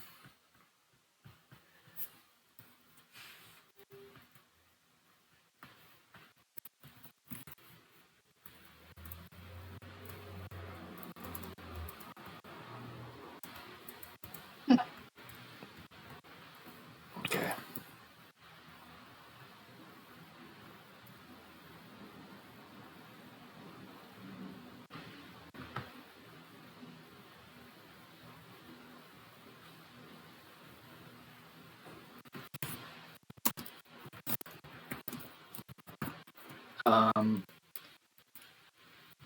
Join. The thing is, if I improve the pattern matcher, I can get away with not needing to do this. But condition seems really difficult to implement, and I kind of just want to simulate a cellular automata. Conditions? Yeah. Conditions? Wait, oh, those things like return anything and then square bracket something only if more than 0, right? Yeah. Yeah. That kind of thing? Yeah.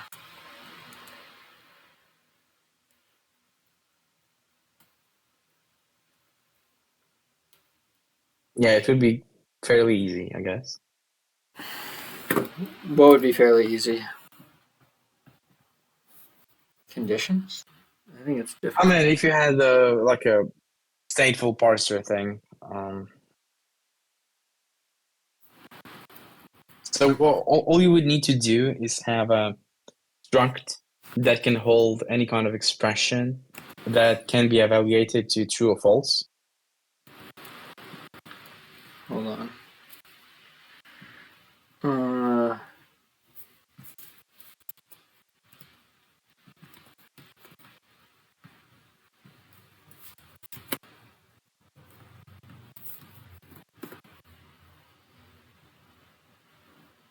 There.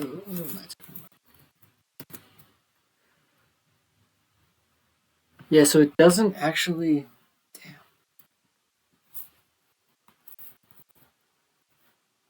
Doesn't one. It doesn't. Even though it sees a match, somehow it's.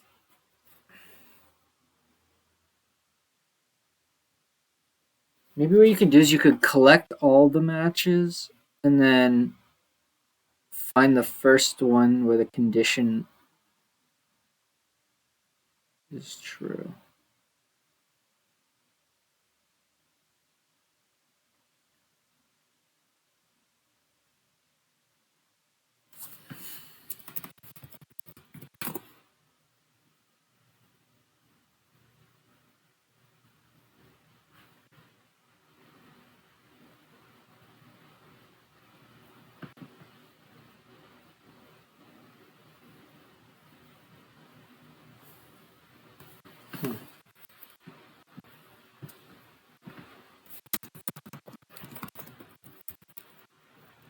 Nice.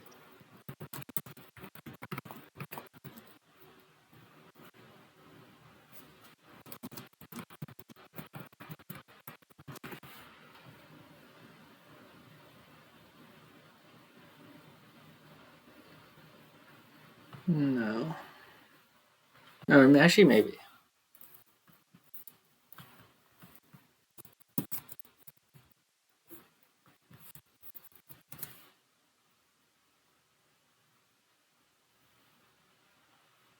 Oh, fuck.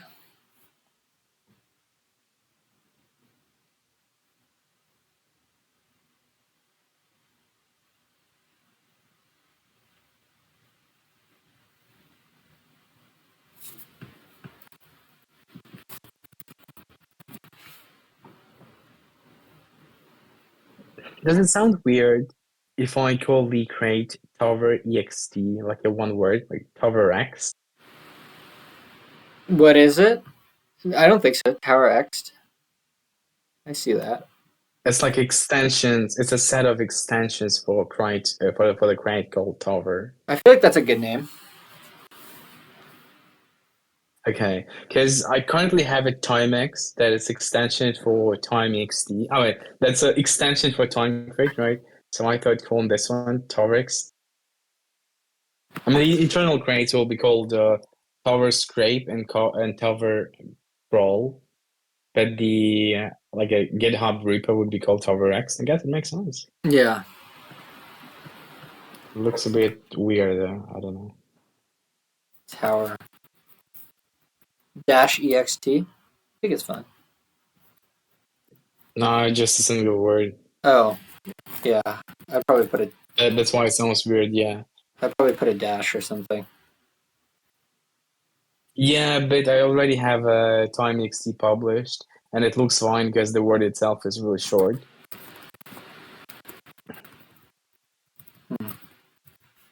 But tower is like it has an R at the end, so I can't really make it shorter. Ah,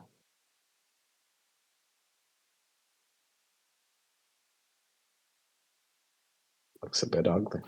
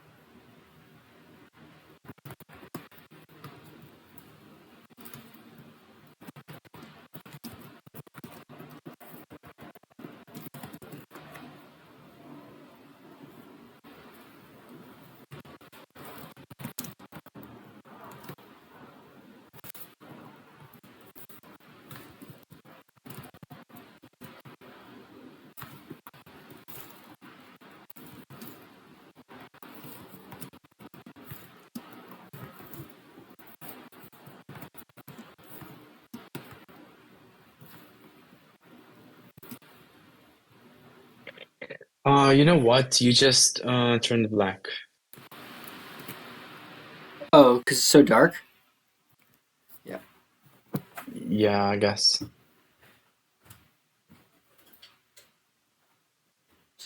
That's better. Turn on the light.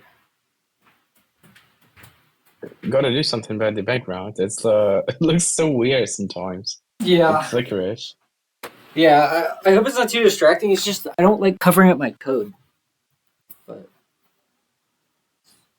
okay, so And you know what? It does this funny thing when you put your hands on top of your head. Like oh you yeah, form and like it little like two triangles with your yeah, hands. I love it. It like it shows all the background. Yeah, yeah, I know. Uh,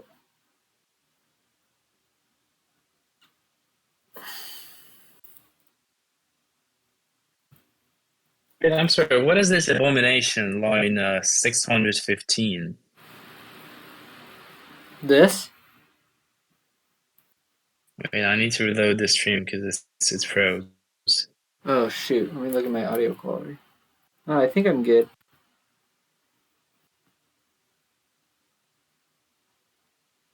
Yeah, right. What's happening here? Why do you copy vector into vector, or is it not vector? Oh, I don't know. Let's see. Does it work without it? I don't know. I'm not done writing this. I'm trying to figure out how partition's gonna work. Length x is Partition. minus 3. Oh, you know about itertools?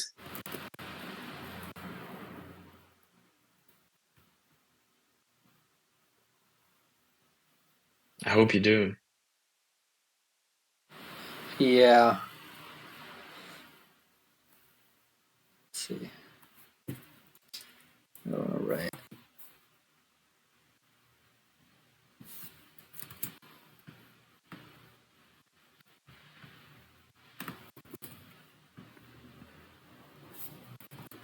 You can implement custom debug for a list so you don't end up with this long chain of nested stuff in an array. Yeah.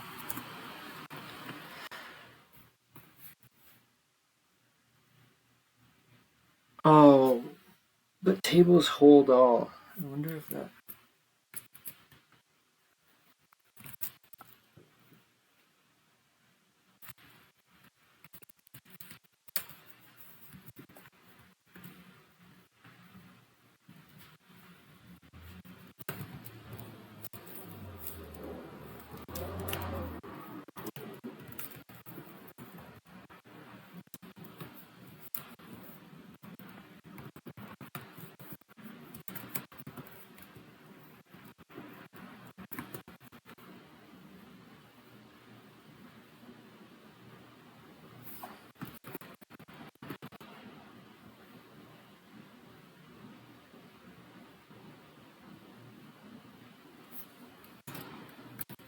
Hmm.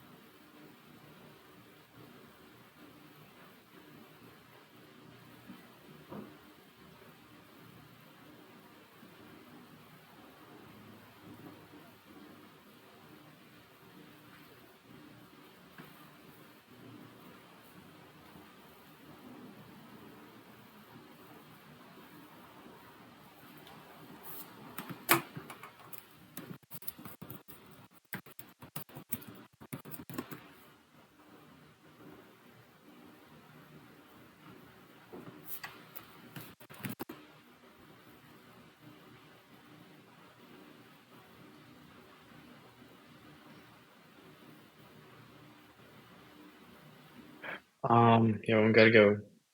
Oh yeah, no See worries. you. See you, man. If you suddenly decide to rewrite your parser, I'm happy to help. Yeah, I'm considering it. It's a lot of work though, considering it works somewhat right now. But yeah, for sure. Kinda, yeah. I mean, if you want to make it fancy, right, you'll Yeah, have to do that. definitely.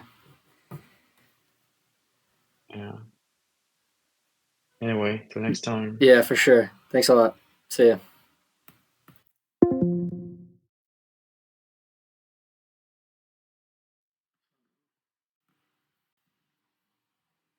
Evaluates its arguments in a non-standard way.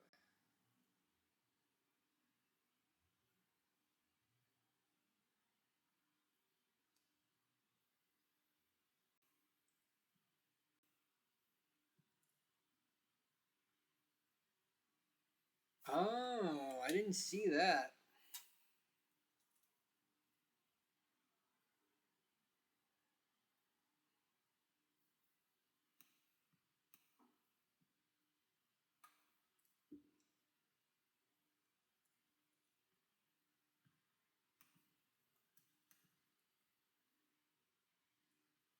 I got some food. I'm hungry.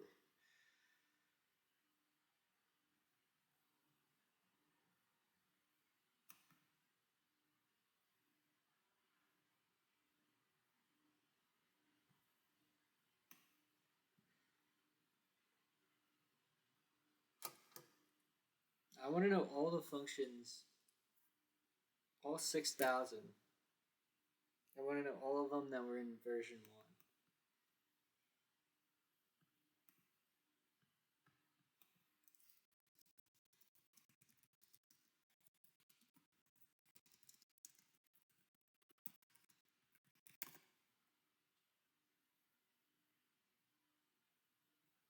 1. I wouldn't put it past them if they had something that.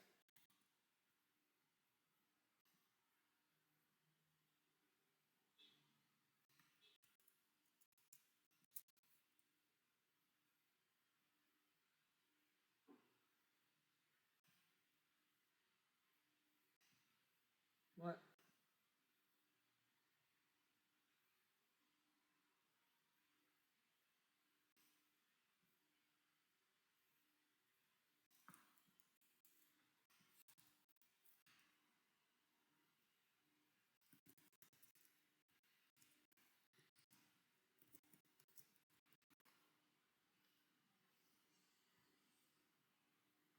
Yeah, okay.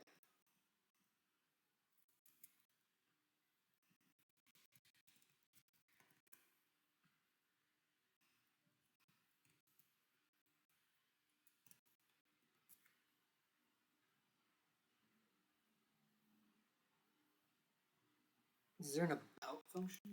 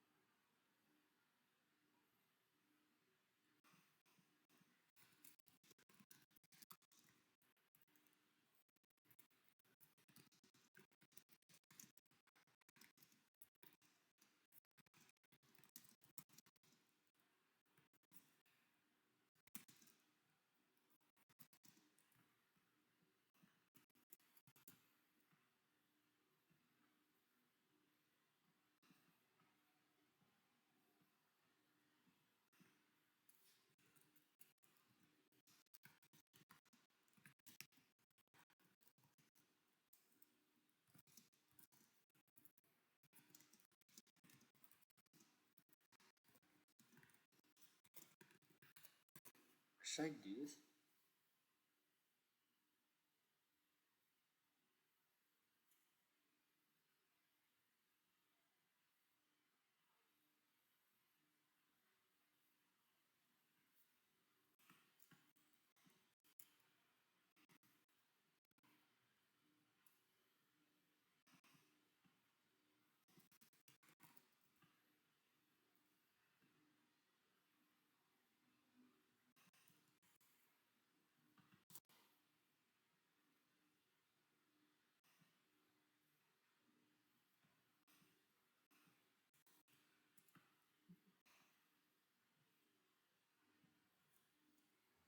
Return.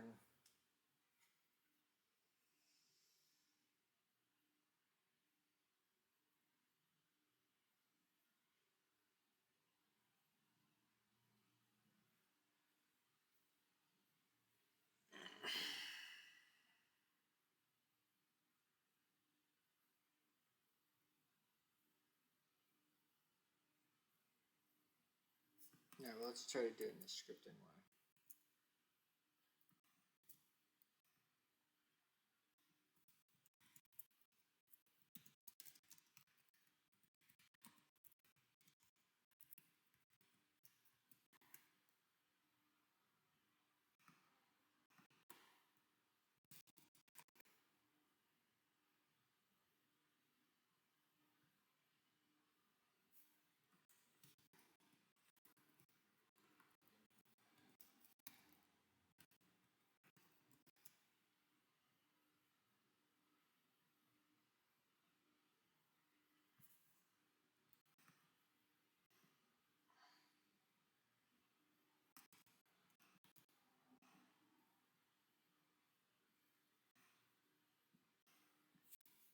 Okay, whatever.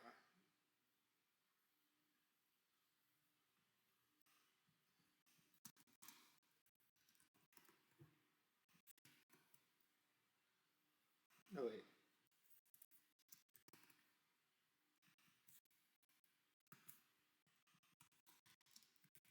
Why is there no docs on this shit?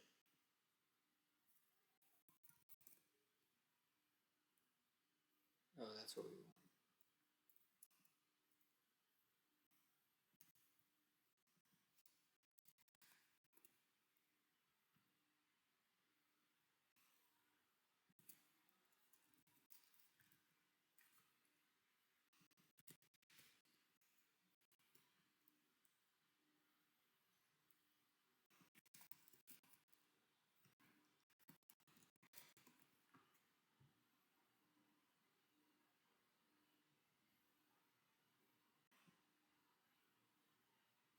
And that didn't work at all.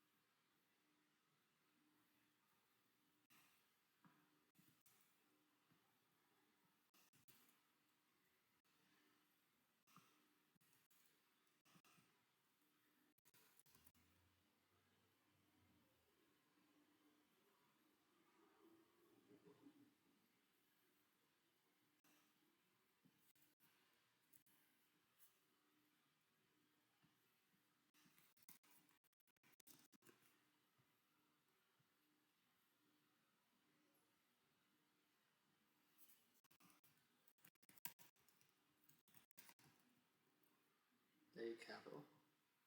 Yeah. Yada yada yada yada. Okay.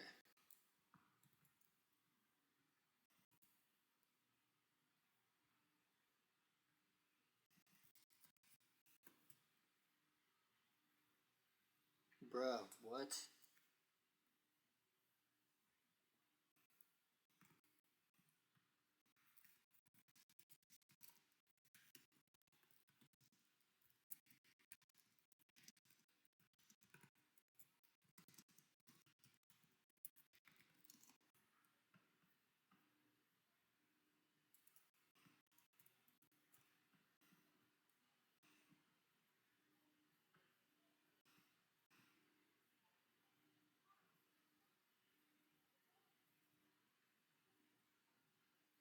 No, wait, we want section ID.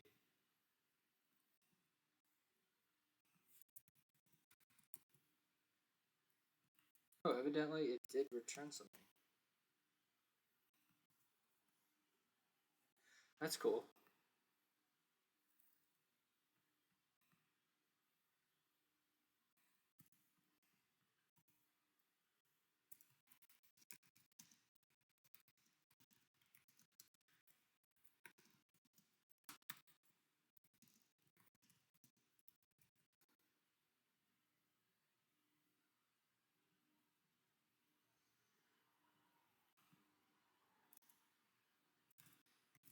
It's pretty cool. Let's see, does it work?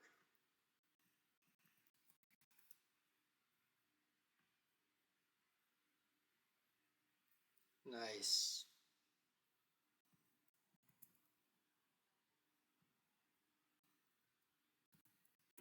Alright, I think this function works now. Let's try. Oh, that's sick. Alright, table we know. Module. Let's see when module was added. I bet it's version fucking 1, bruh.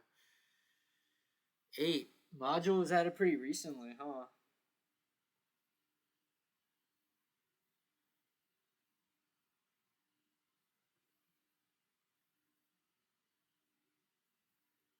It's pretty neat.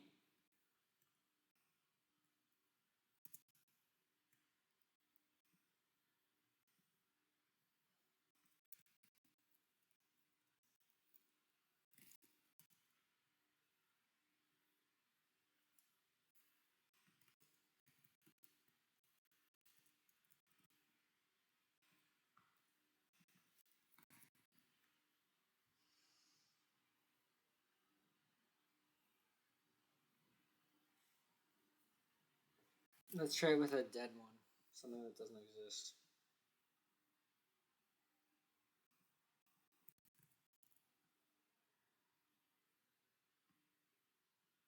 It's pretty good. It worked kind of fast, too. Alright.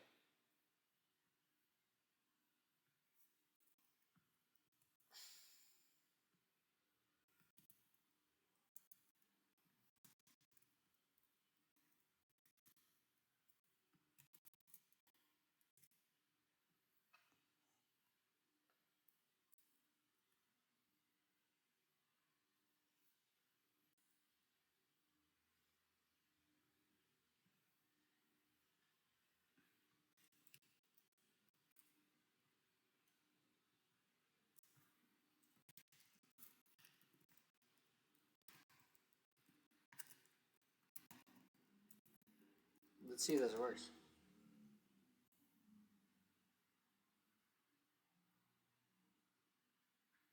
Oh,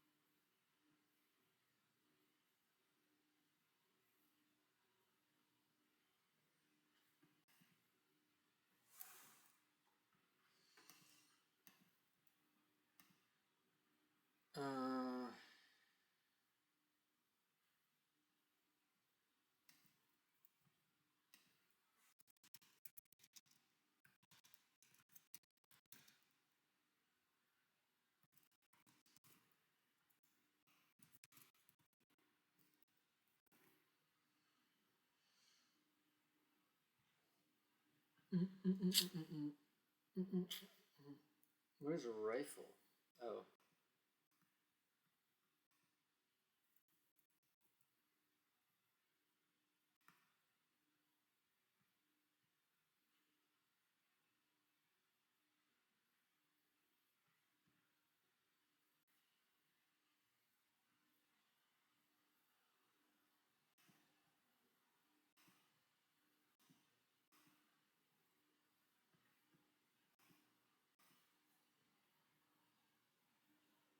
Where is it though?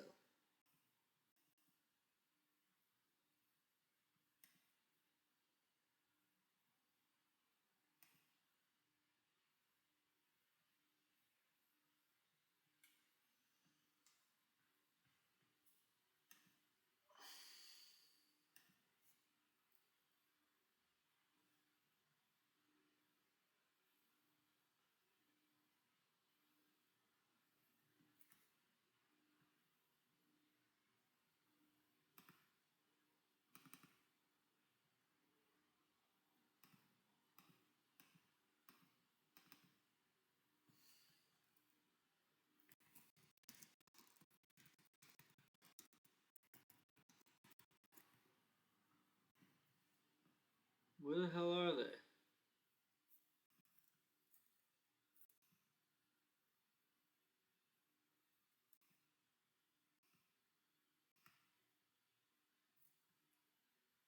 Freaked smiley?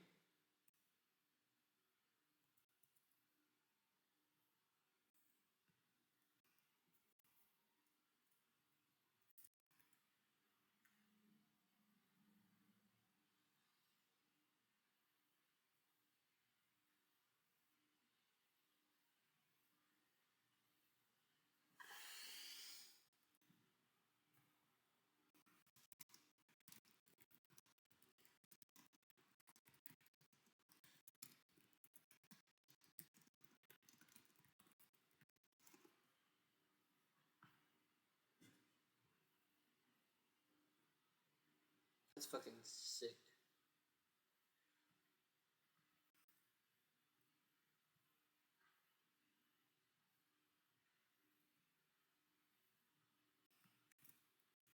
That is so convenient. Well, that one just doesn't exist, but.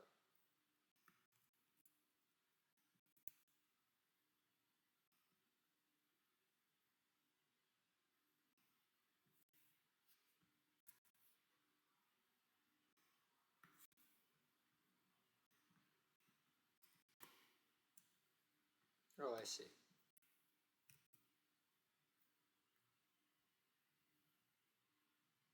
Oh, that's so cool.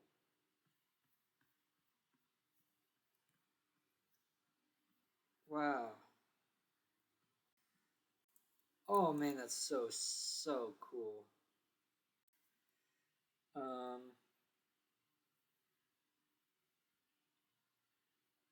didn't want to do this. I'm just going to do control A, copy this.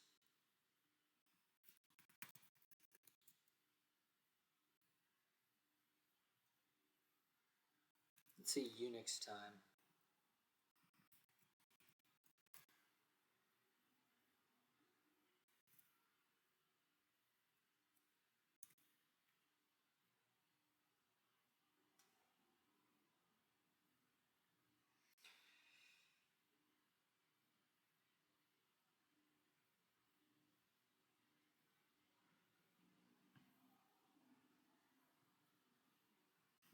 Okay.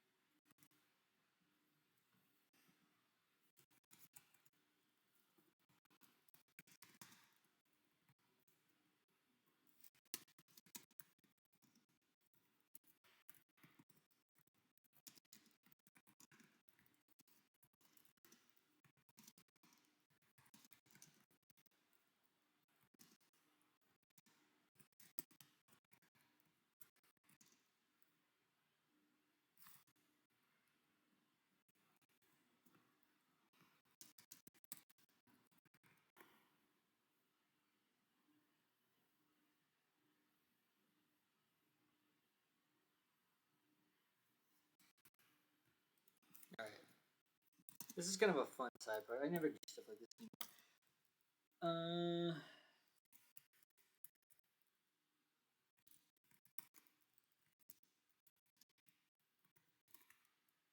It's easier to use Rust though, just because we have full control.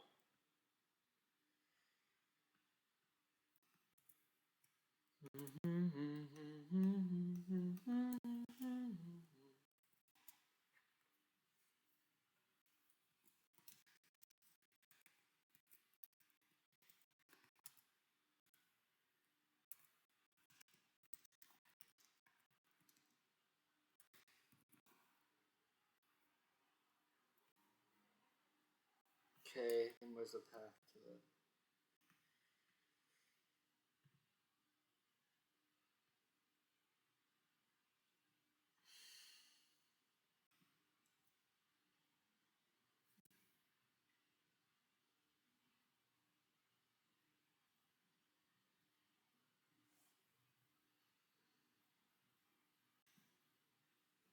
Wait, that's not right.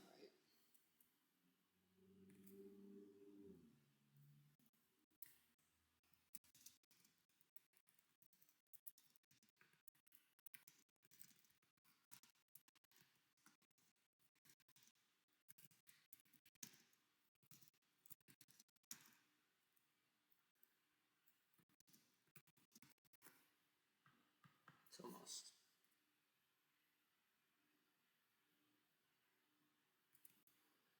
Damn, I'm getting hungry.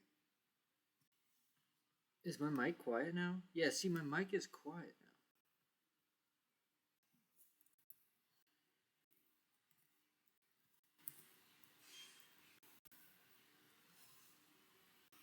now. Okay. Should be better now.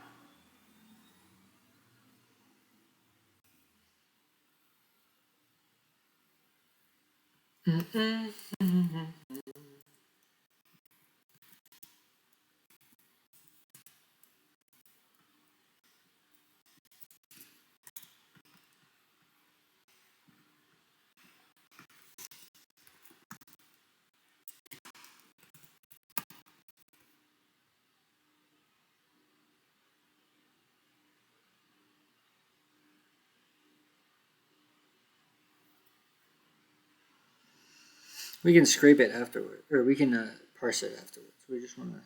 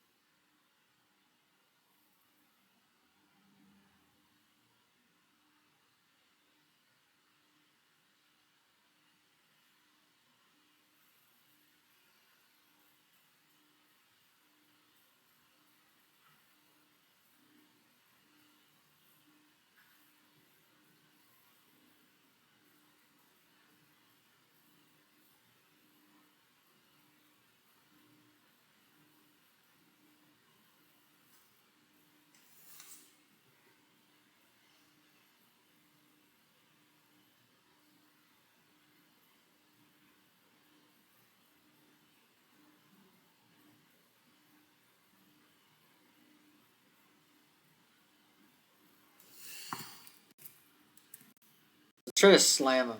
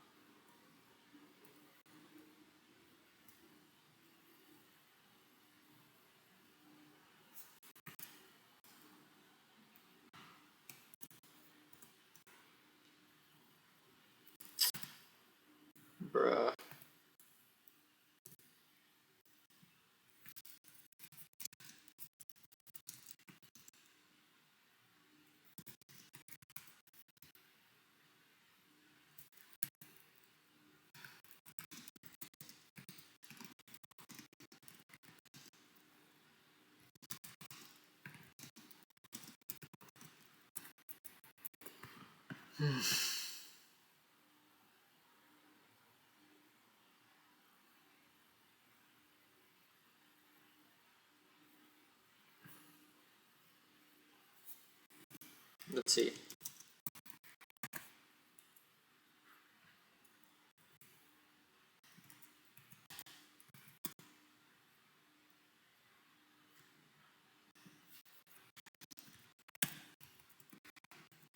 Is that what it is?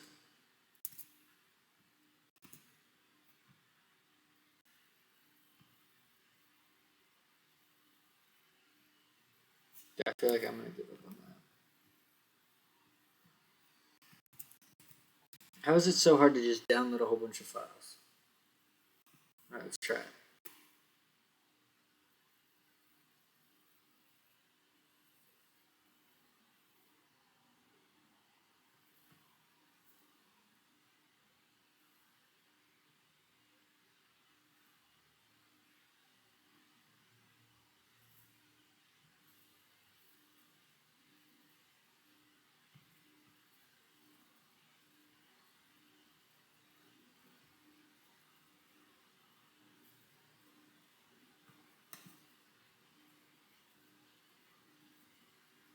I feel like something should be happening.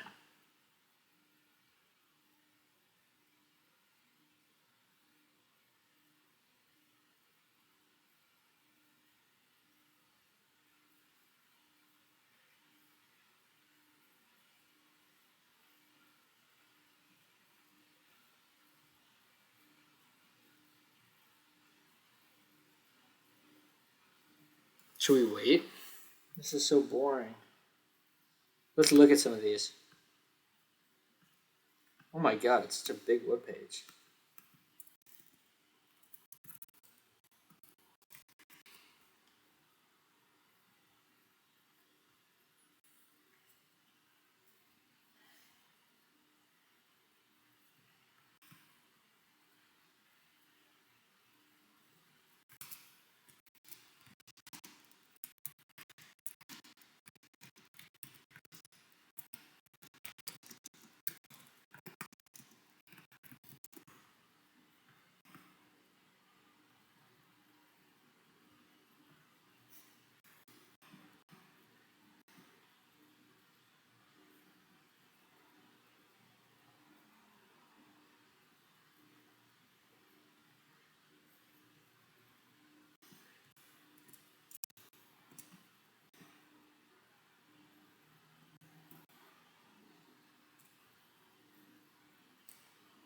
Dude, it should not be this annoying.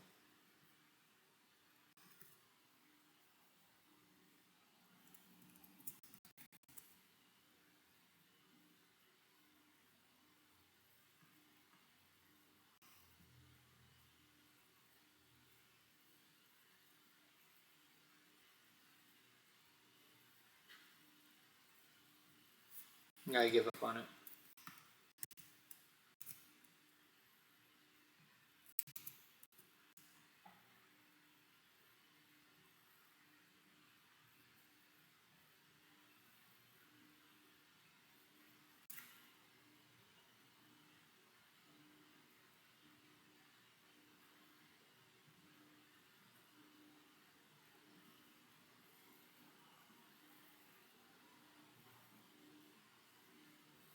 This was 4 years ago.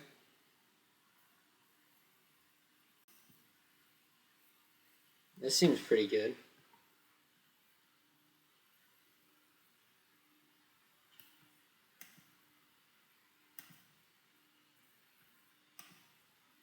It's old as fuck though.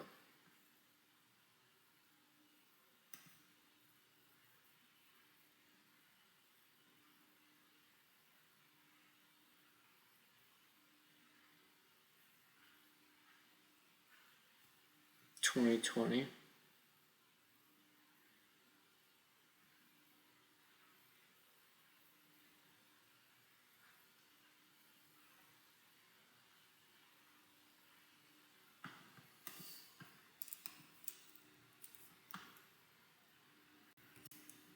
But we're going back to the old one.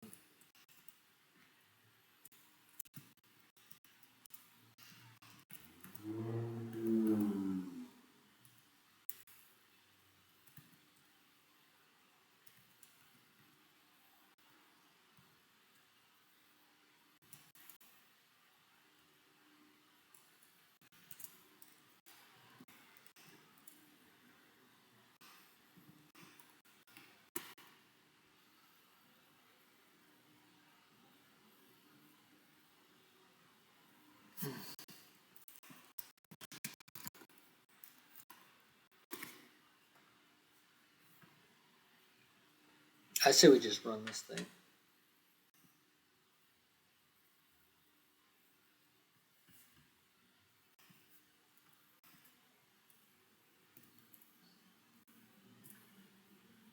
It's totally crazy.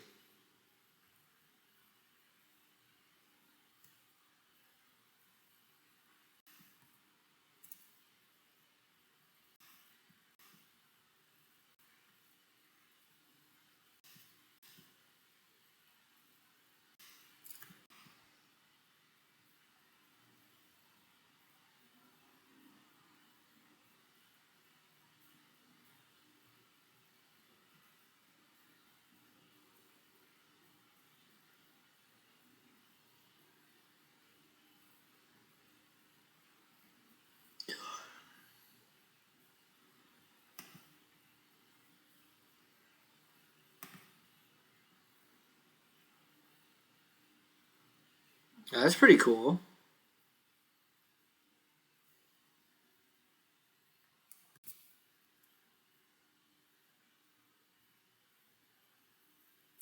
Should we try it?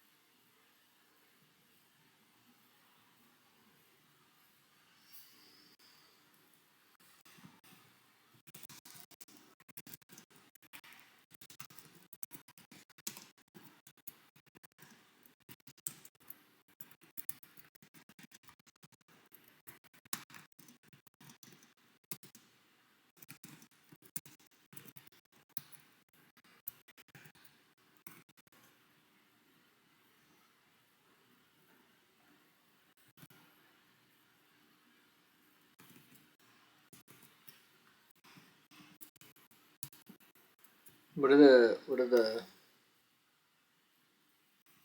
cool? Who's this guy?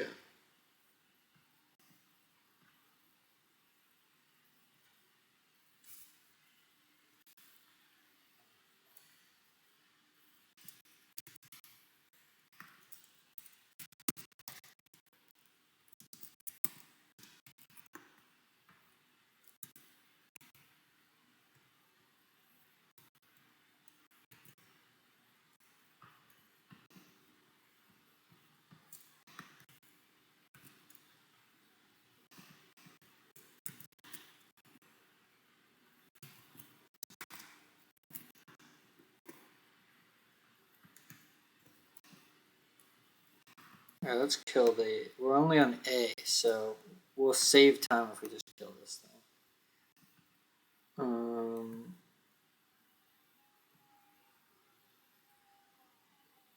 I feel like we can just remove this.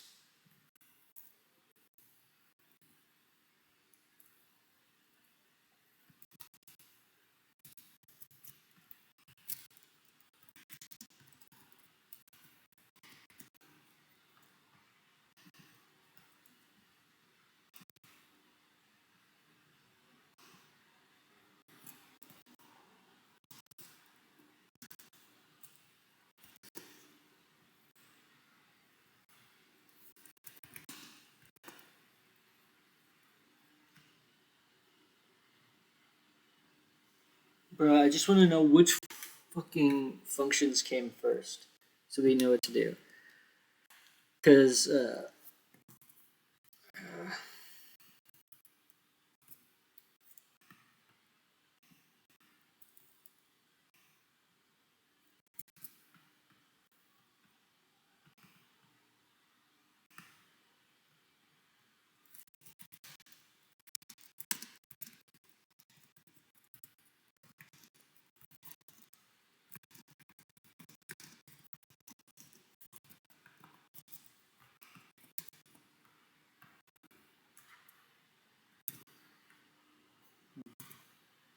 that's that shit I don't like.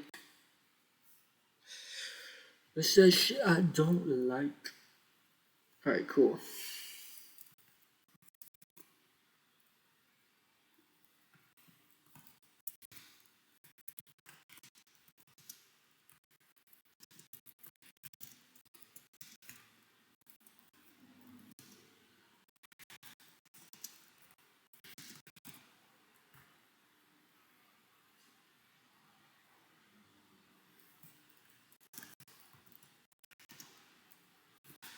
try 16.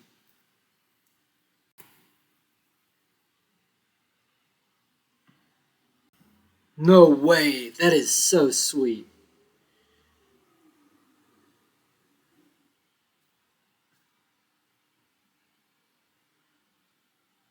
Dude, this is sick, bro. Oh shit. That's not what I wanted.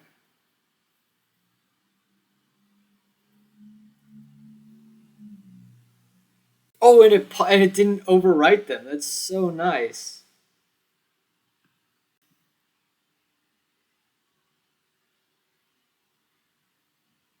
Cool. Very nice. We're downloading all 7,000 Wolfram language functions. Let's see if one of them doesn't exist. Down left T vector. What the fuck is this stuff?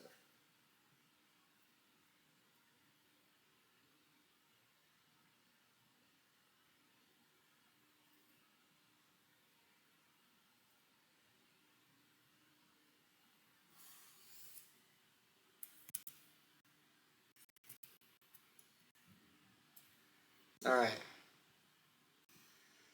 That's very nice.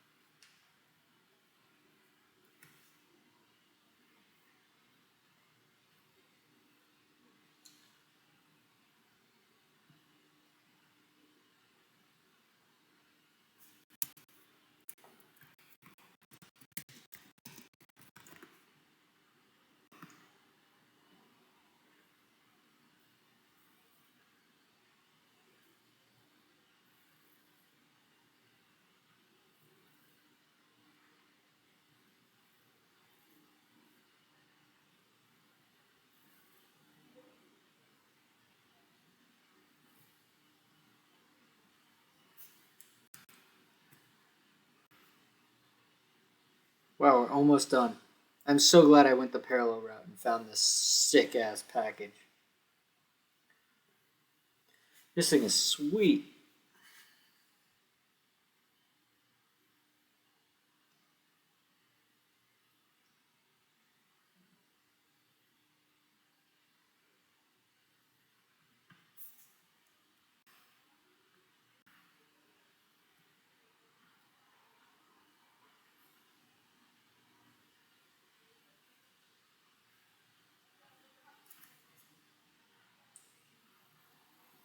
Wow, that just worked way too well.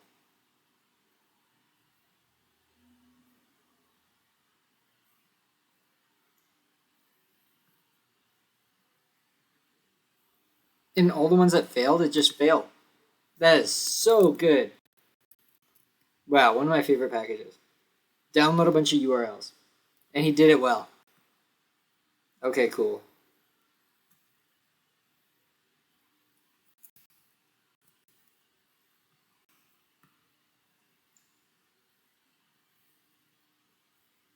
Um,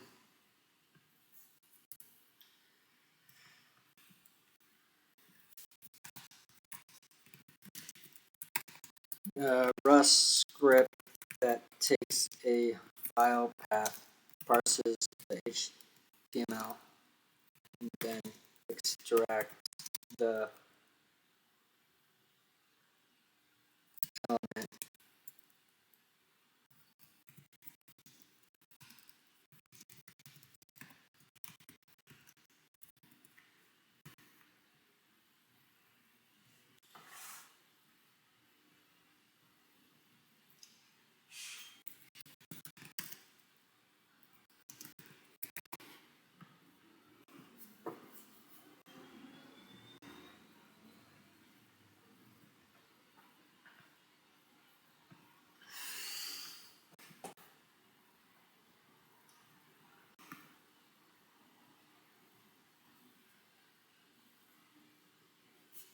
Okay. So wait, well,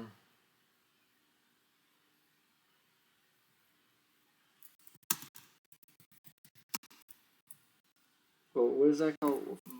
Yeah.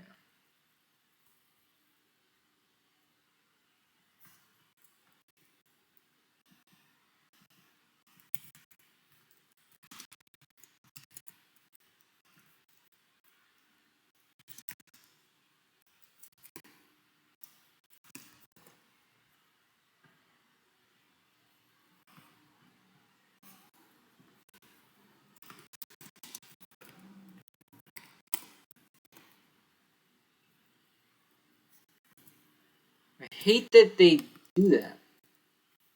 Scrape. Oh, never mind. But I do dislike that.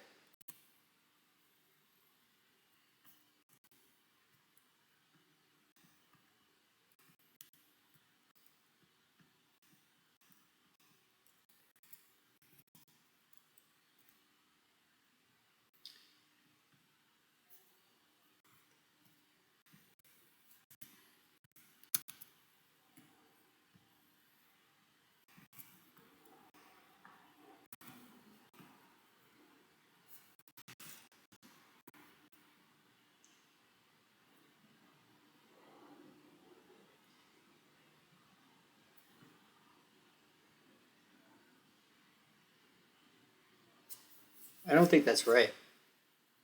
Oh.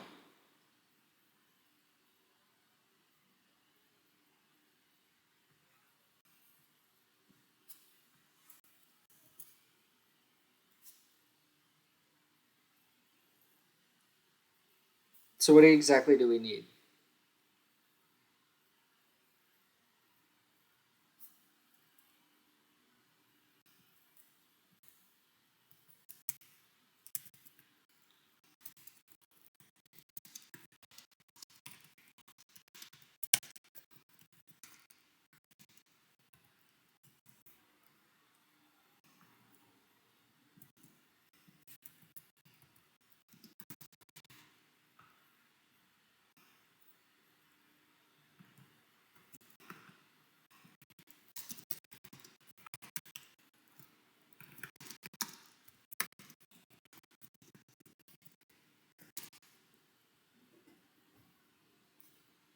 Have the input be a directory.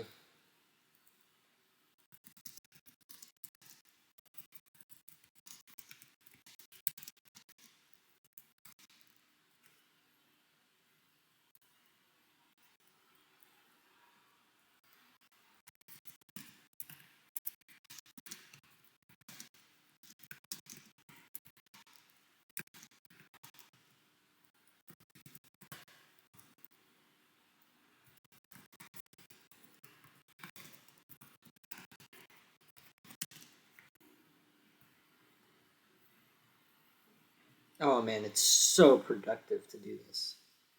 It would have been so annoying 5 years ago to do this.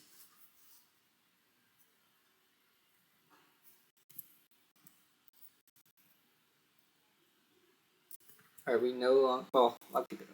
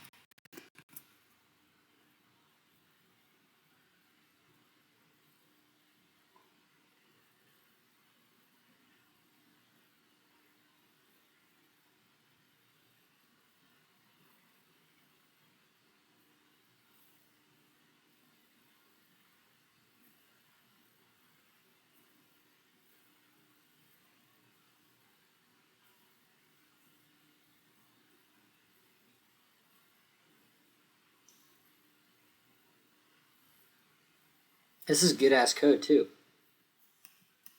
Alright. I'm down to just run this shit. Wait, hold on. Yeah, I'm down to run this. And then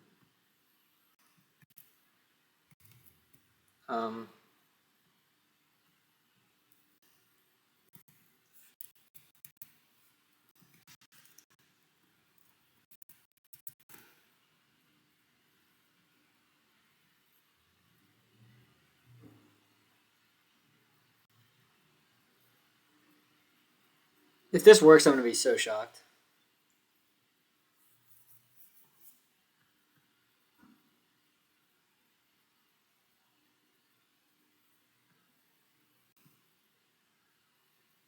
That is so cool.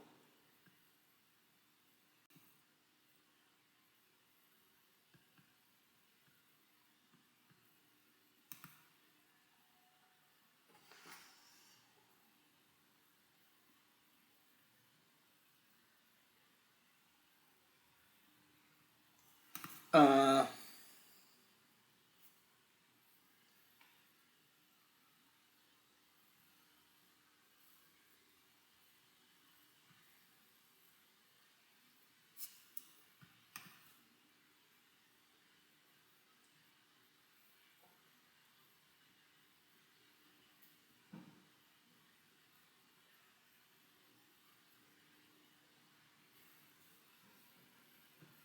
gotta pee.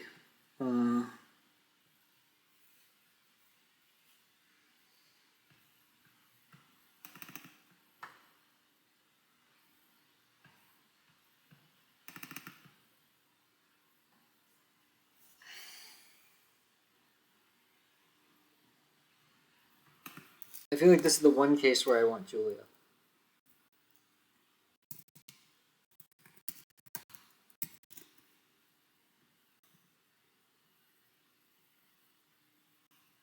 Julia's great for data science for sure. I prefer it over Python and Pandas. And I think I prefer it over polars too. Yeah, except this is just like the common thing in Julia. You just get all of this bullshit. What is wrong, bro?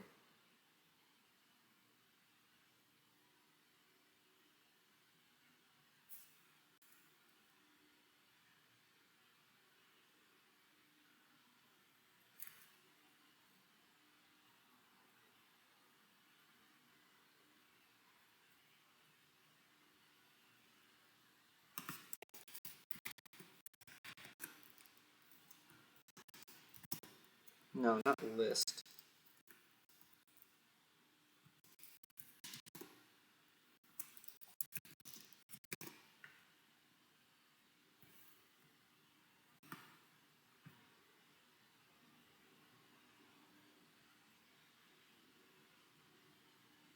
How is 110 not out yet?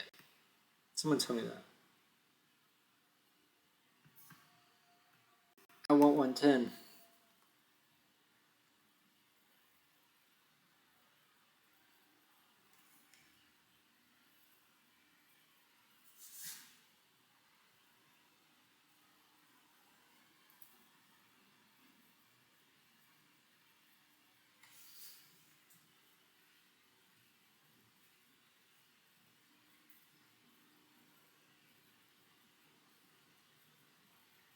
Come on. Holy fuck.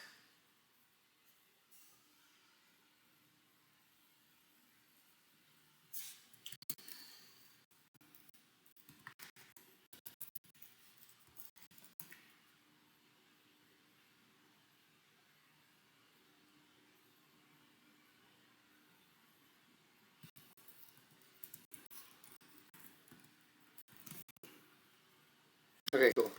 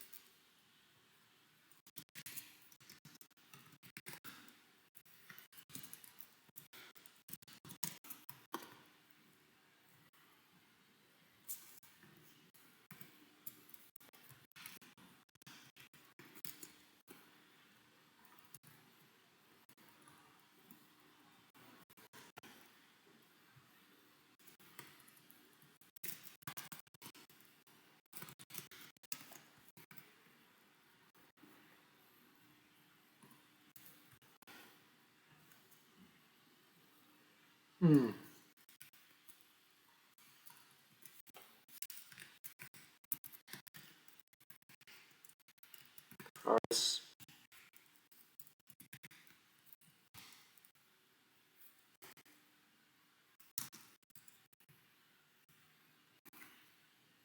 God damn it.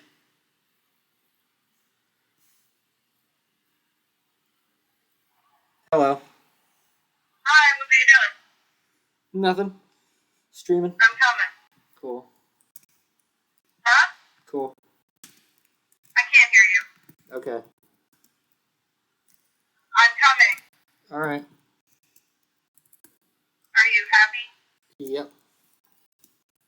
Alright. Love you. All right. Love you too. Bye. I'm hungry. Yeah, me too. Okay. Can you pick where we're gonna eat? Clover. Chipotle. I don't know. Hold on. All right. I'll see you in a bit. Okay, bye. Bye.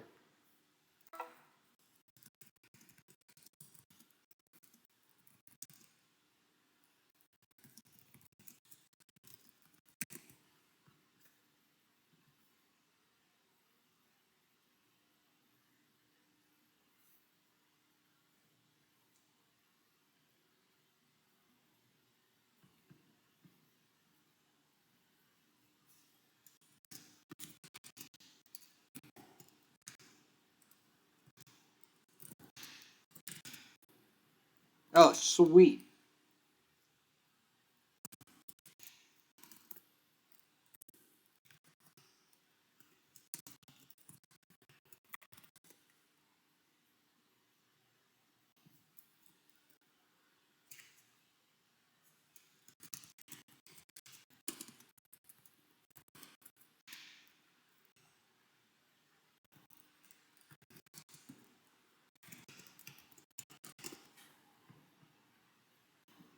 Nice.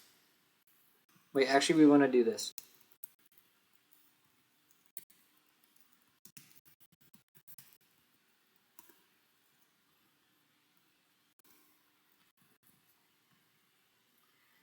Okay, cool. So now we have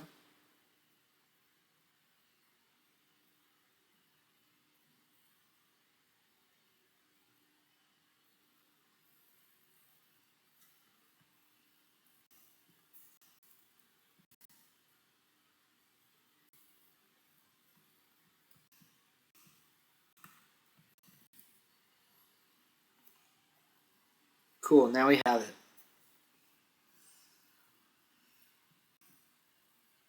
Abs, accuracy.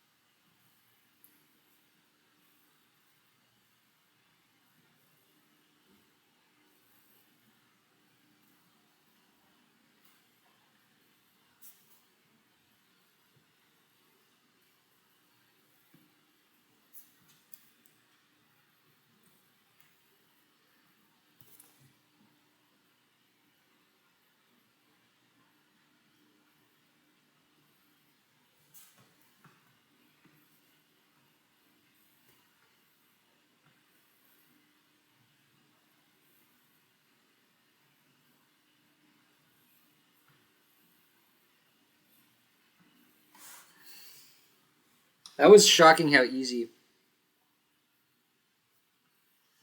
What is engineering form? Hilarious.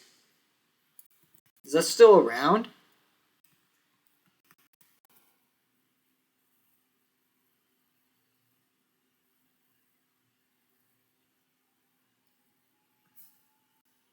That's so funny.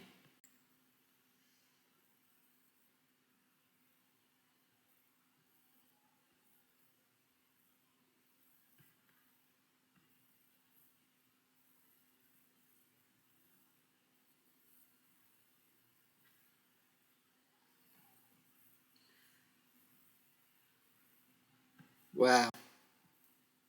There were 500 functions in the original Mathematica.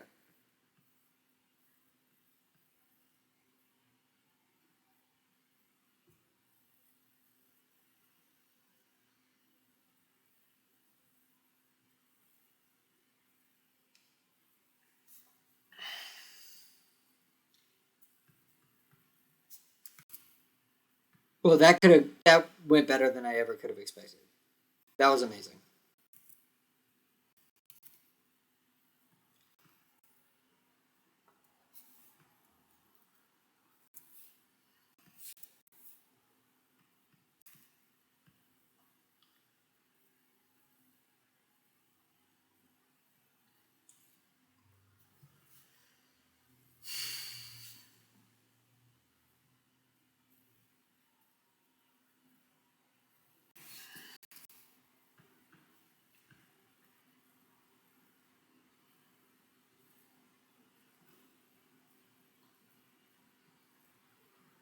All right, so I think what we should do. What's going on here?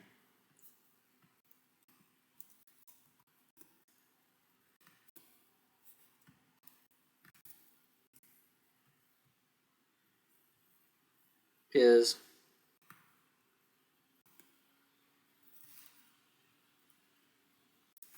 do we get to mutate these?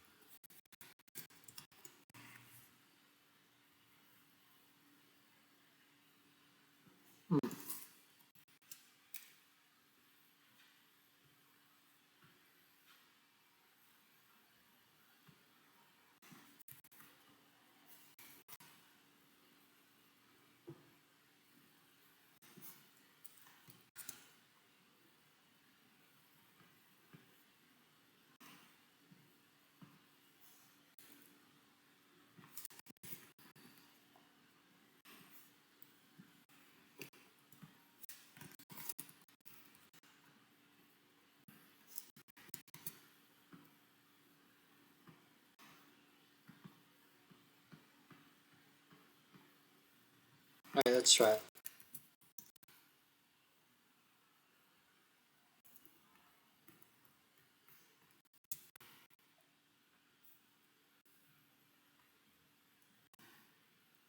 Fuck. Oh, wait.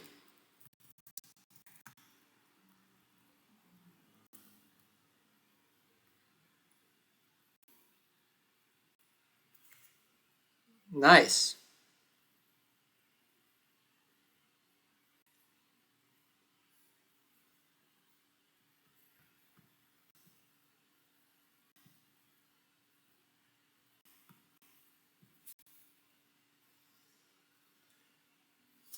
Let's see. Partition was definitely in.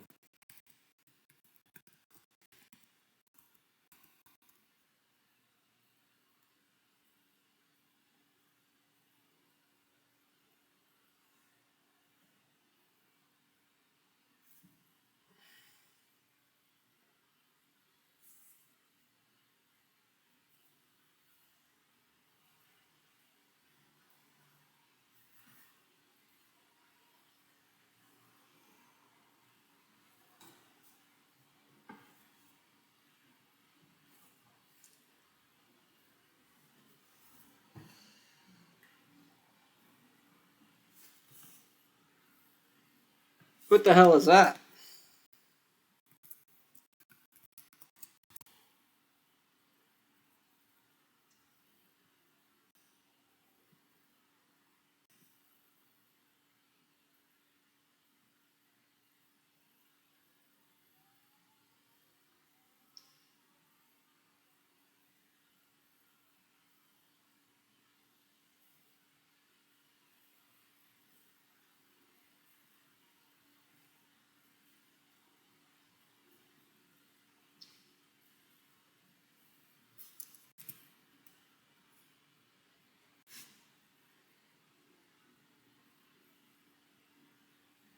Okay, well, let's at least say that we resolved that issue.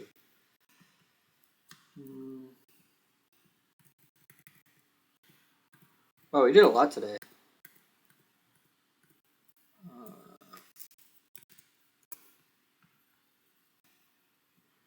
What is it?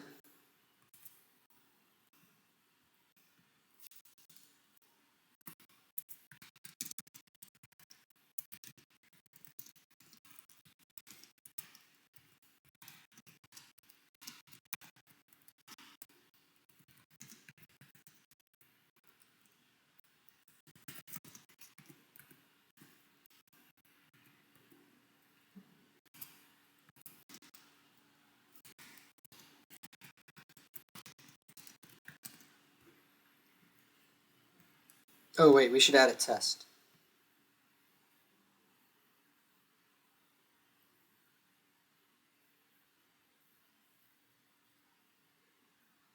Oh, wait, this isn't even right, though. Oh, because it stays unevaluated? Yeah, wait, hold on.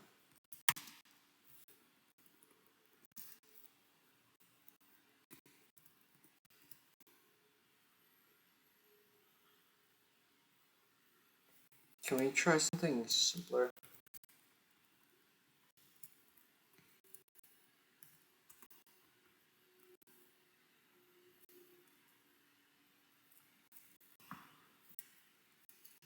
Okay, what was that?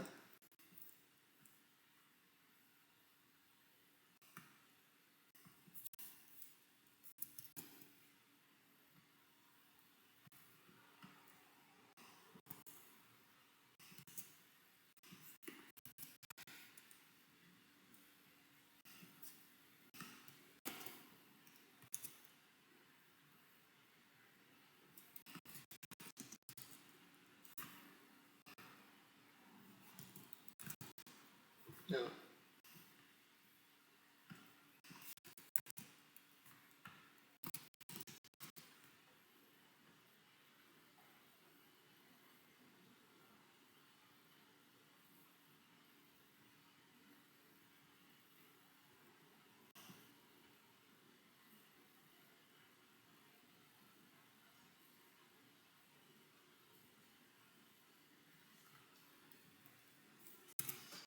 I don't know. Let's add the test.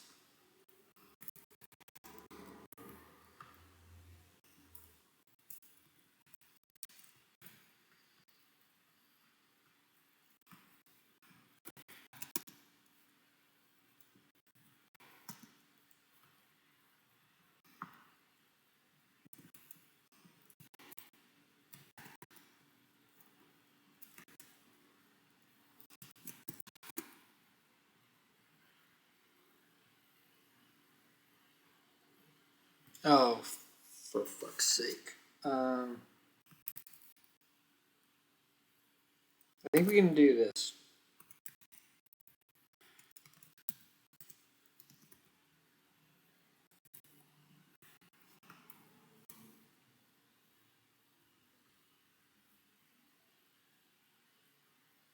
No, you can't do that. Wait, why not?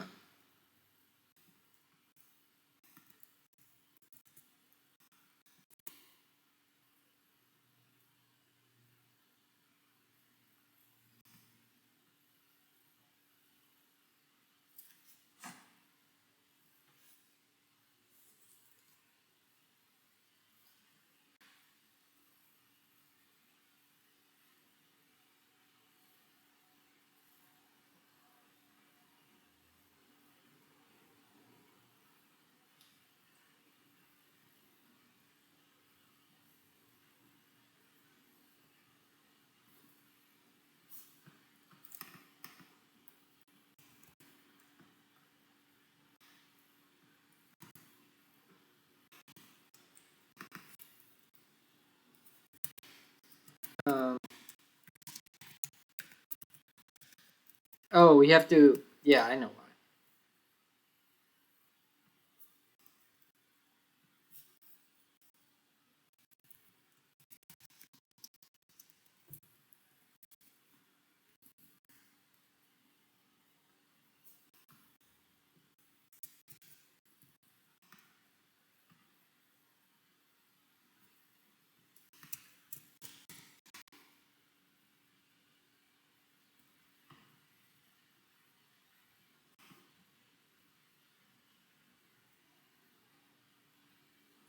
Yeah, we need to figure that out.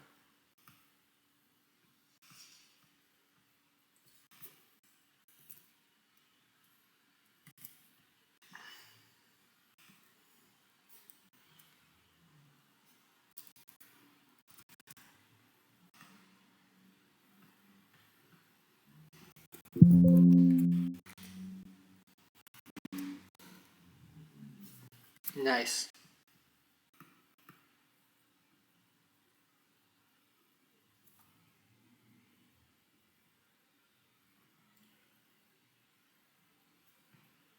Nice.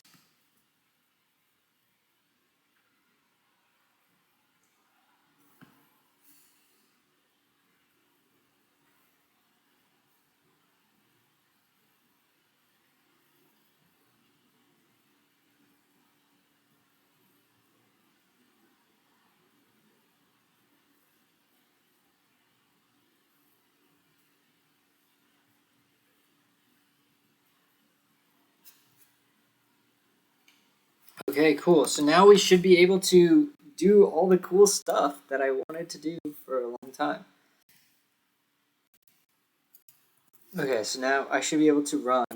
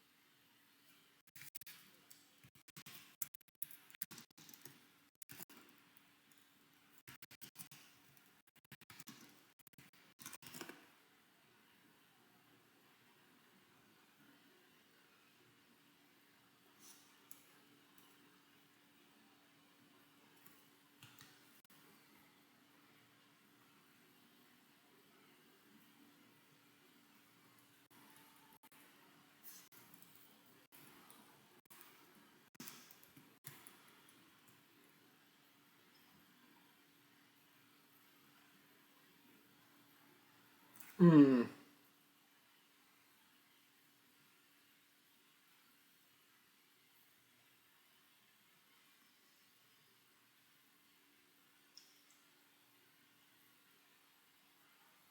Maybe.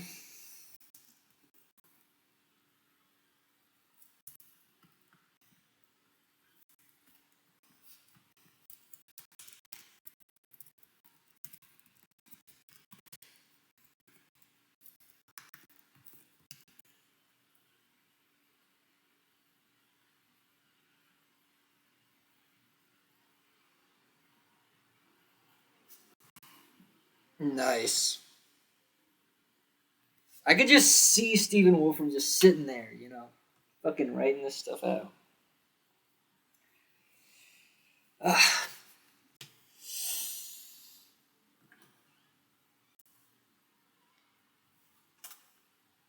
Oh man.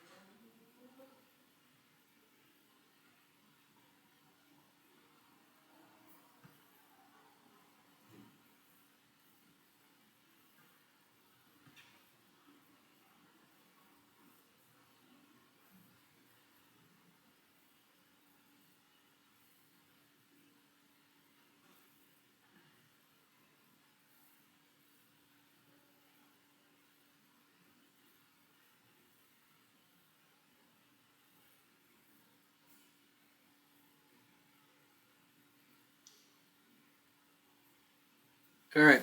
Yeah, I guess that's a good point to end it. Peace.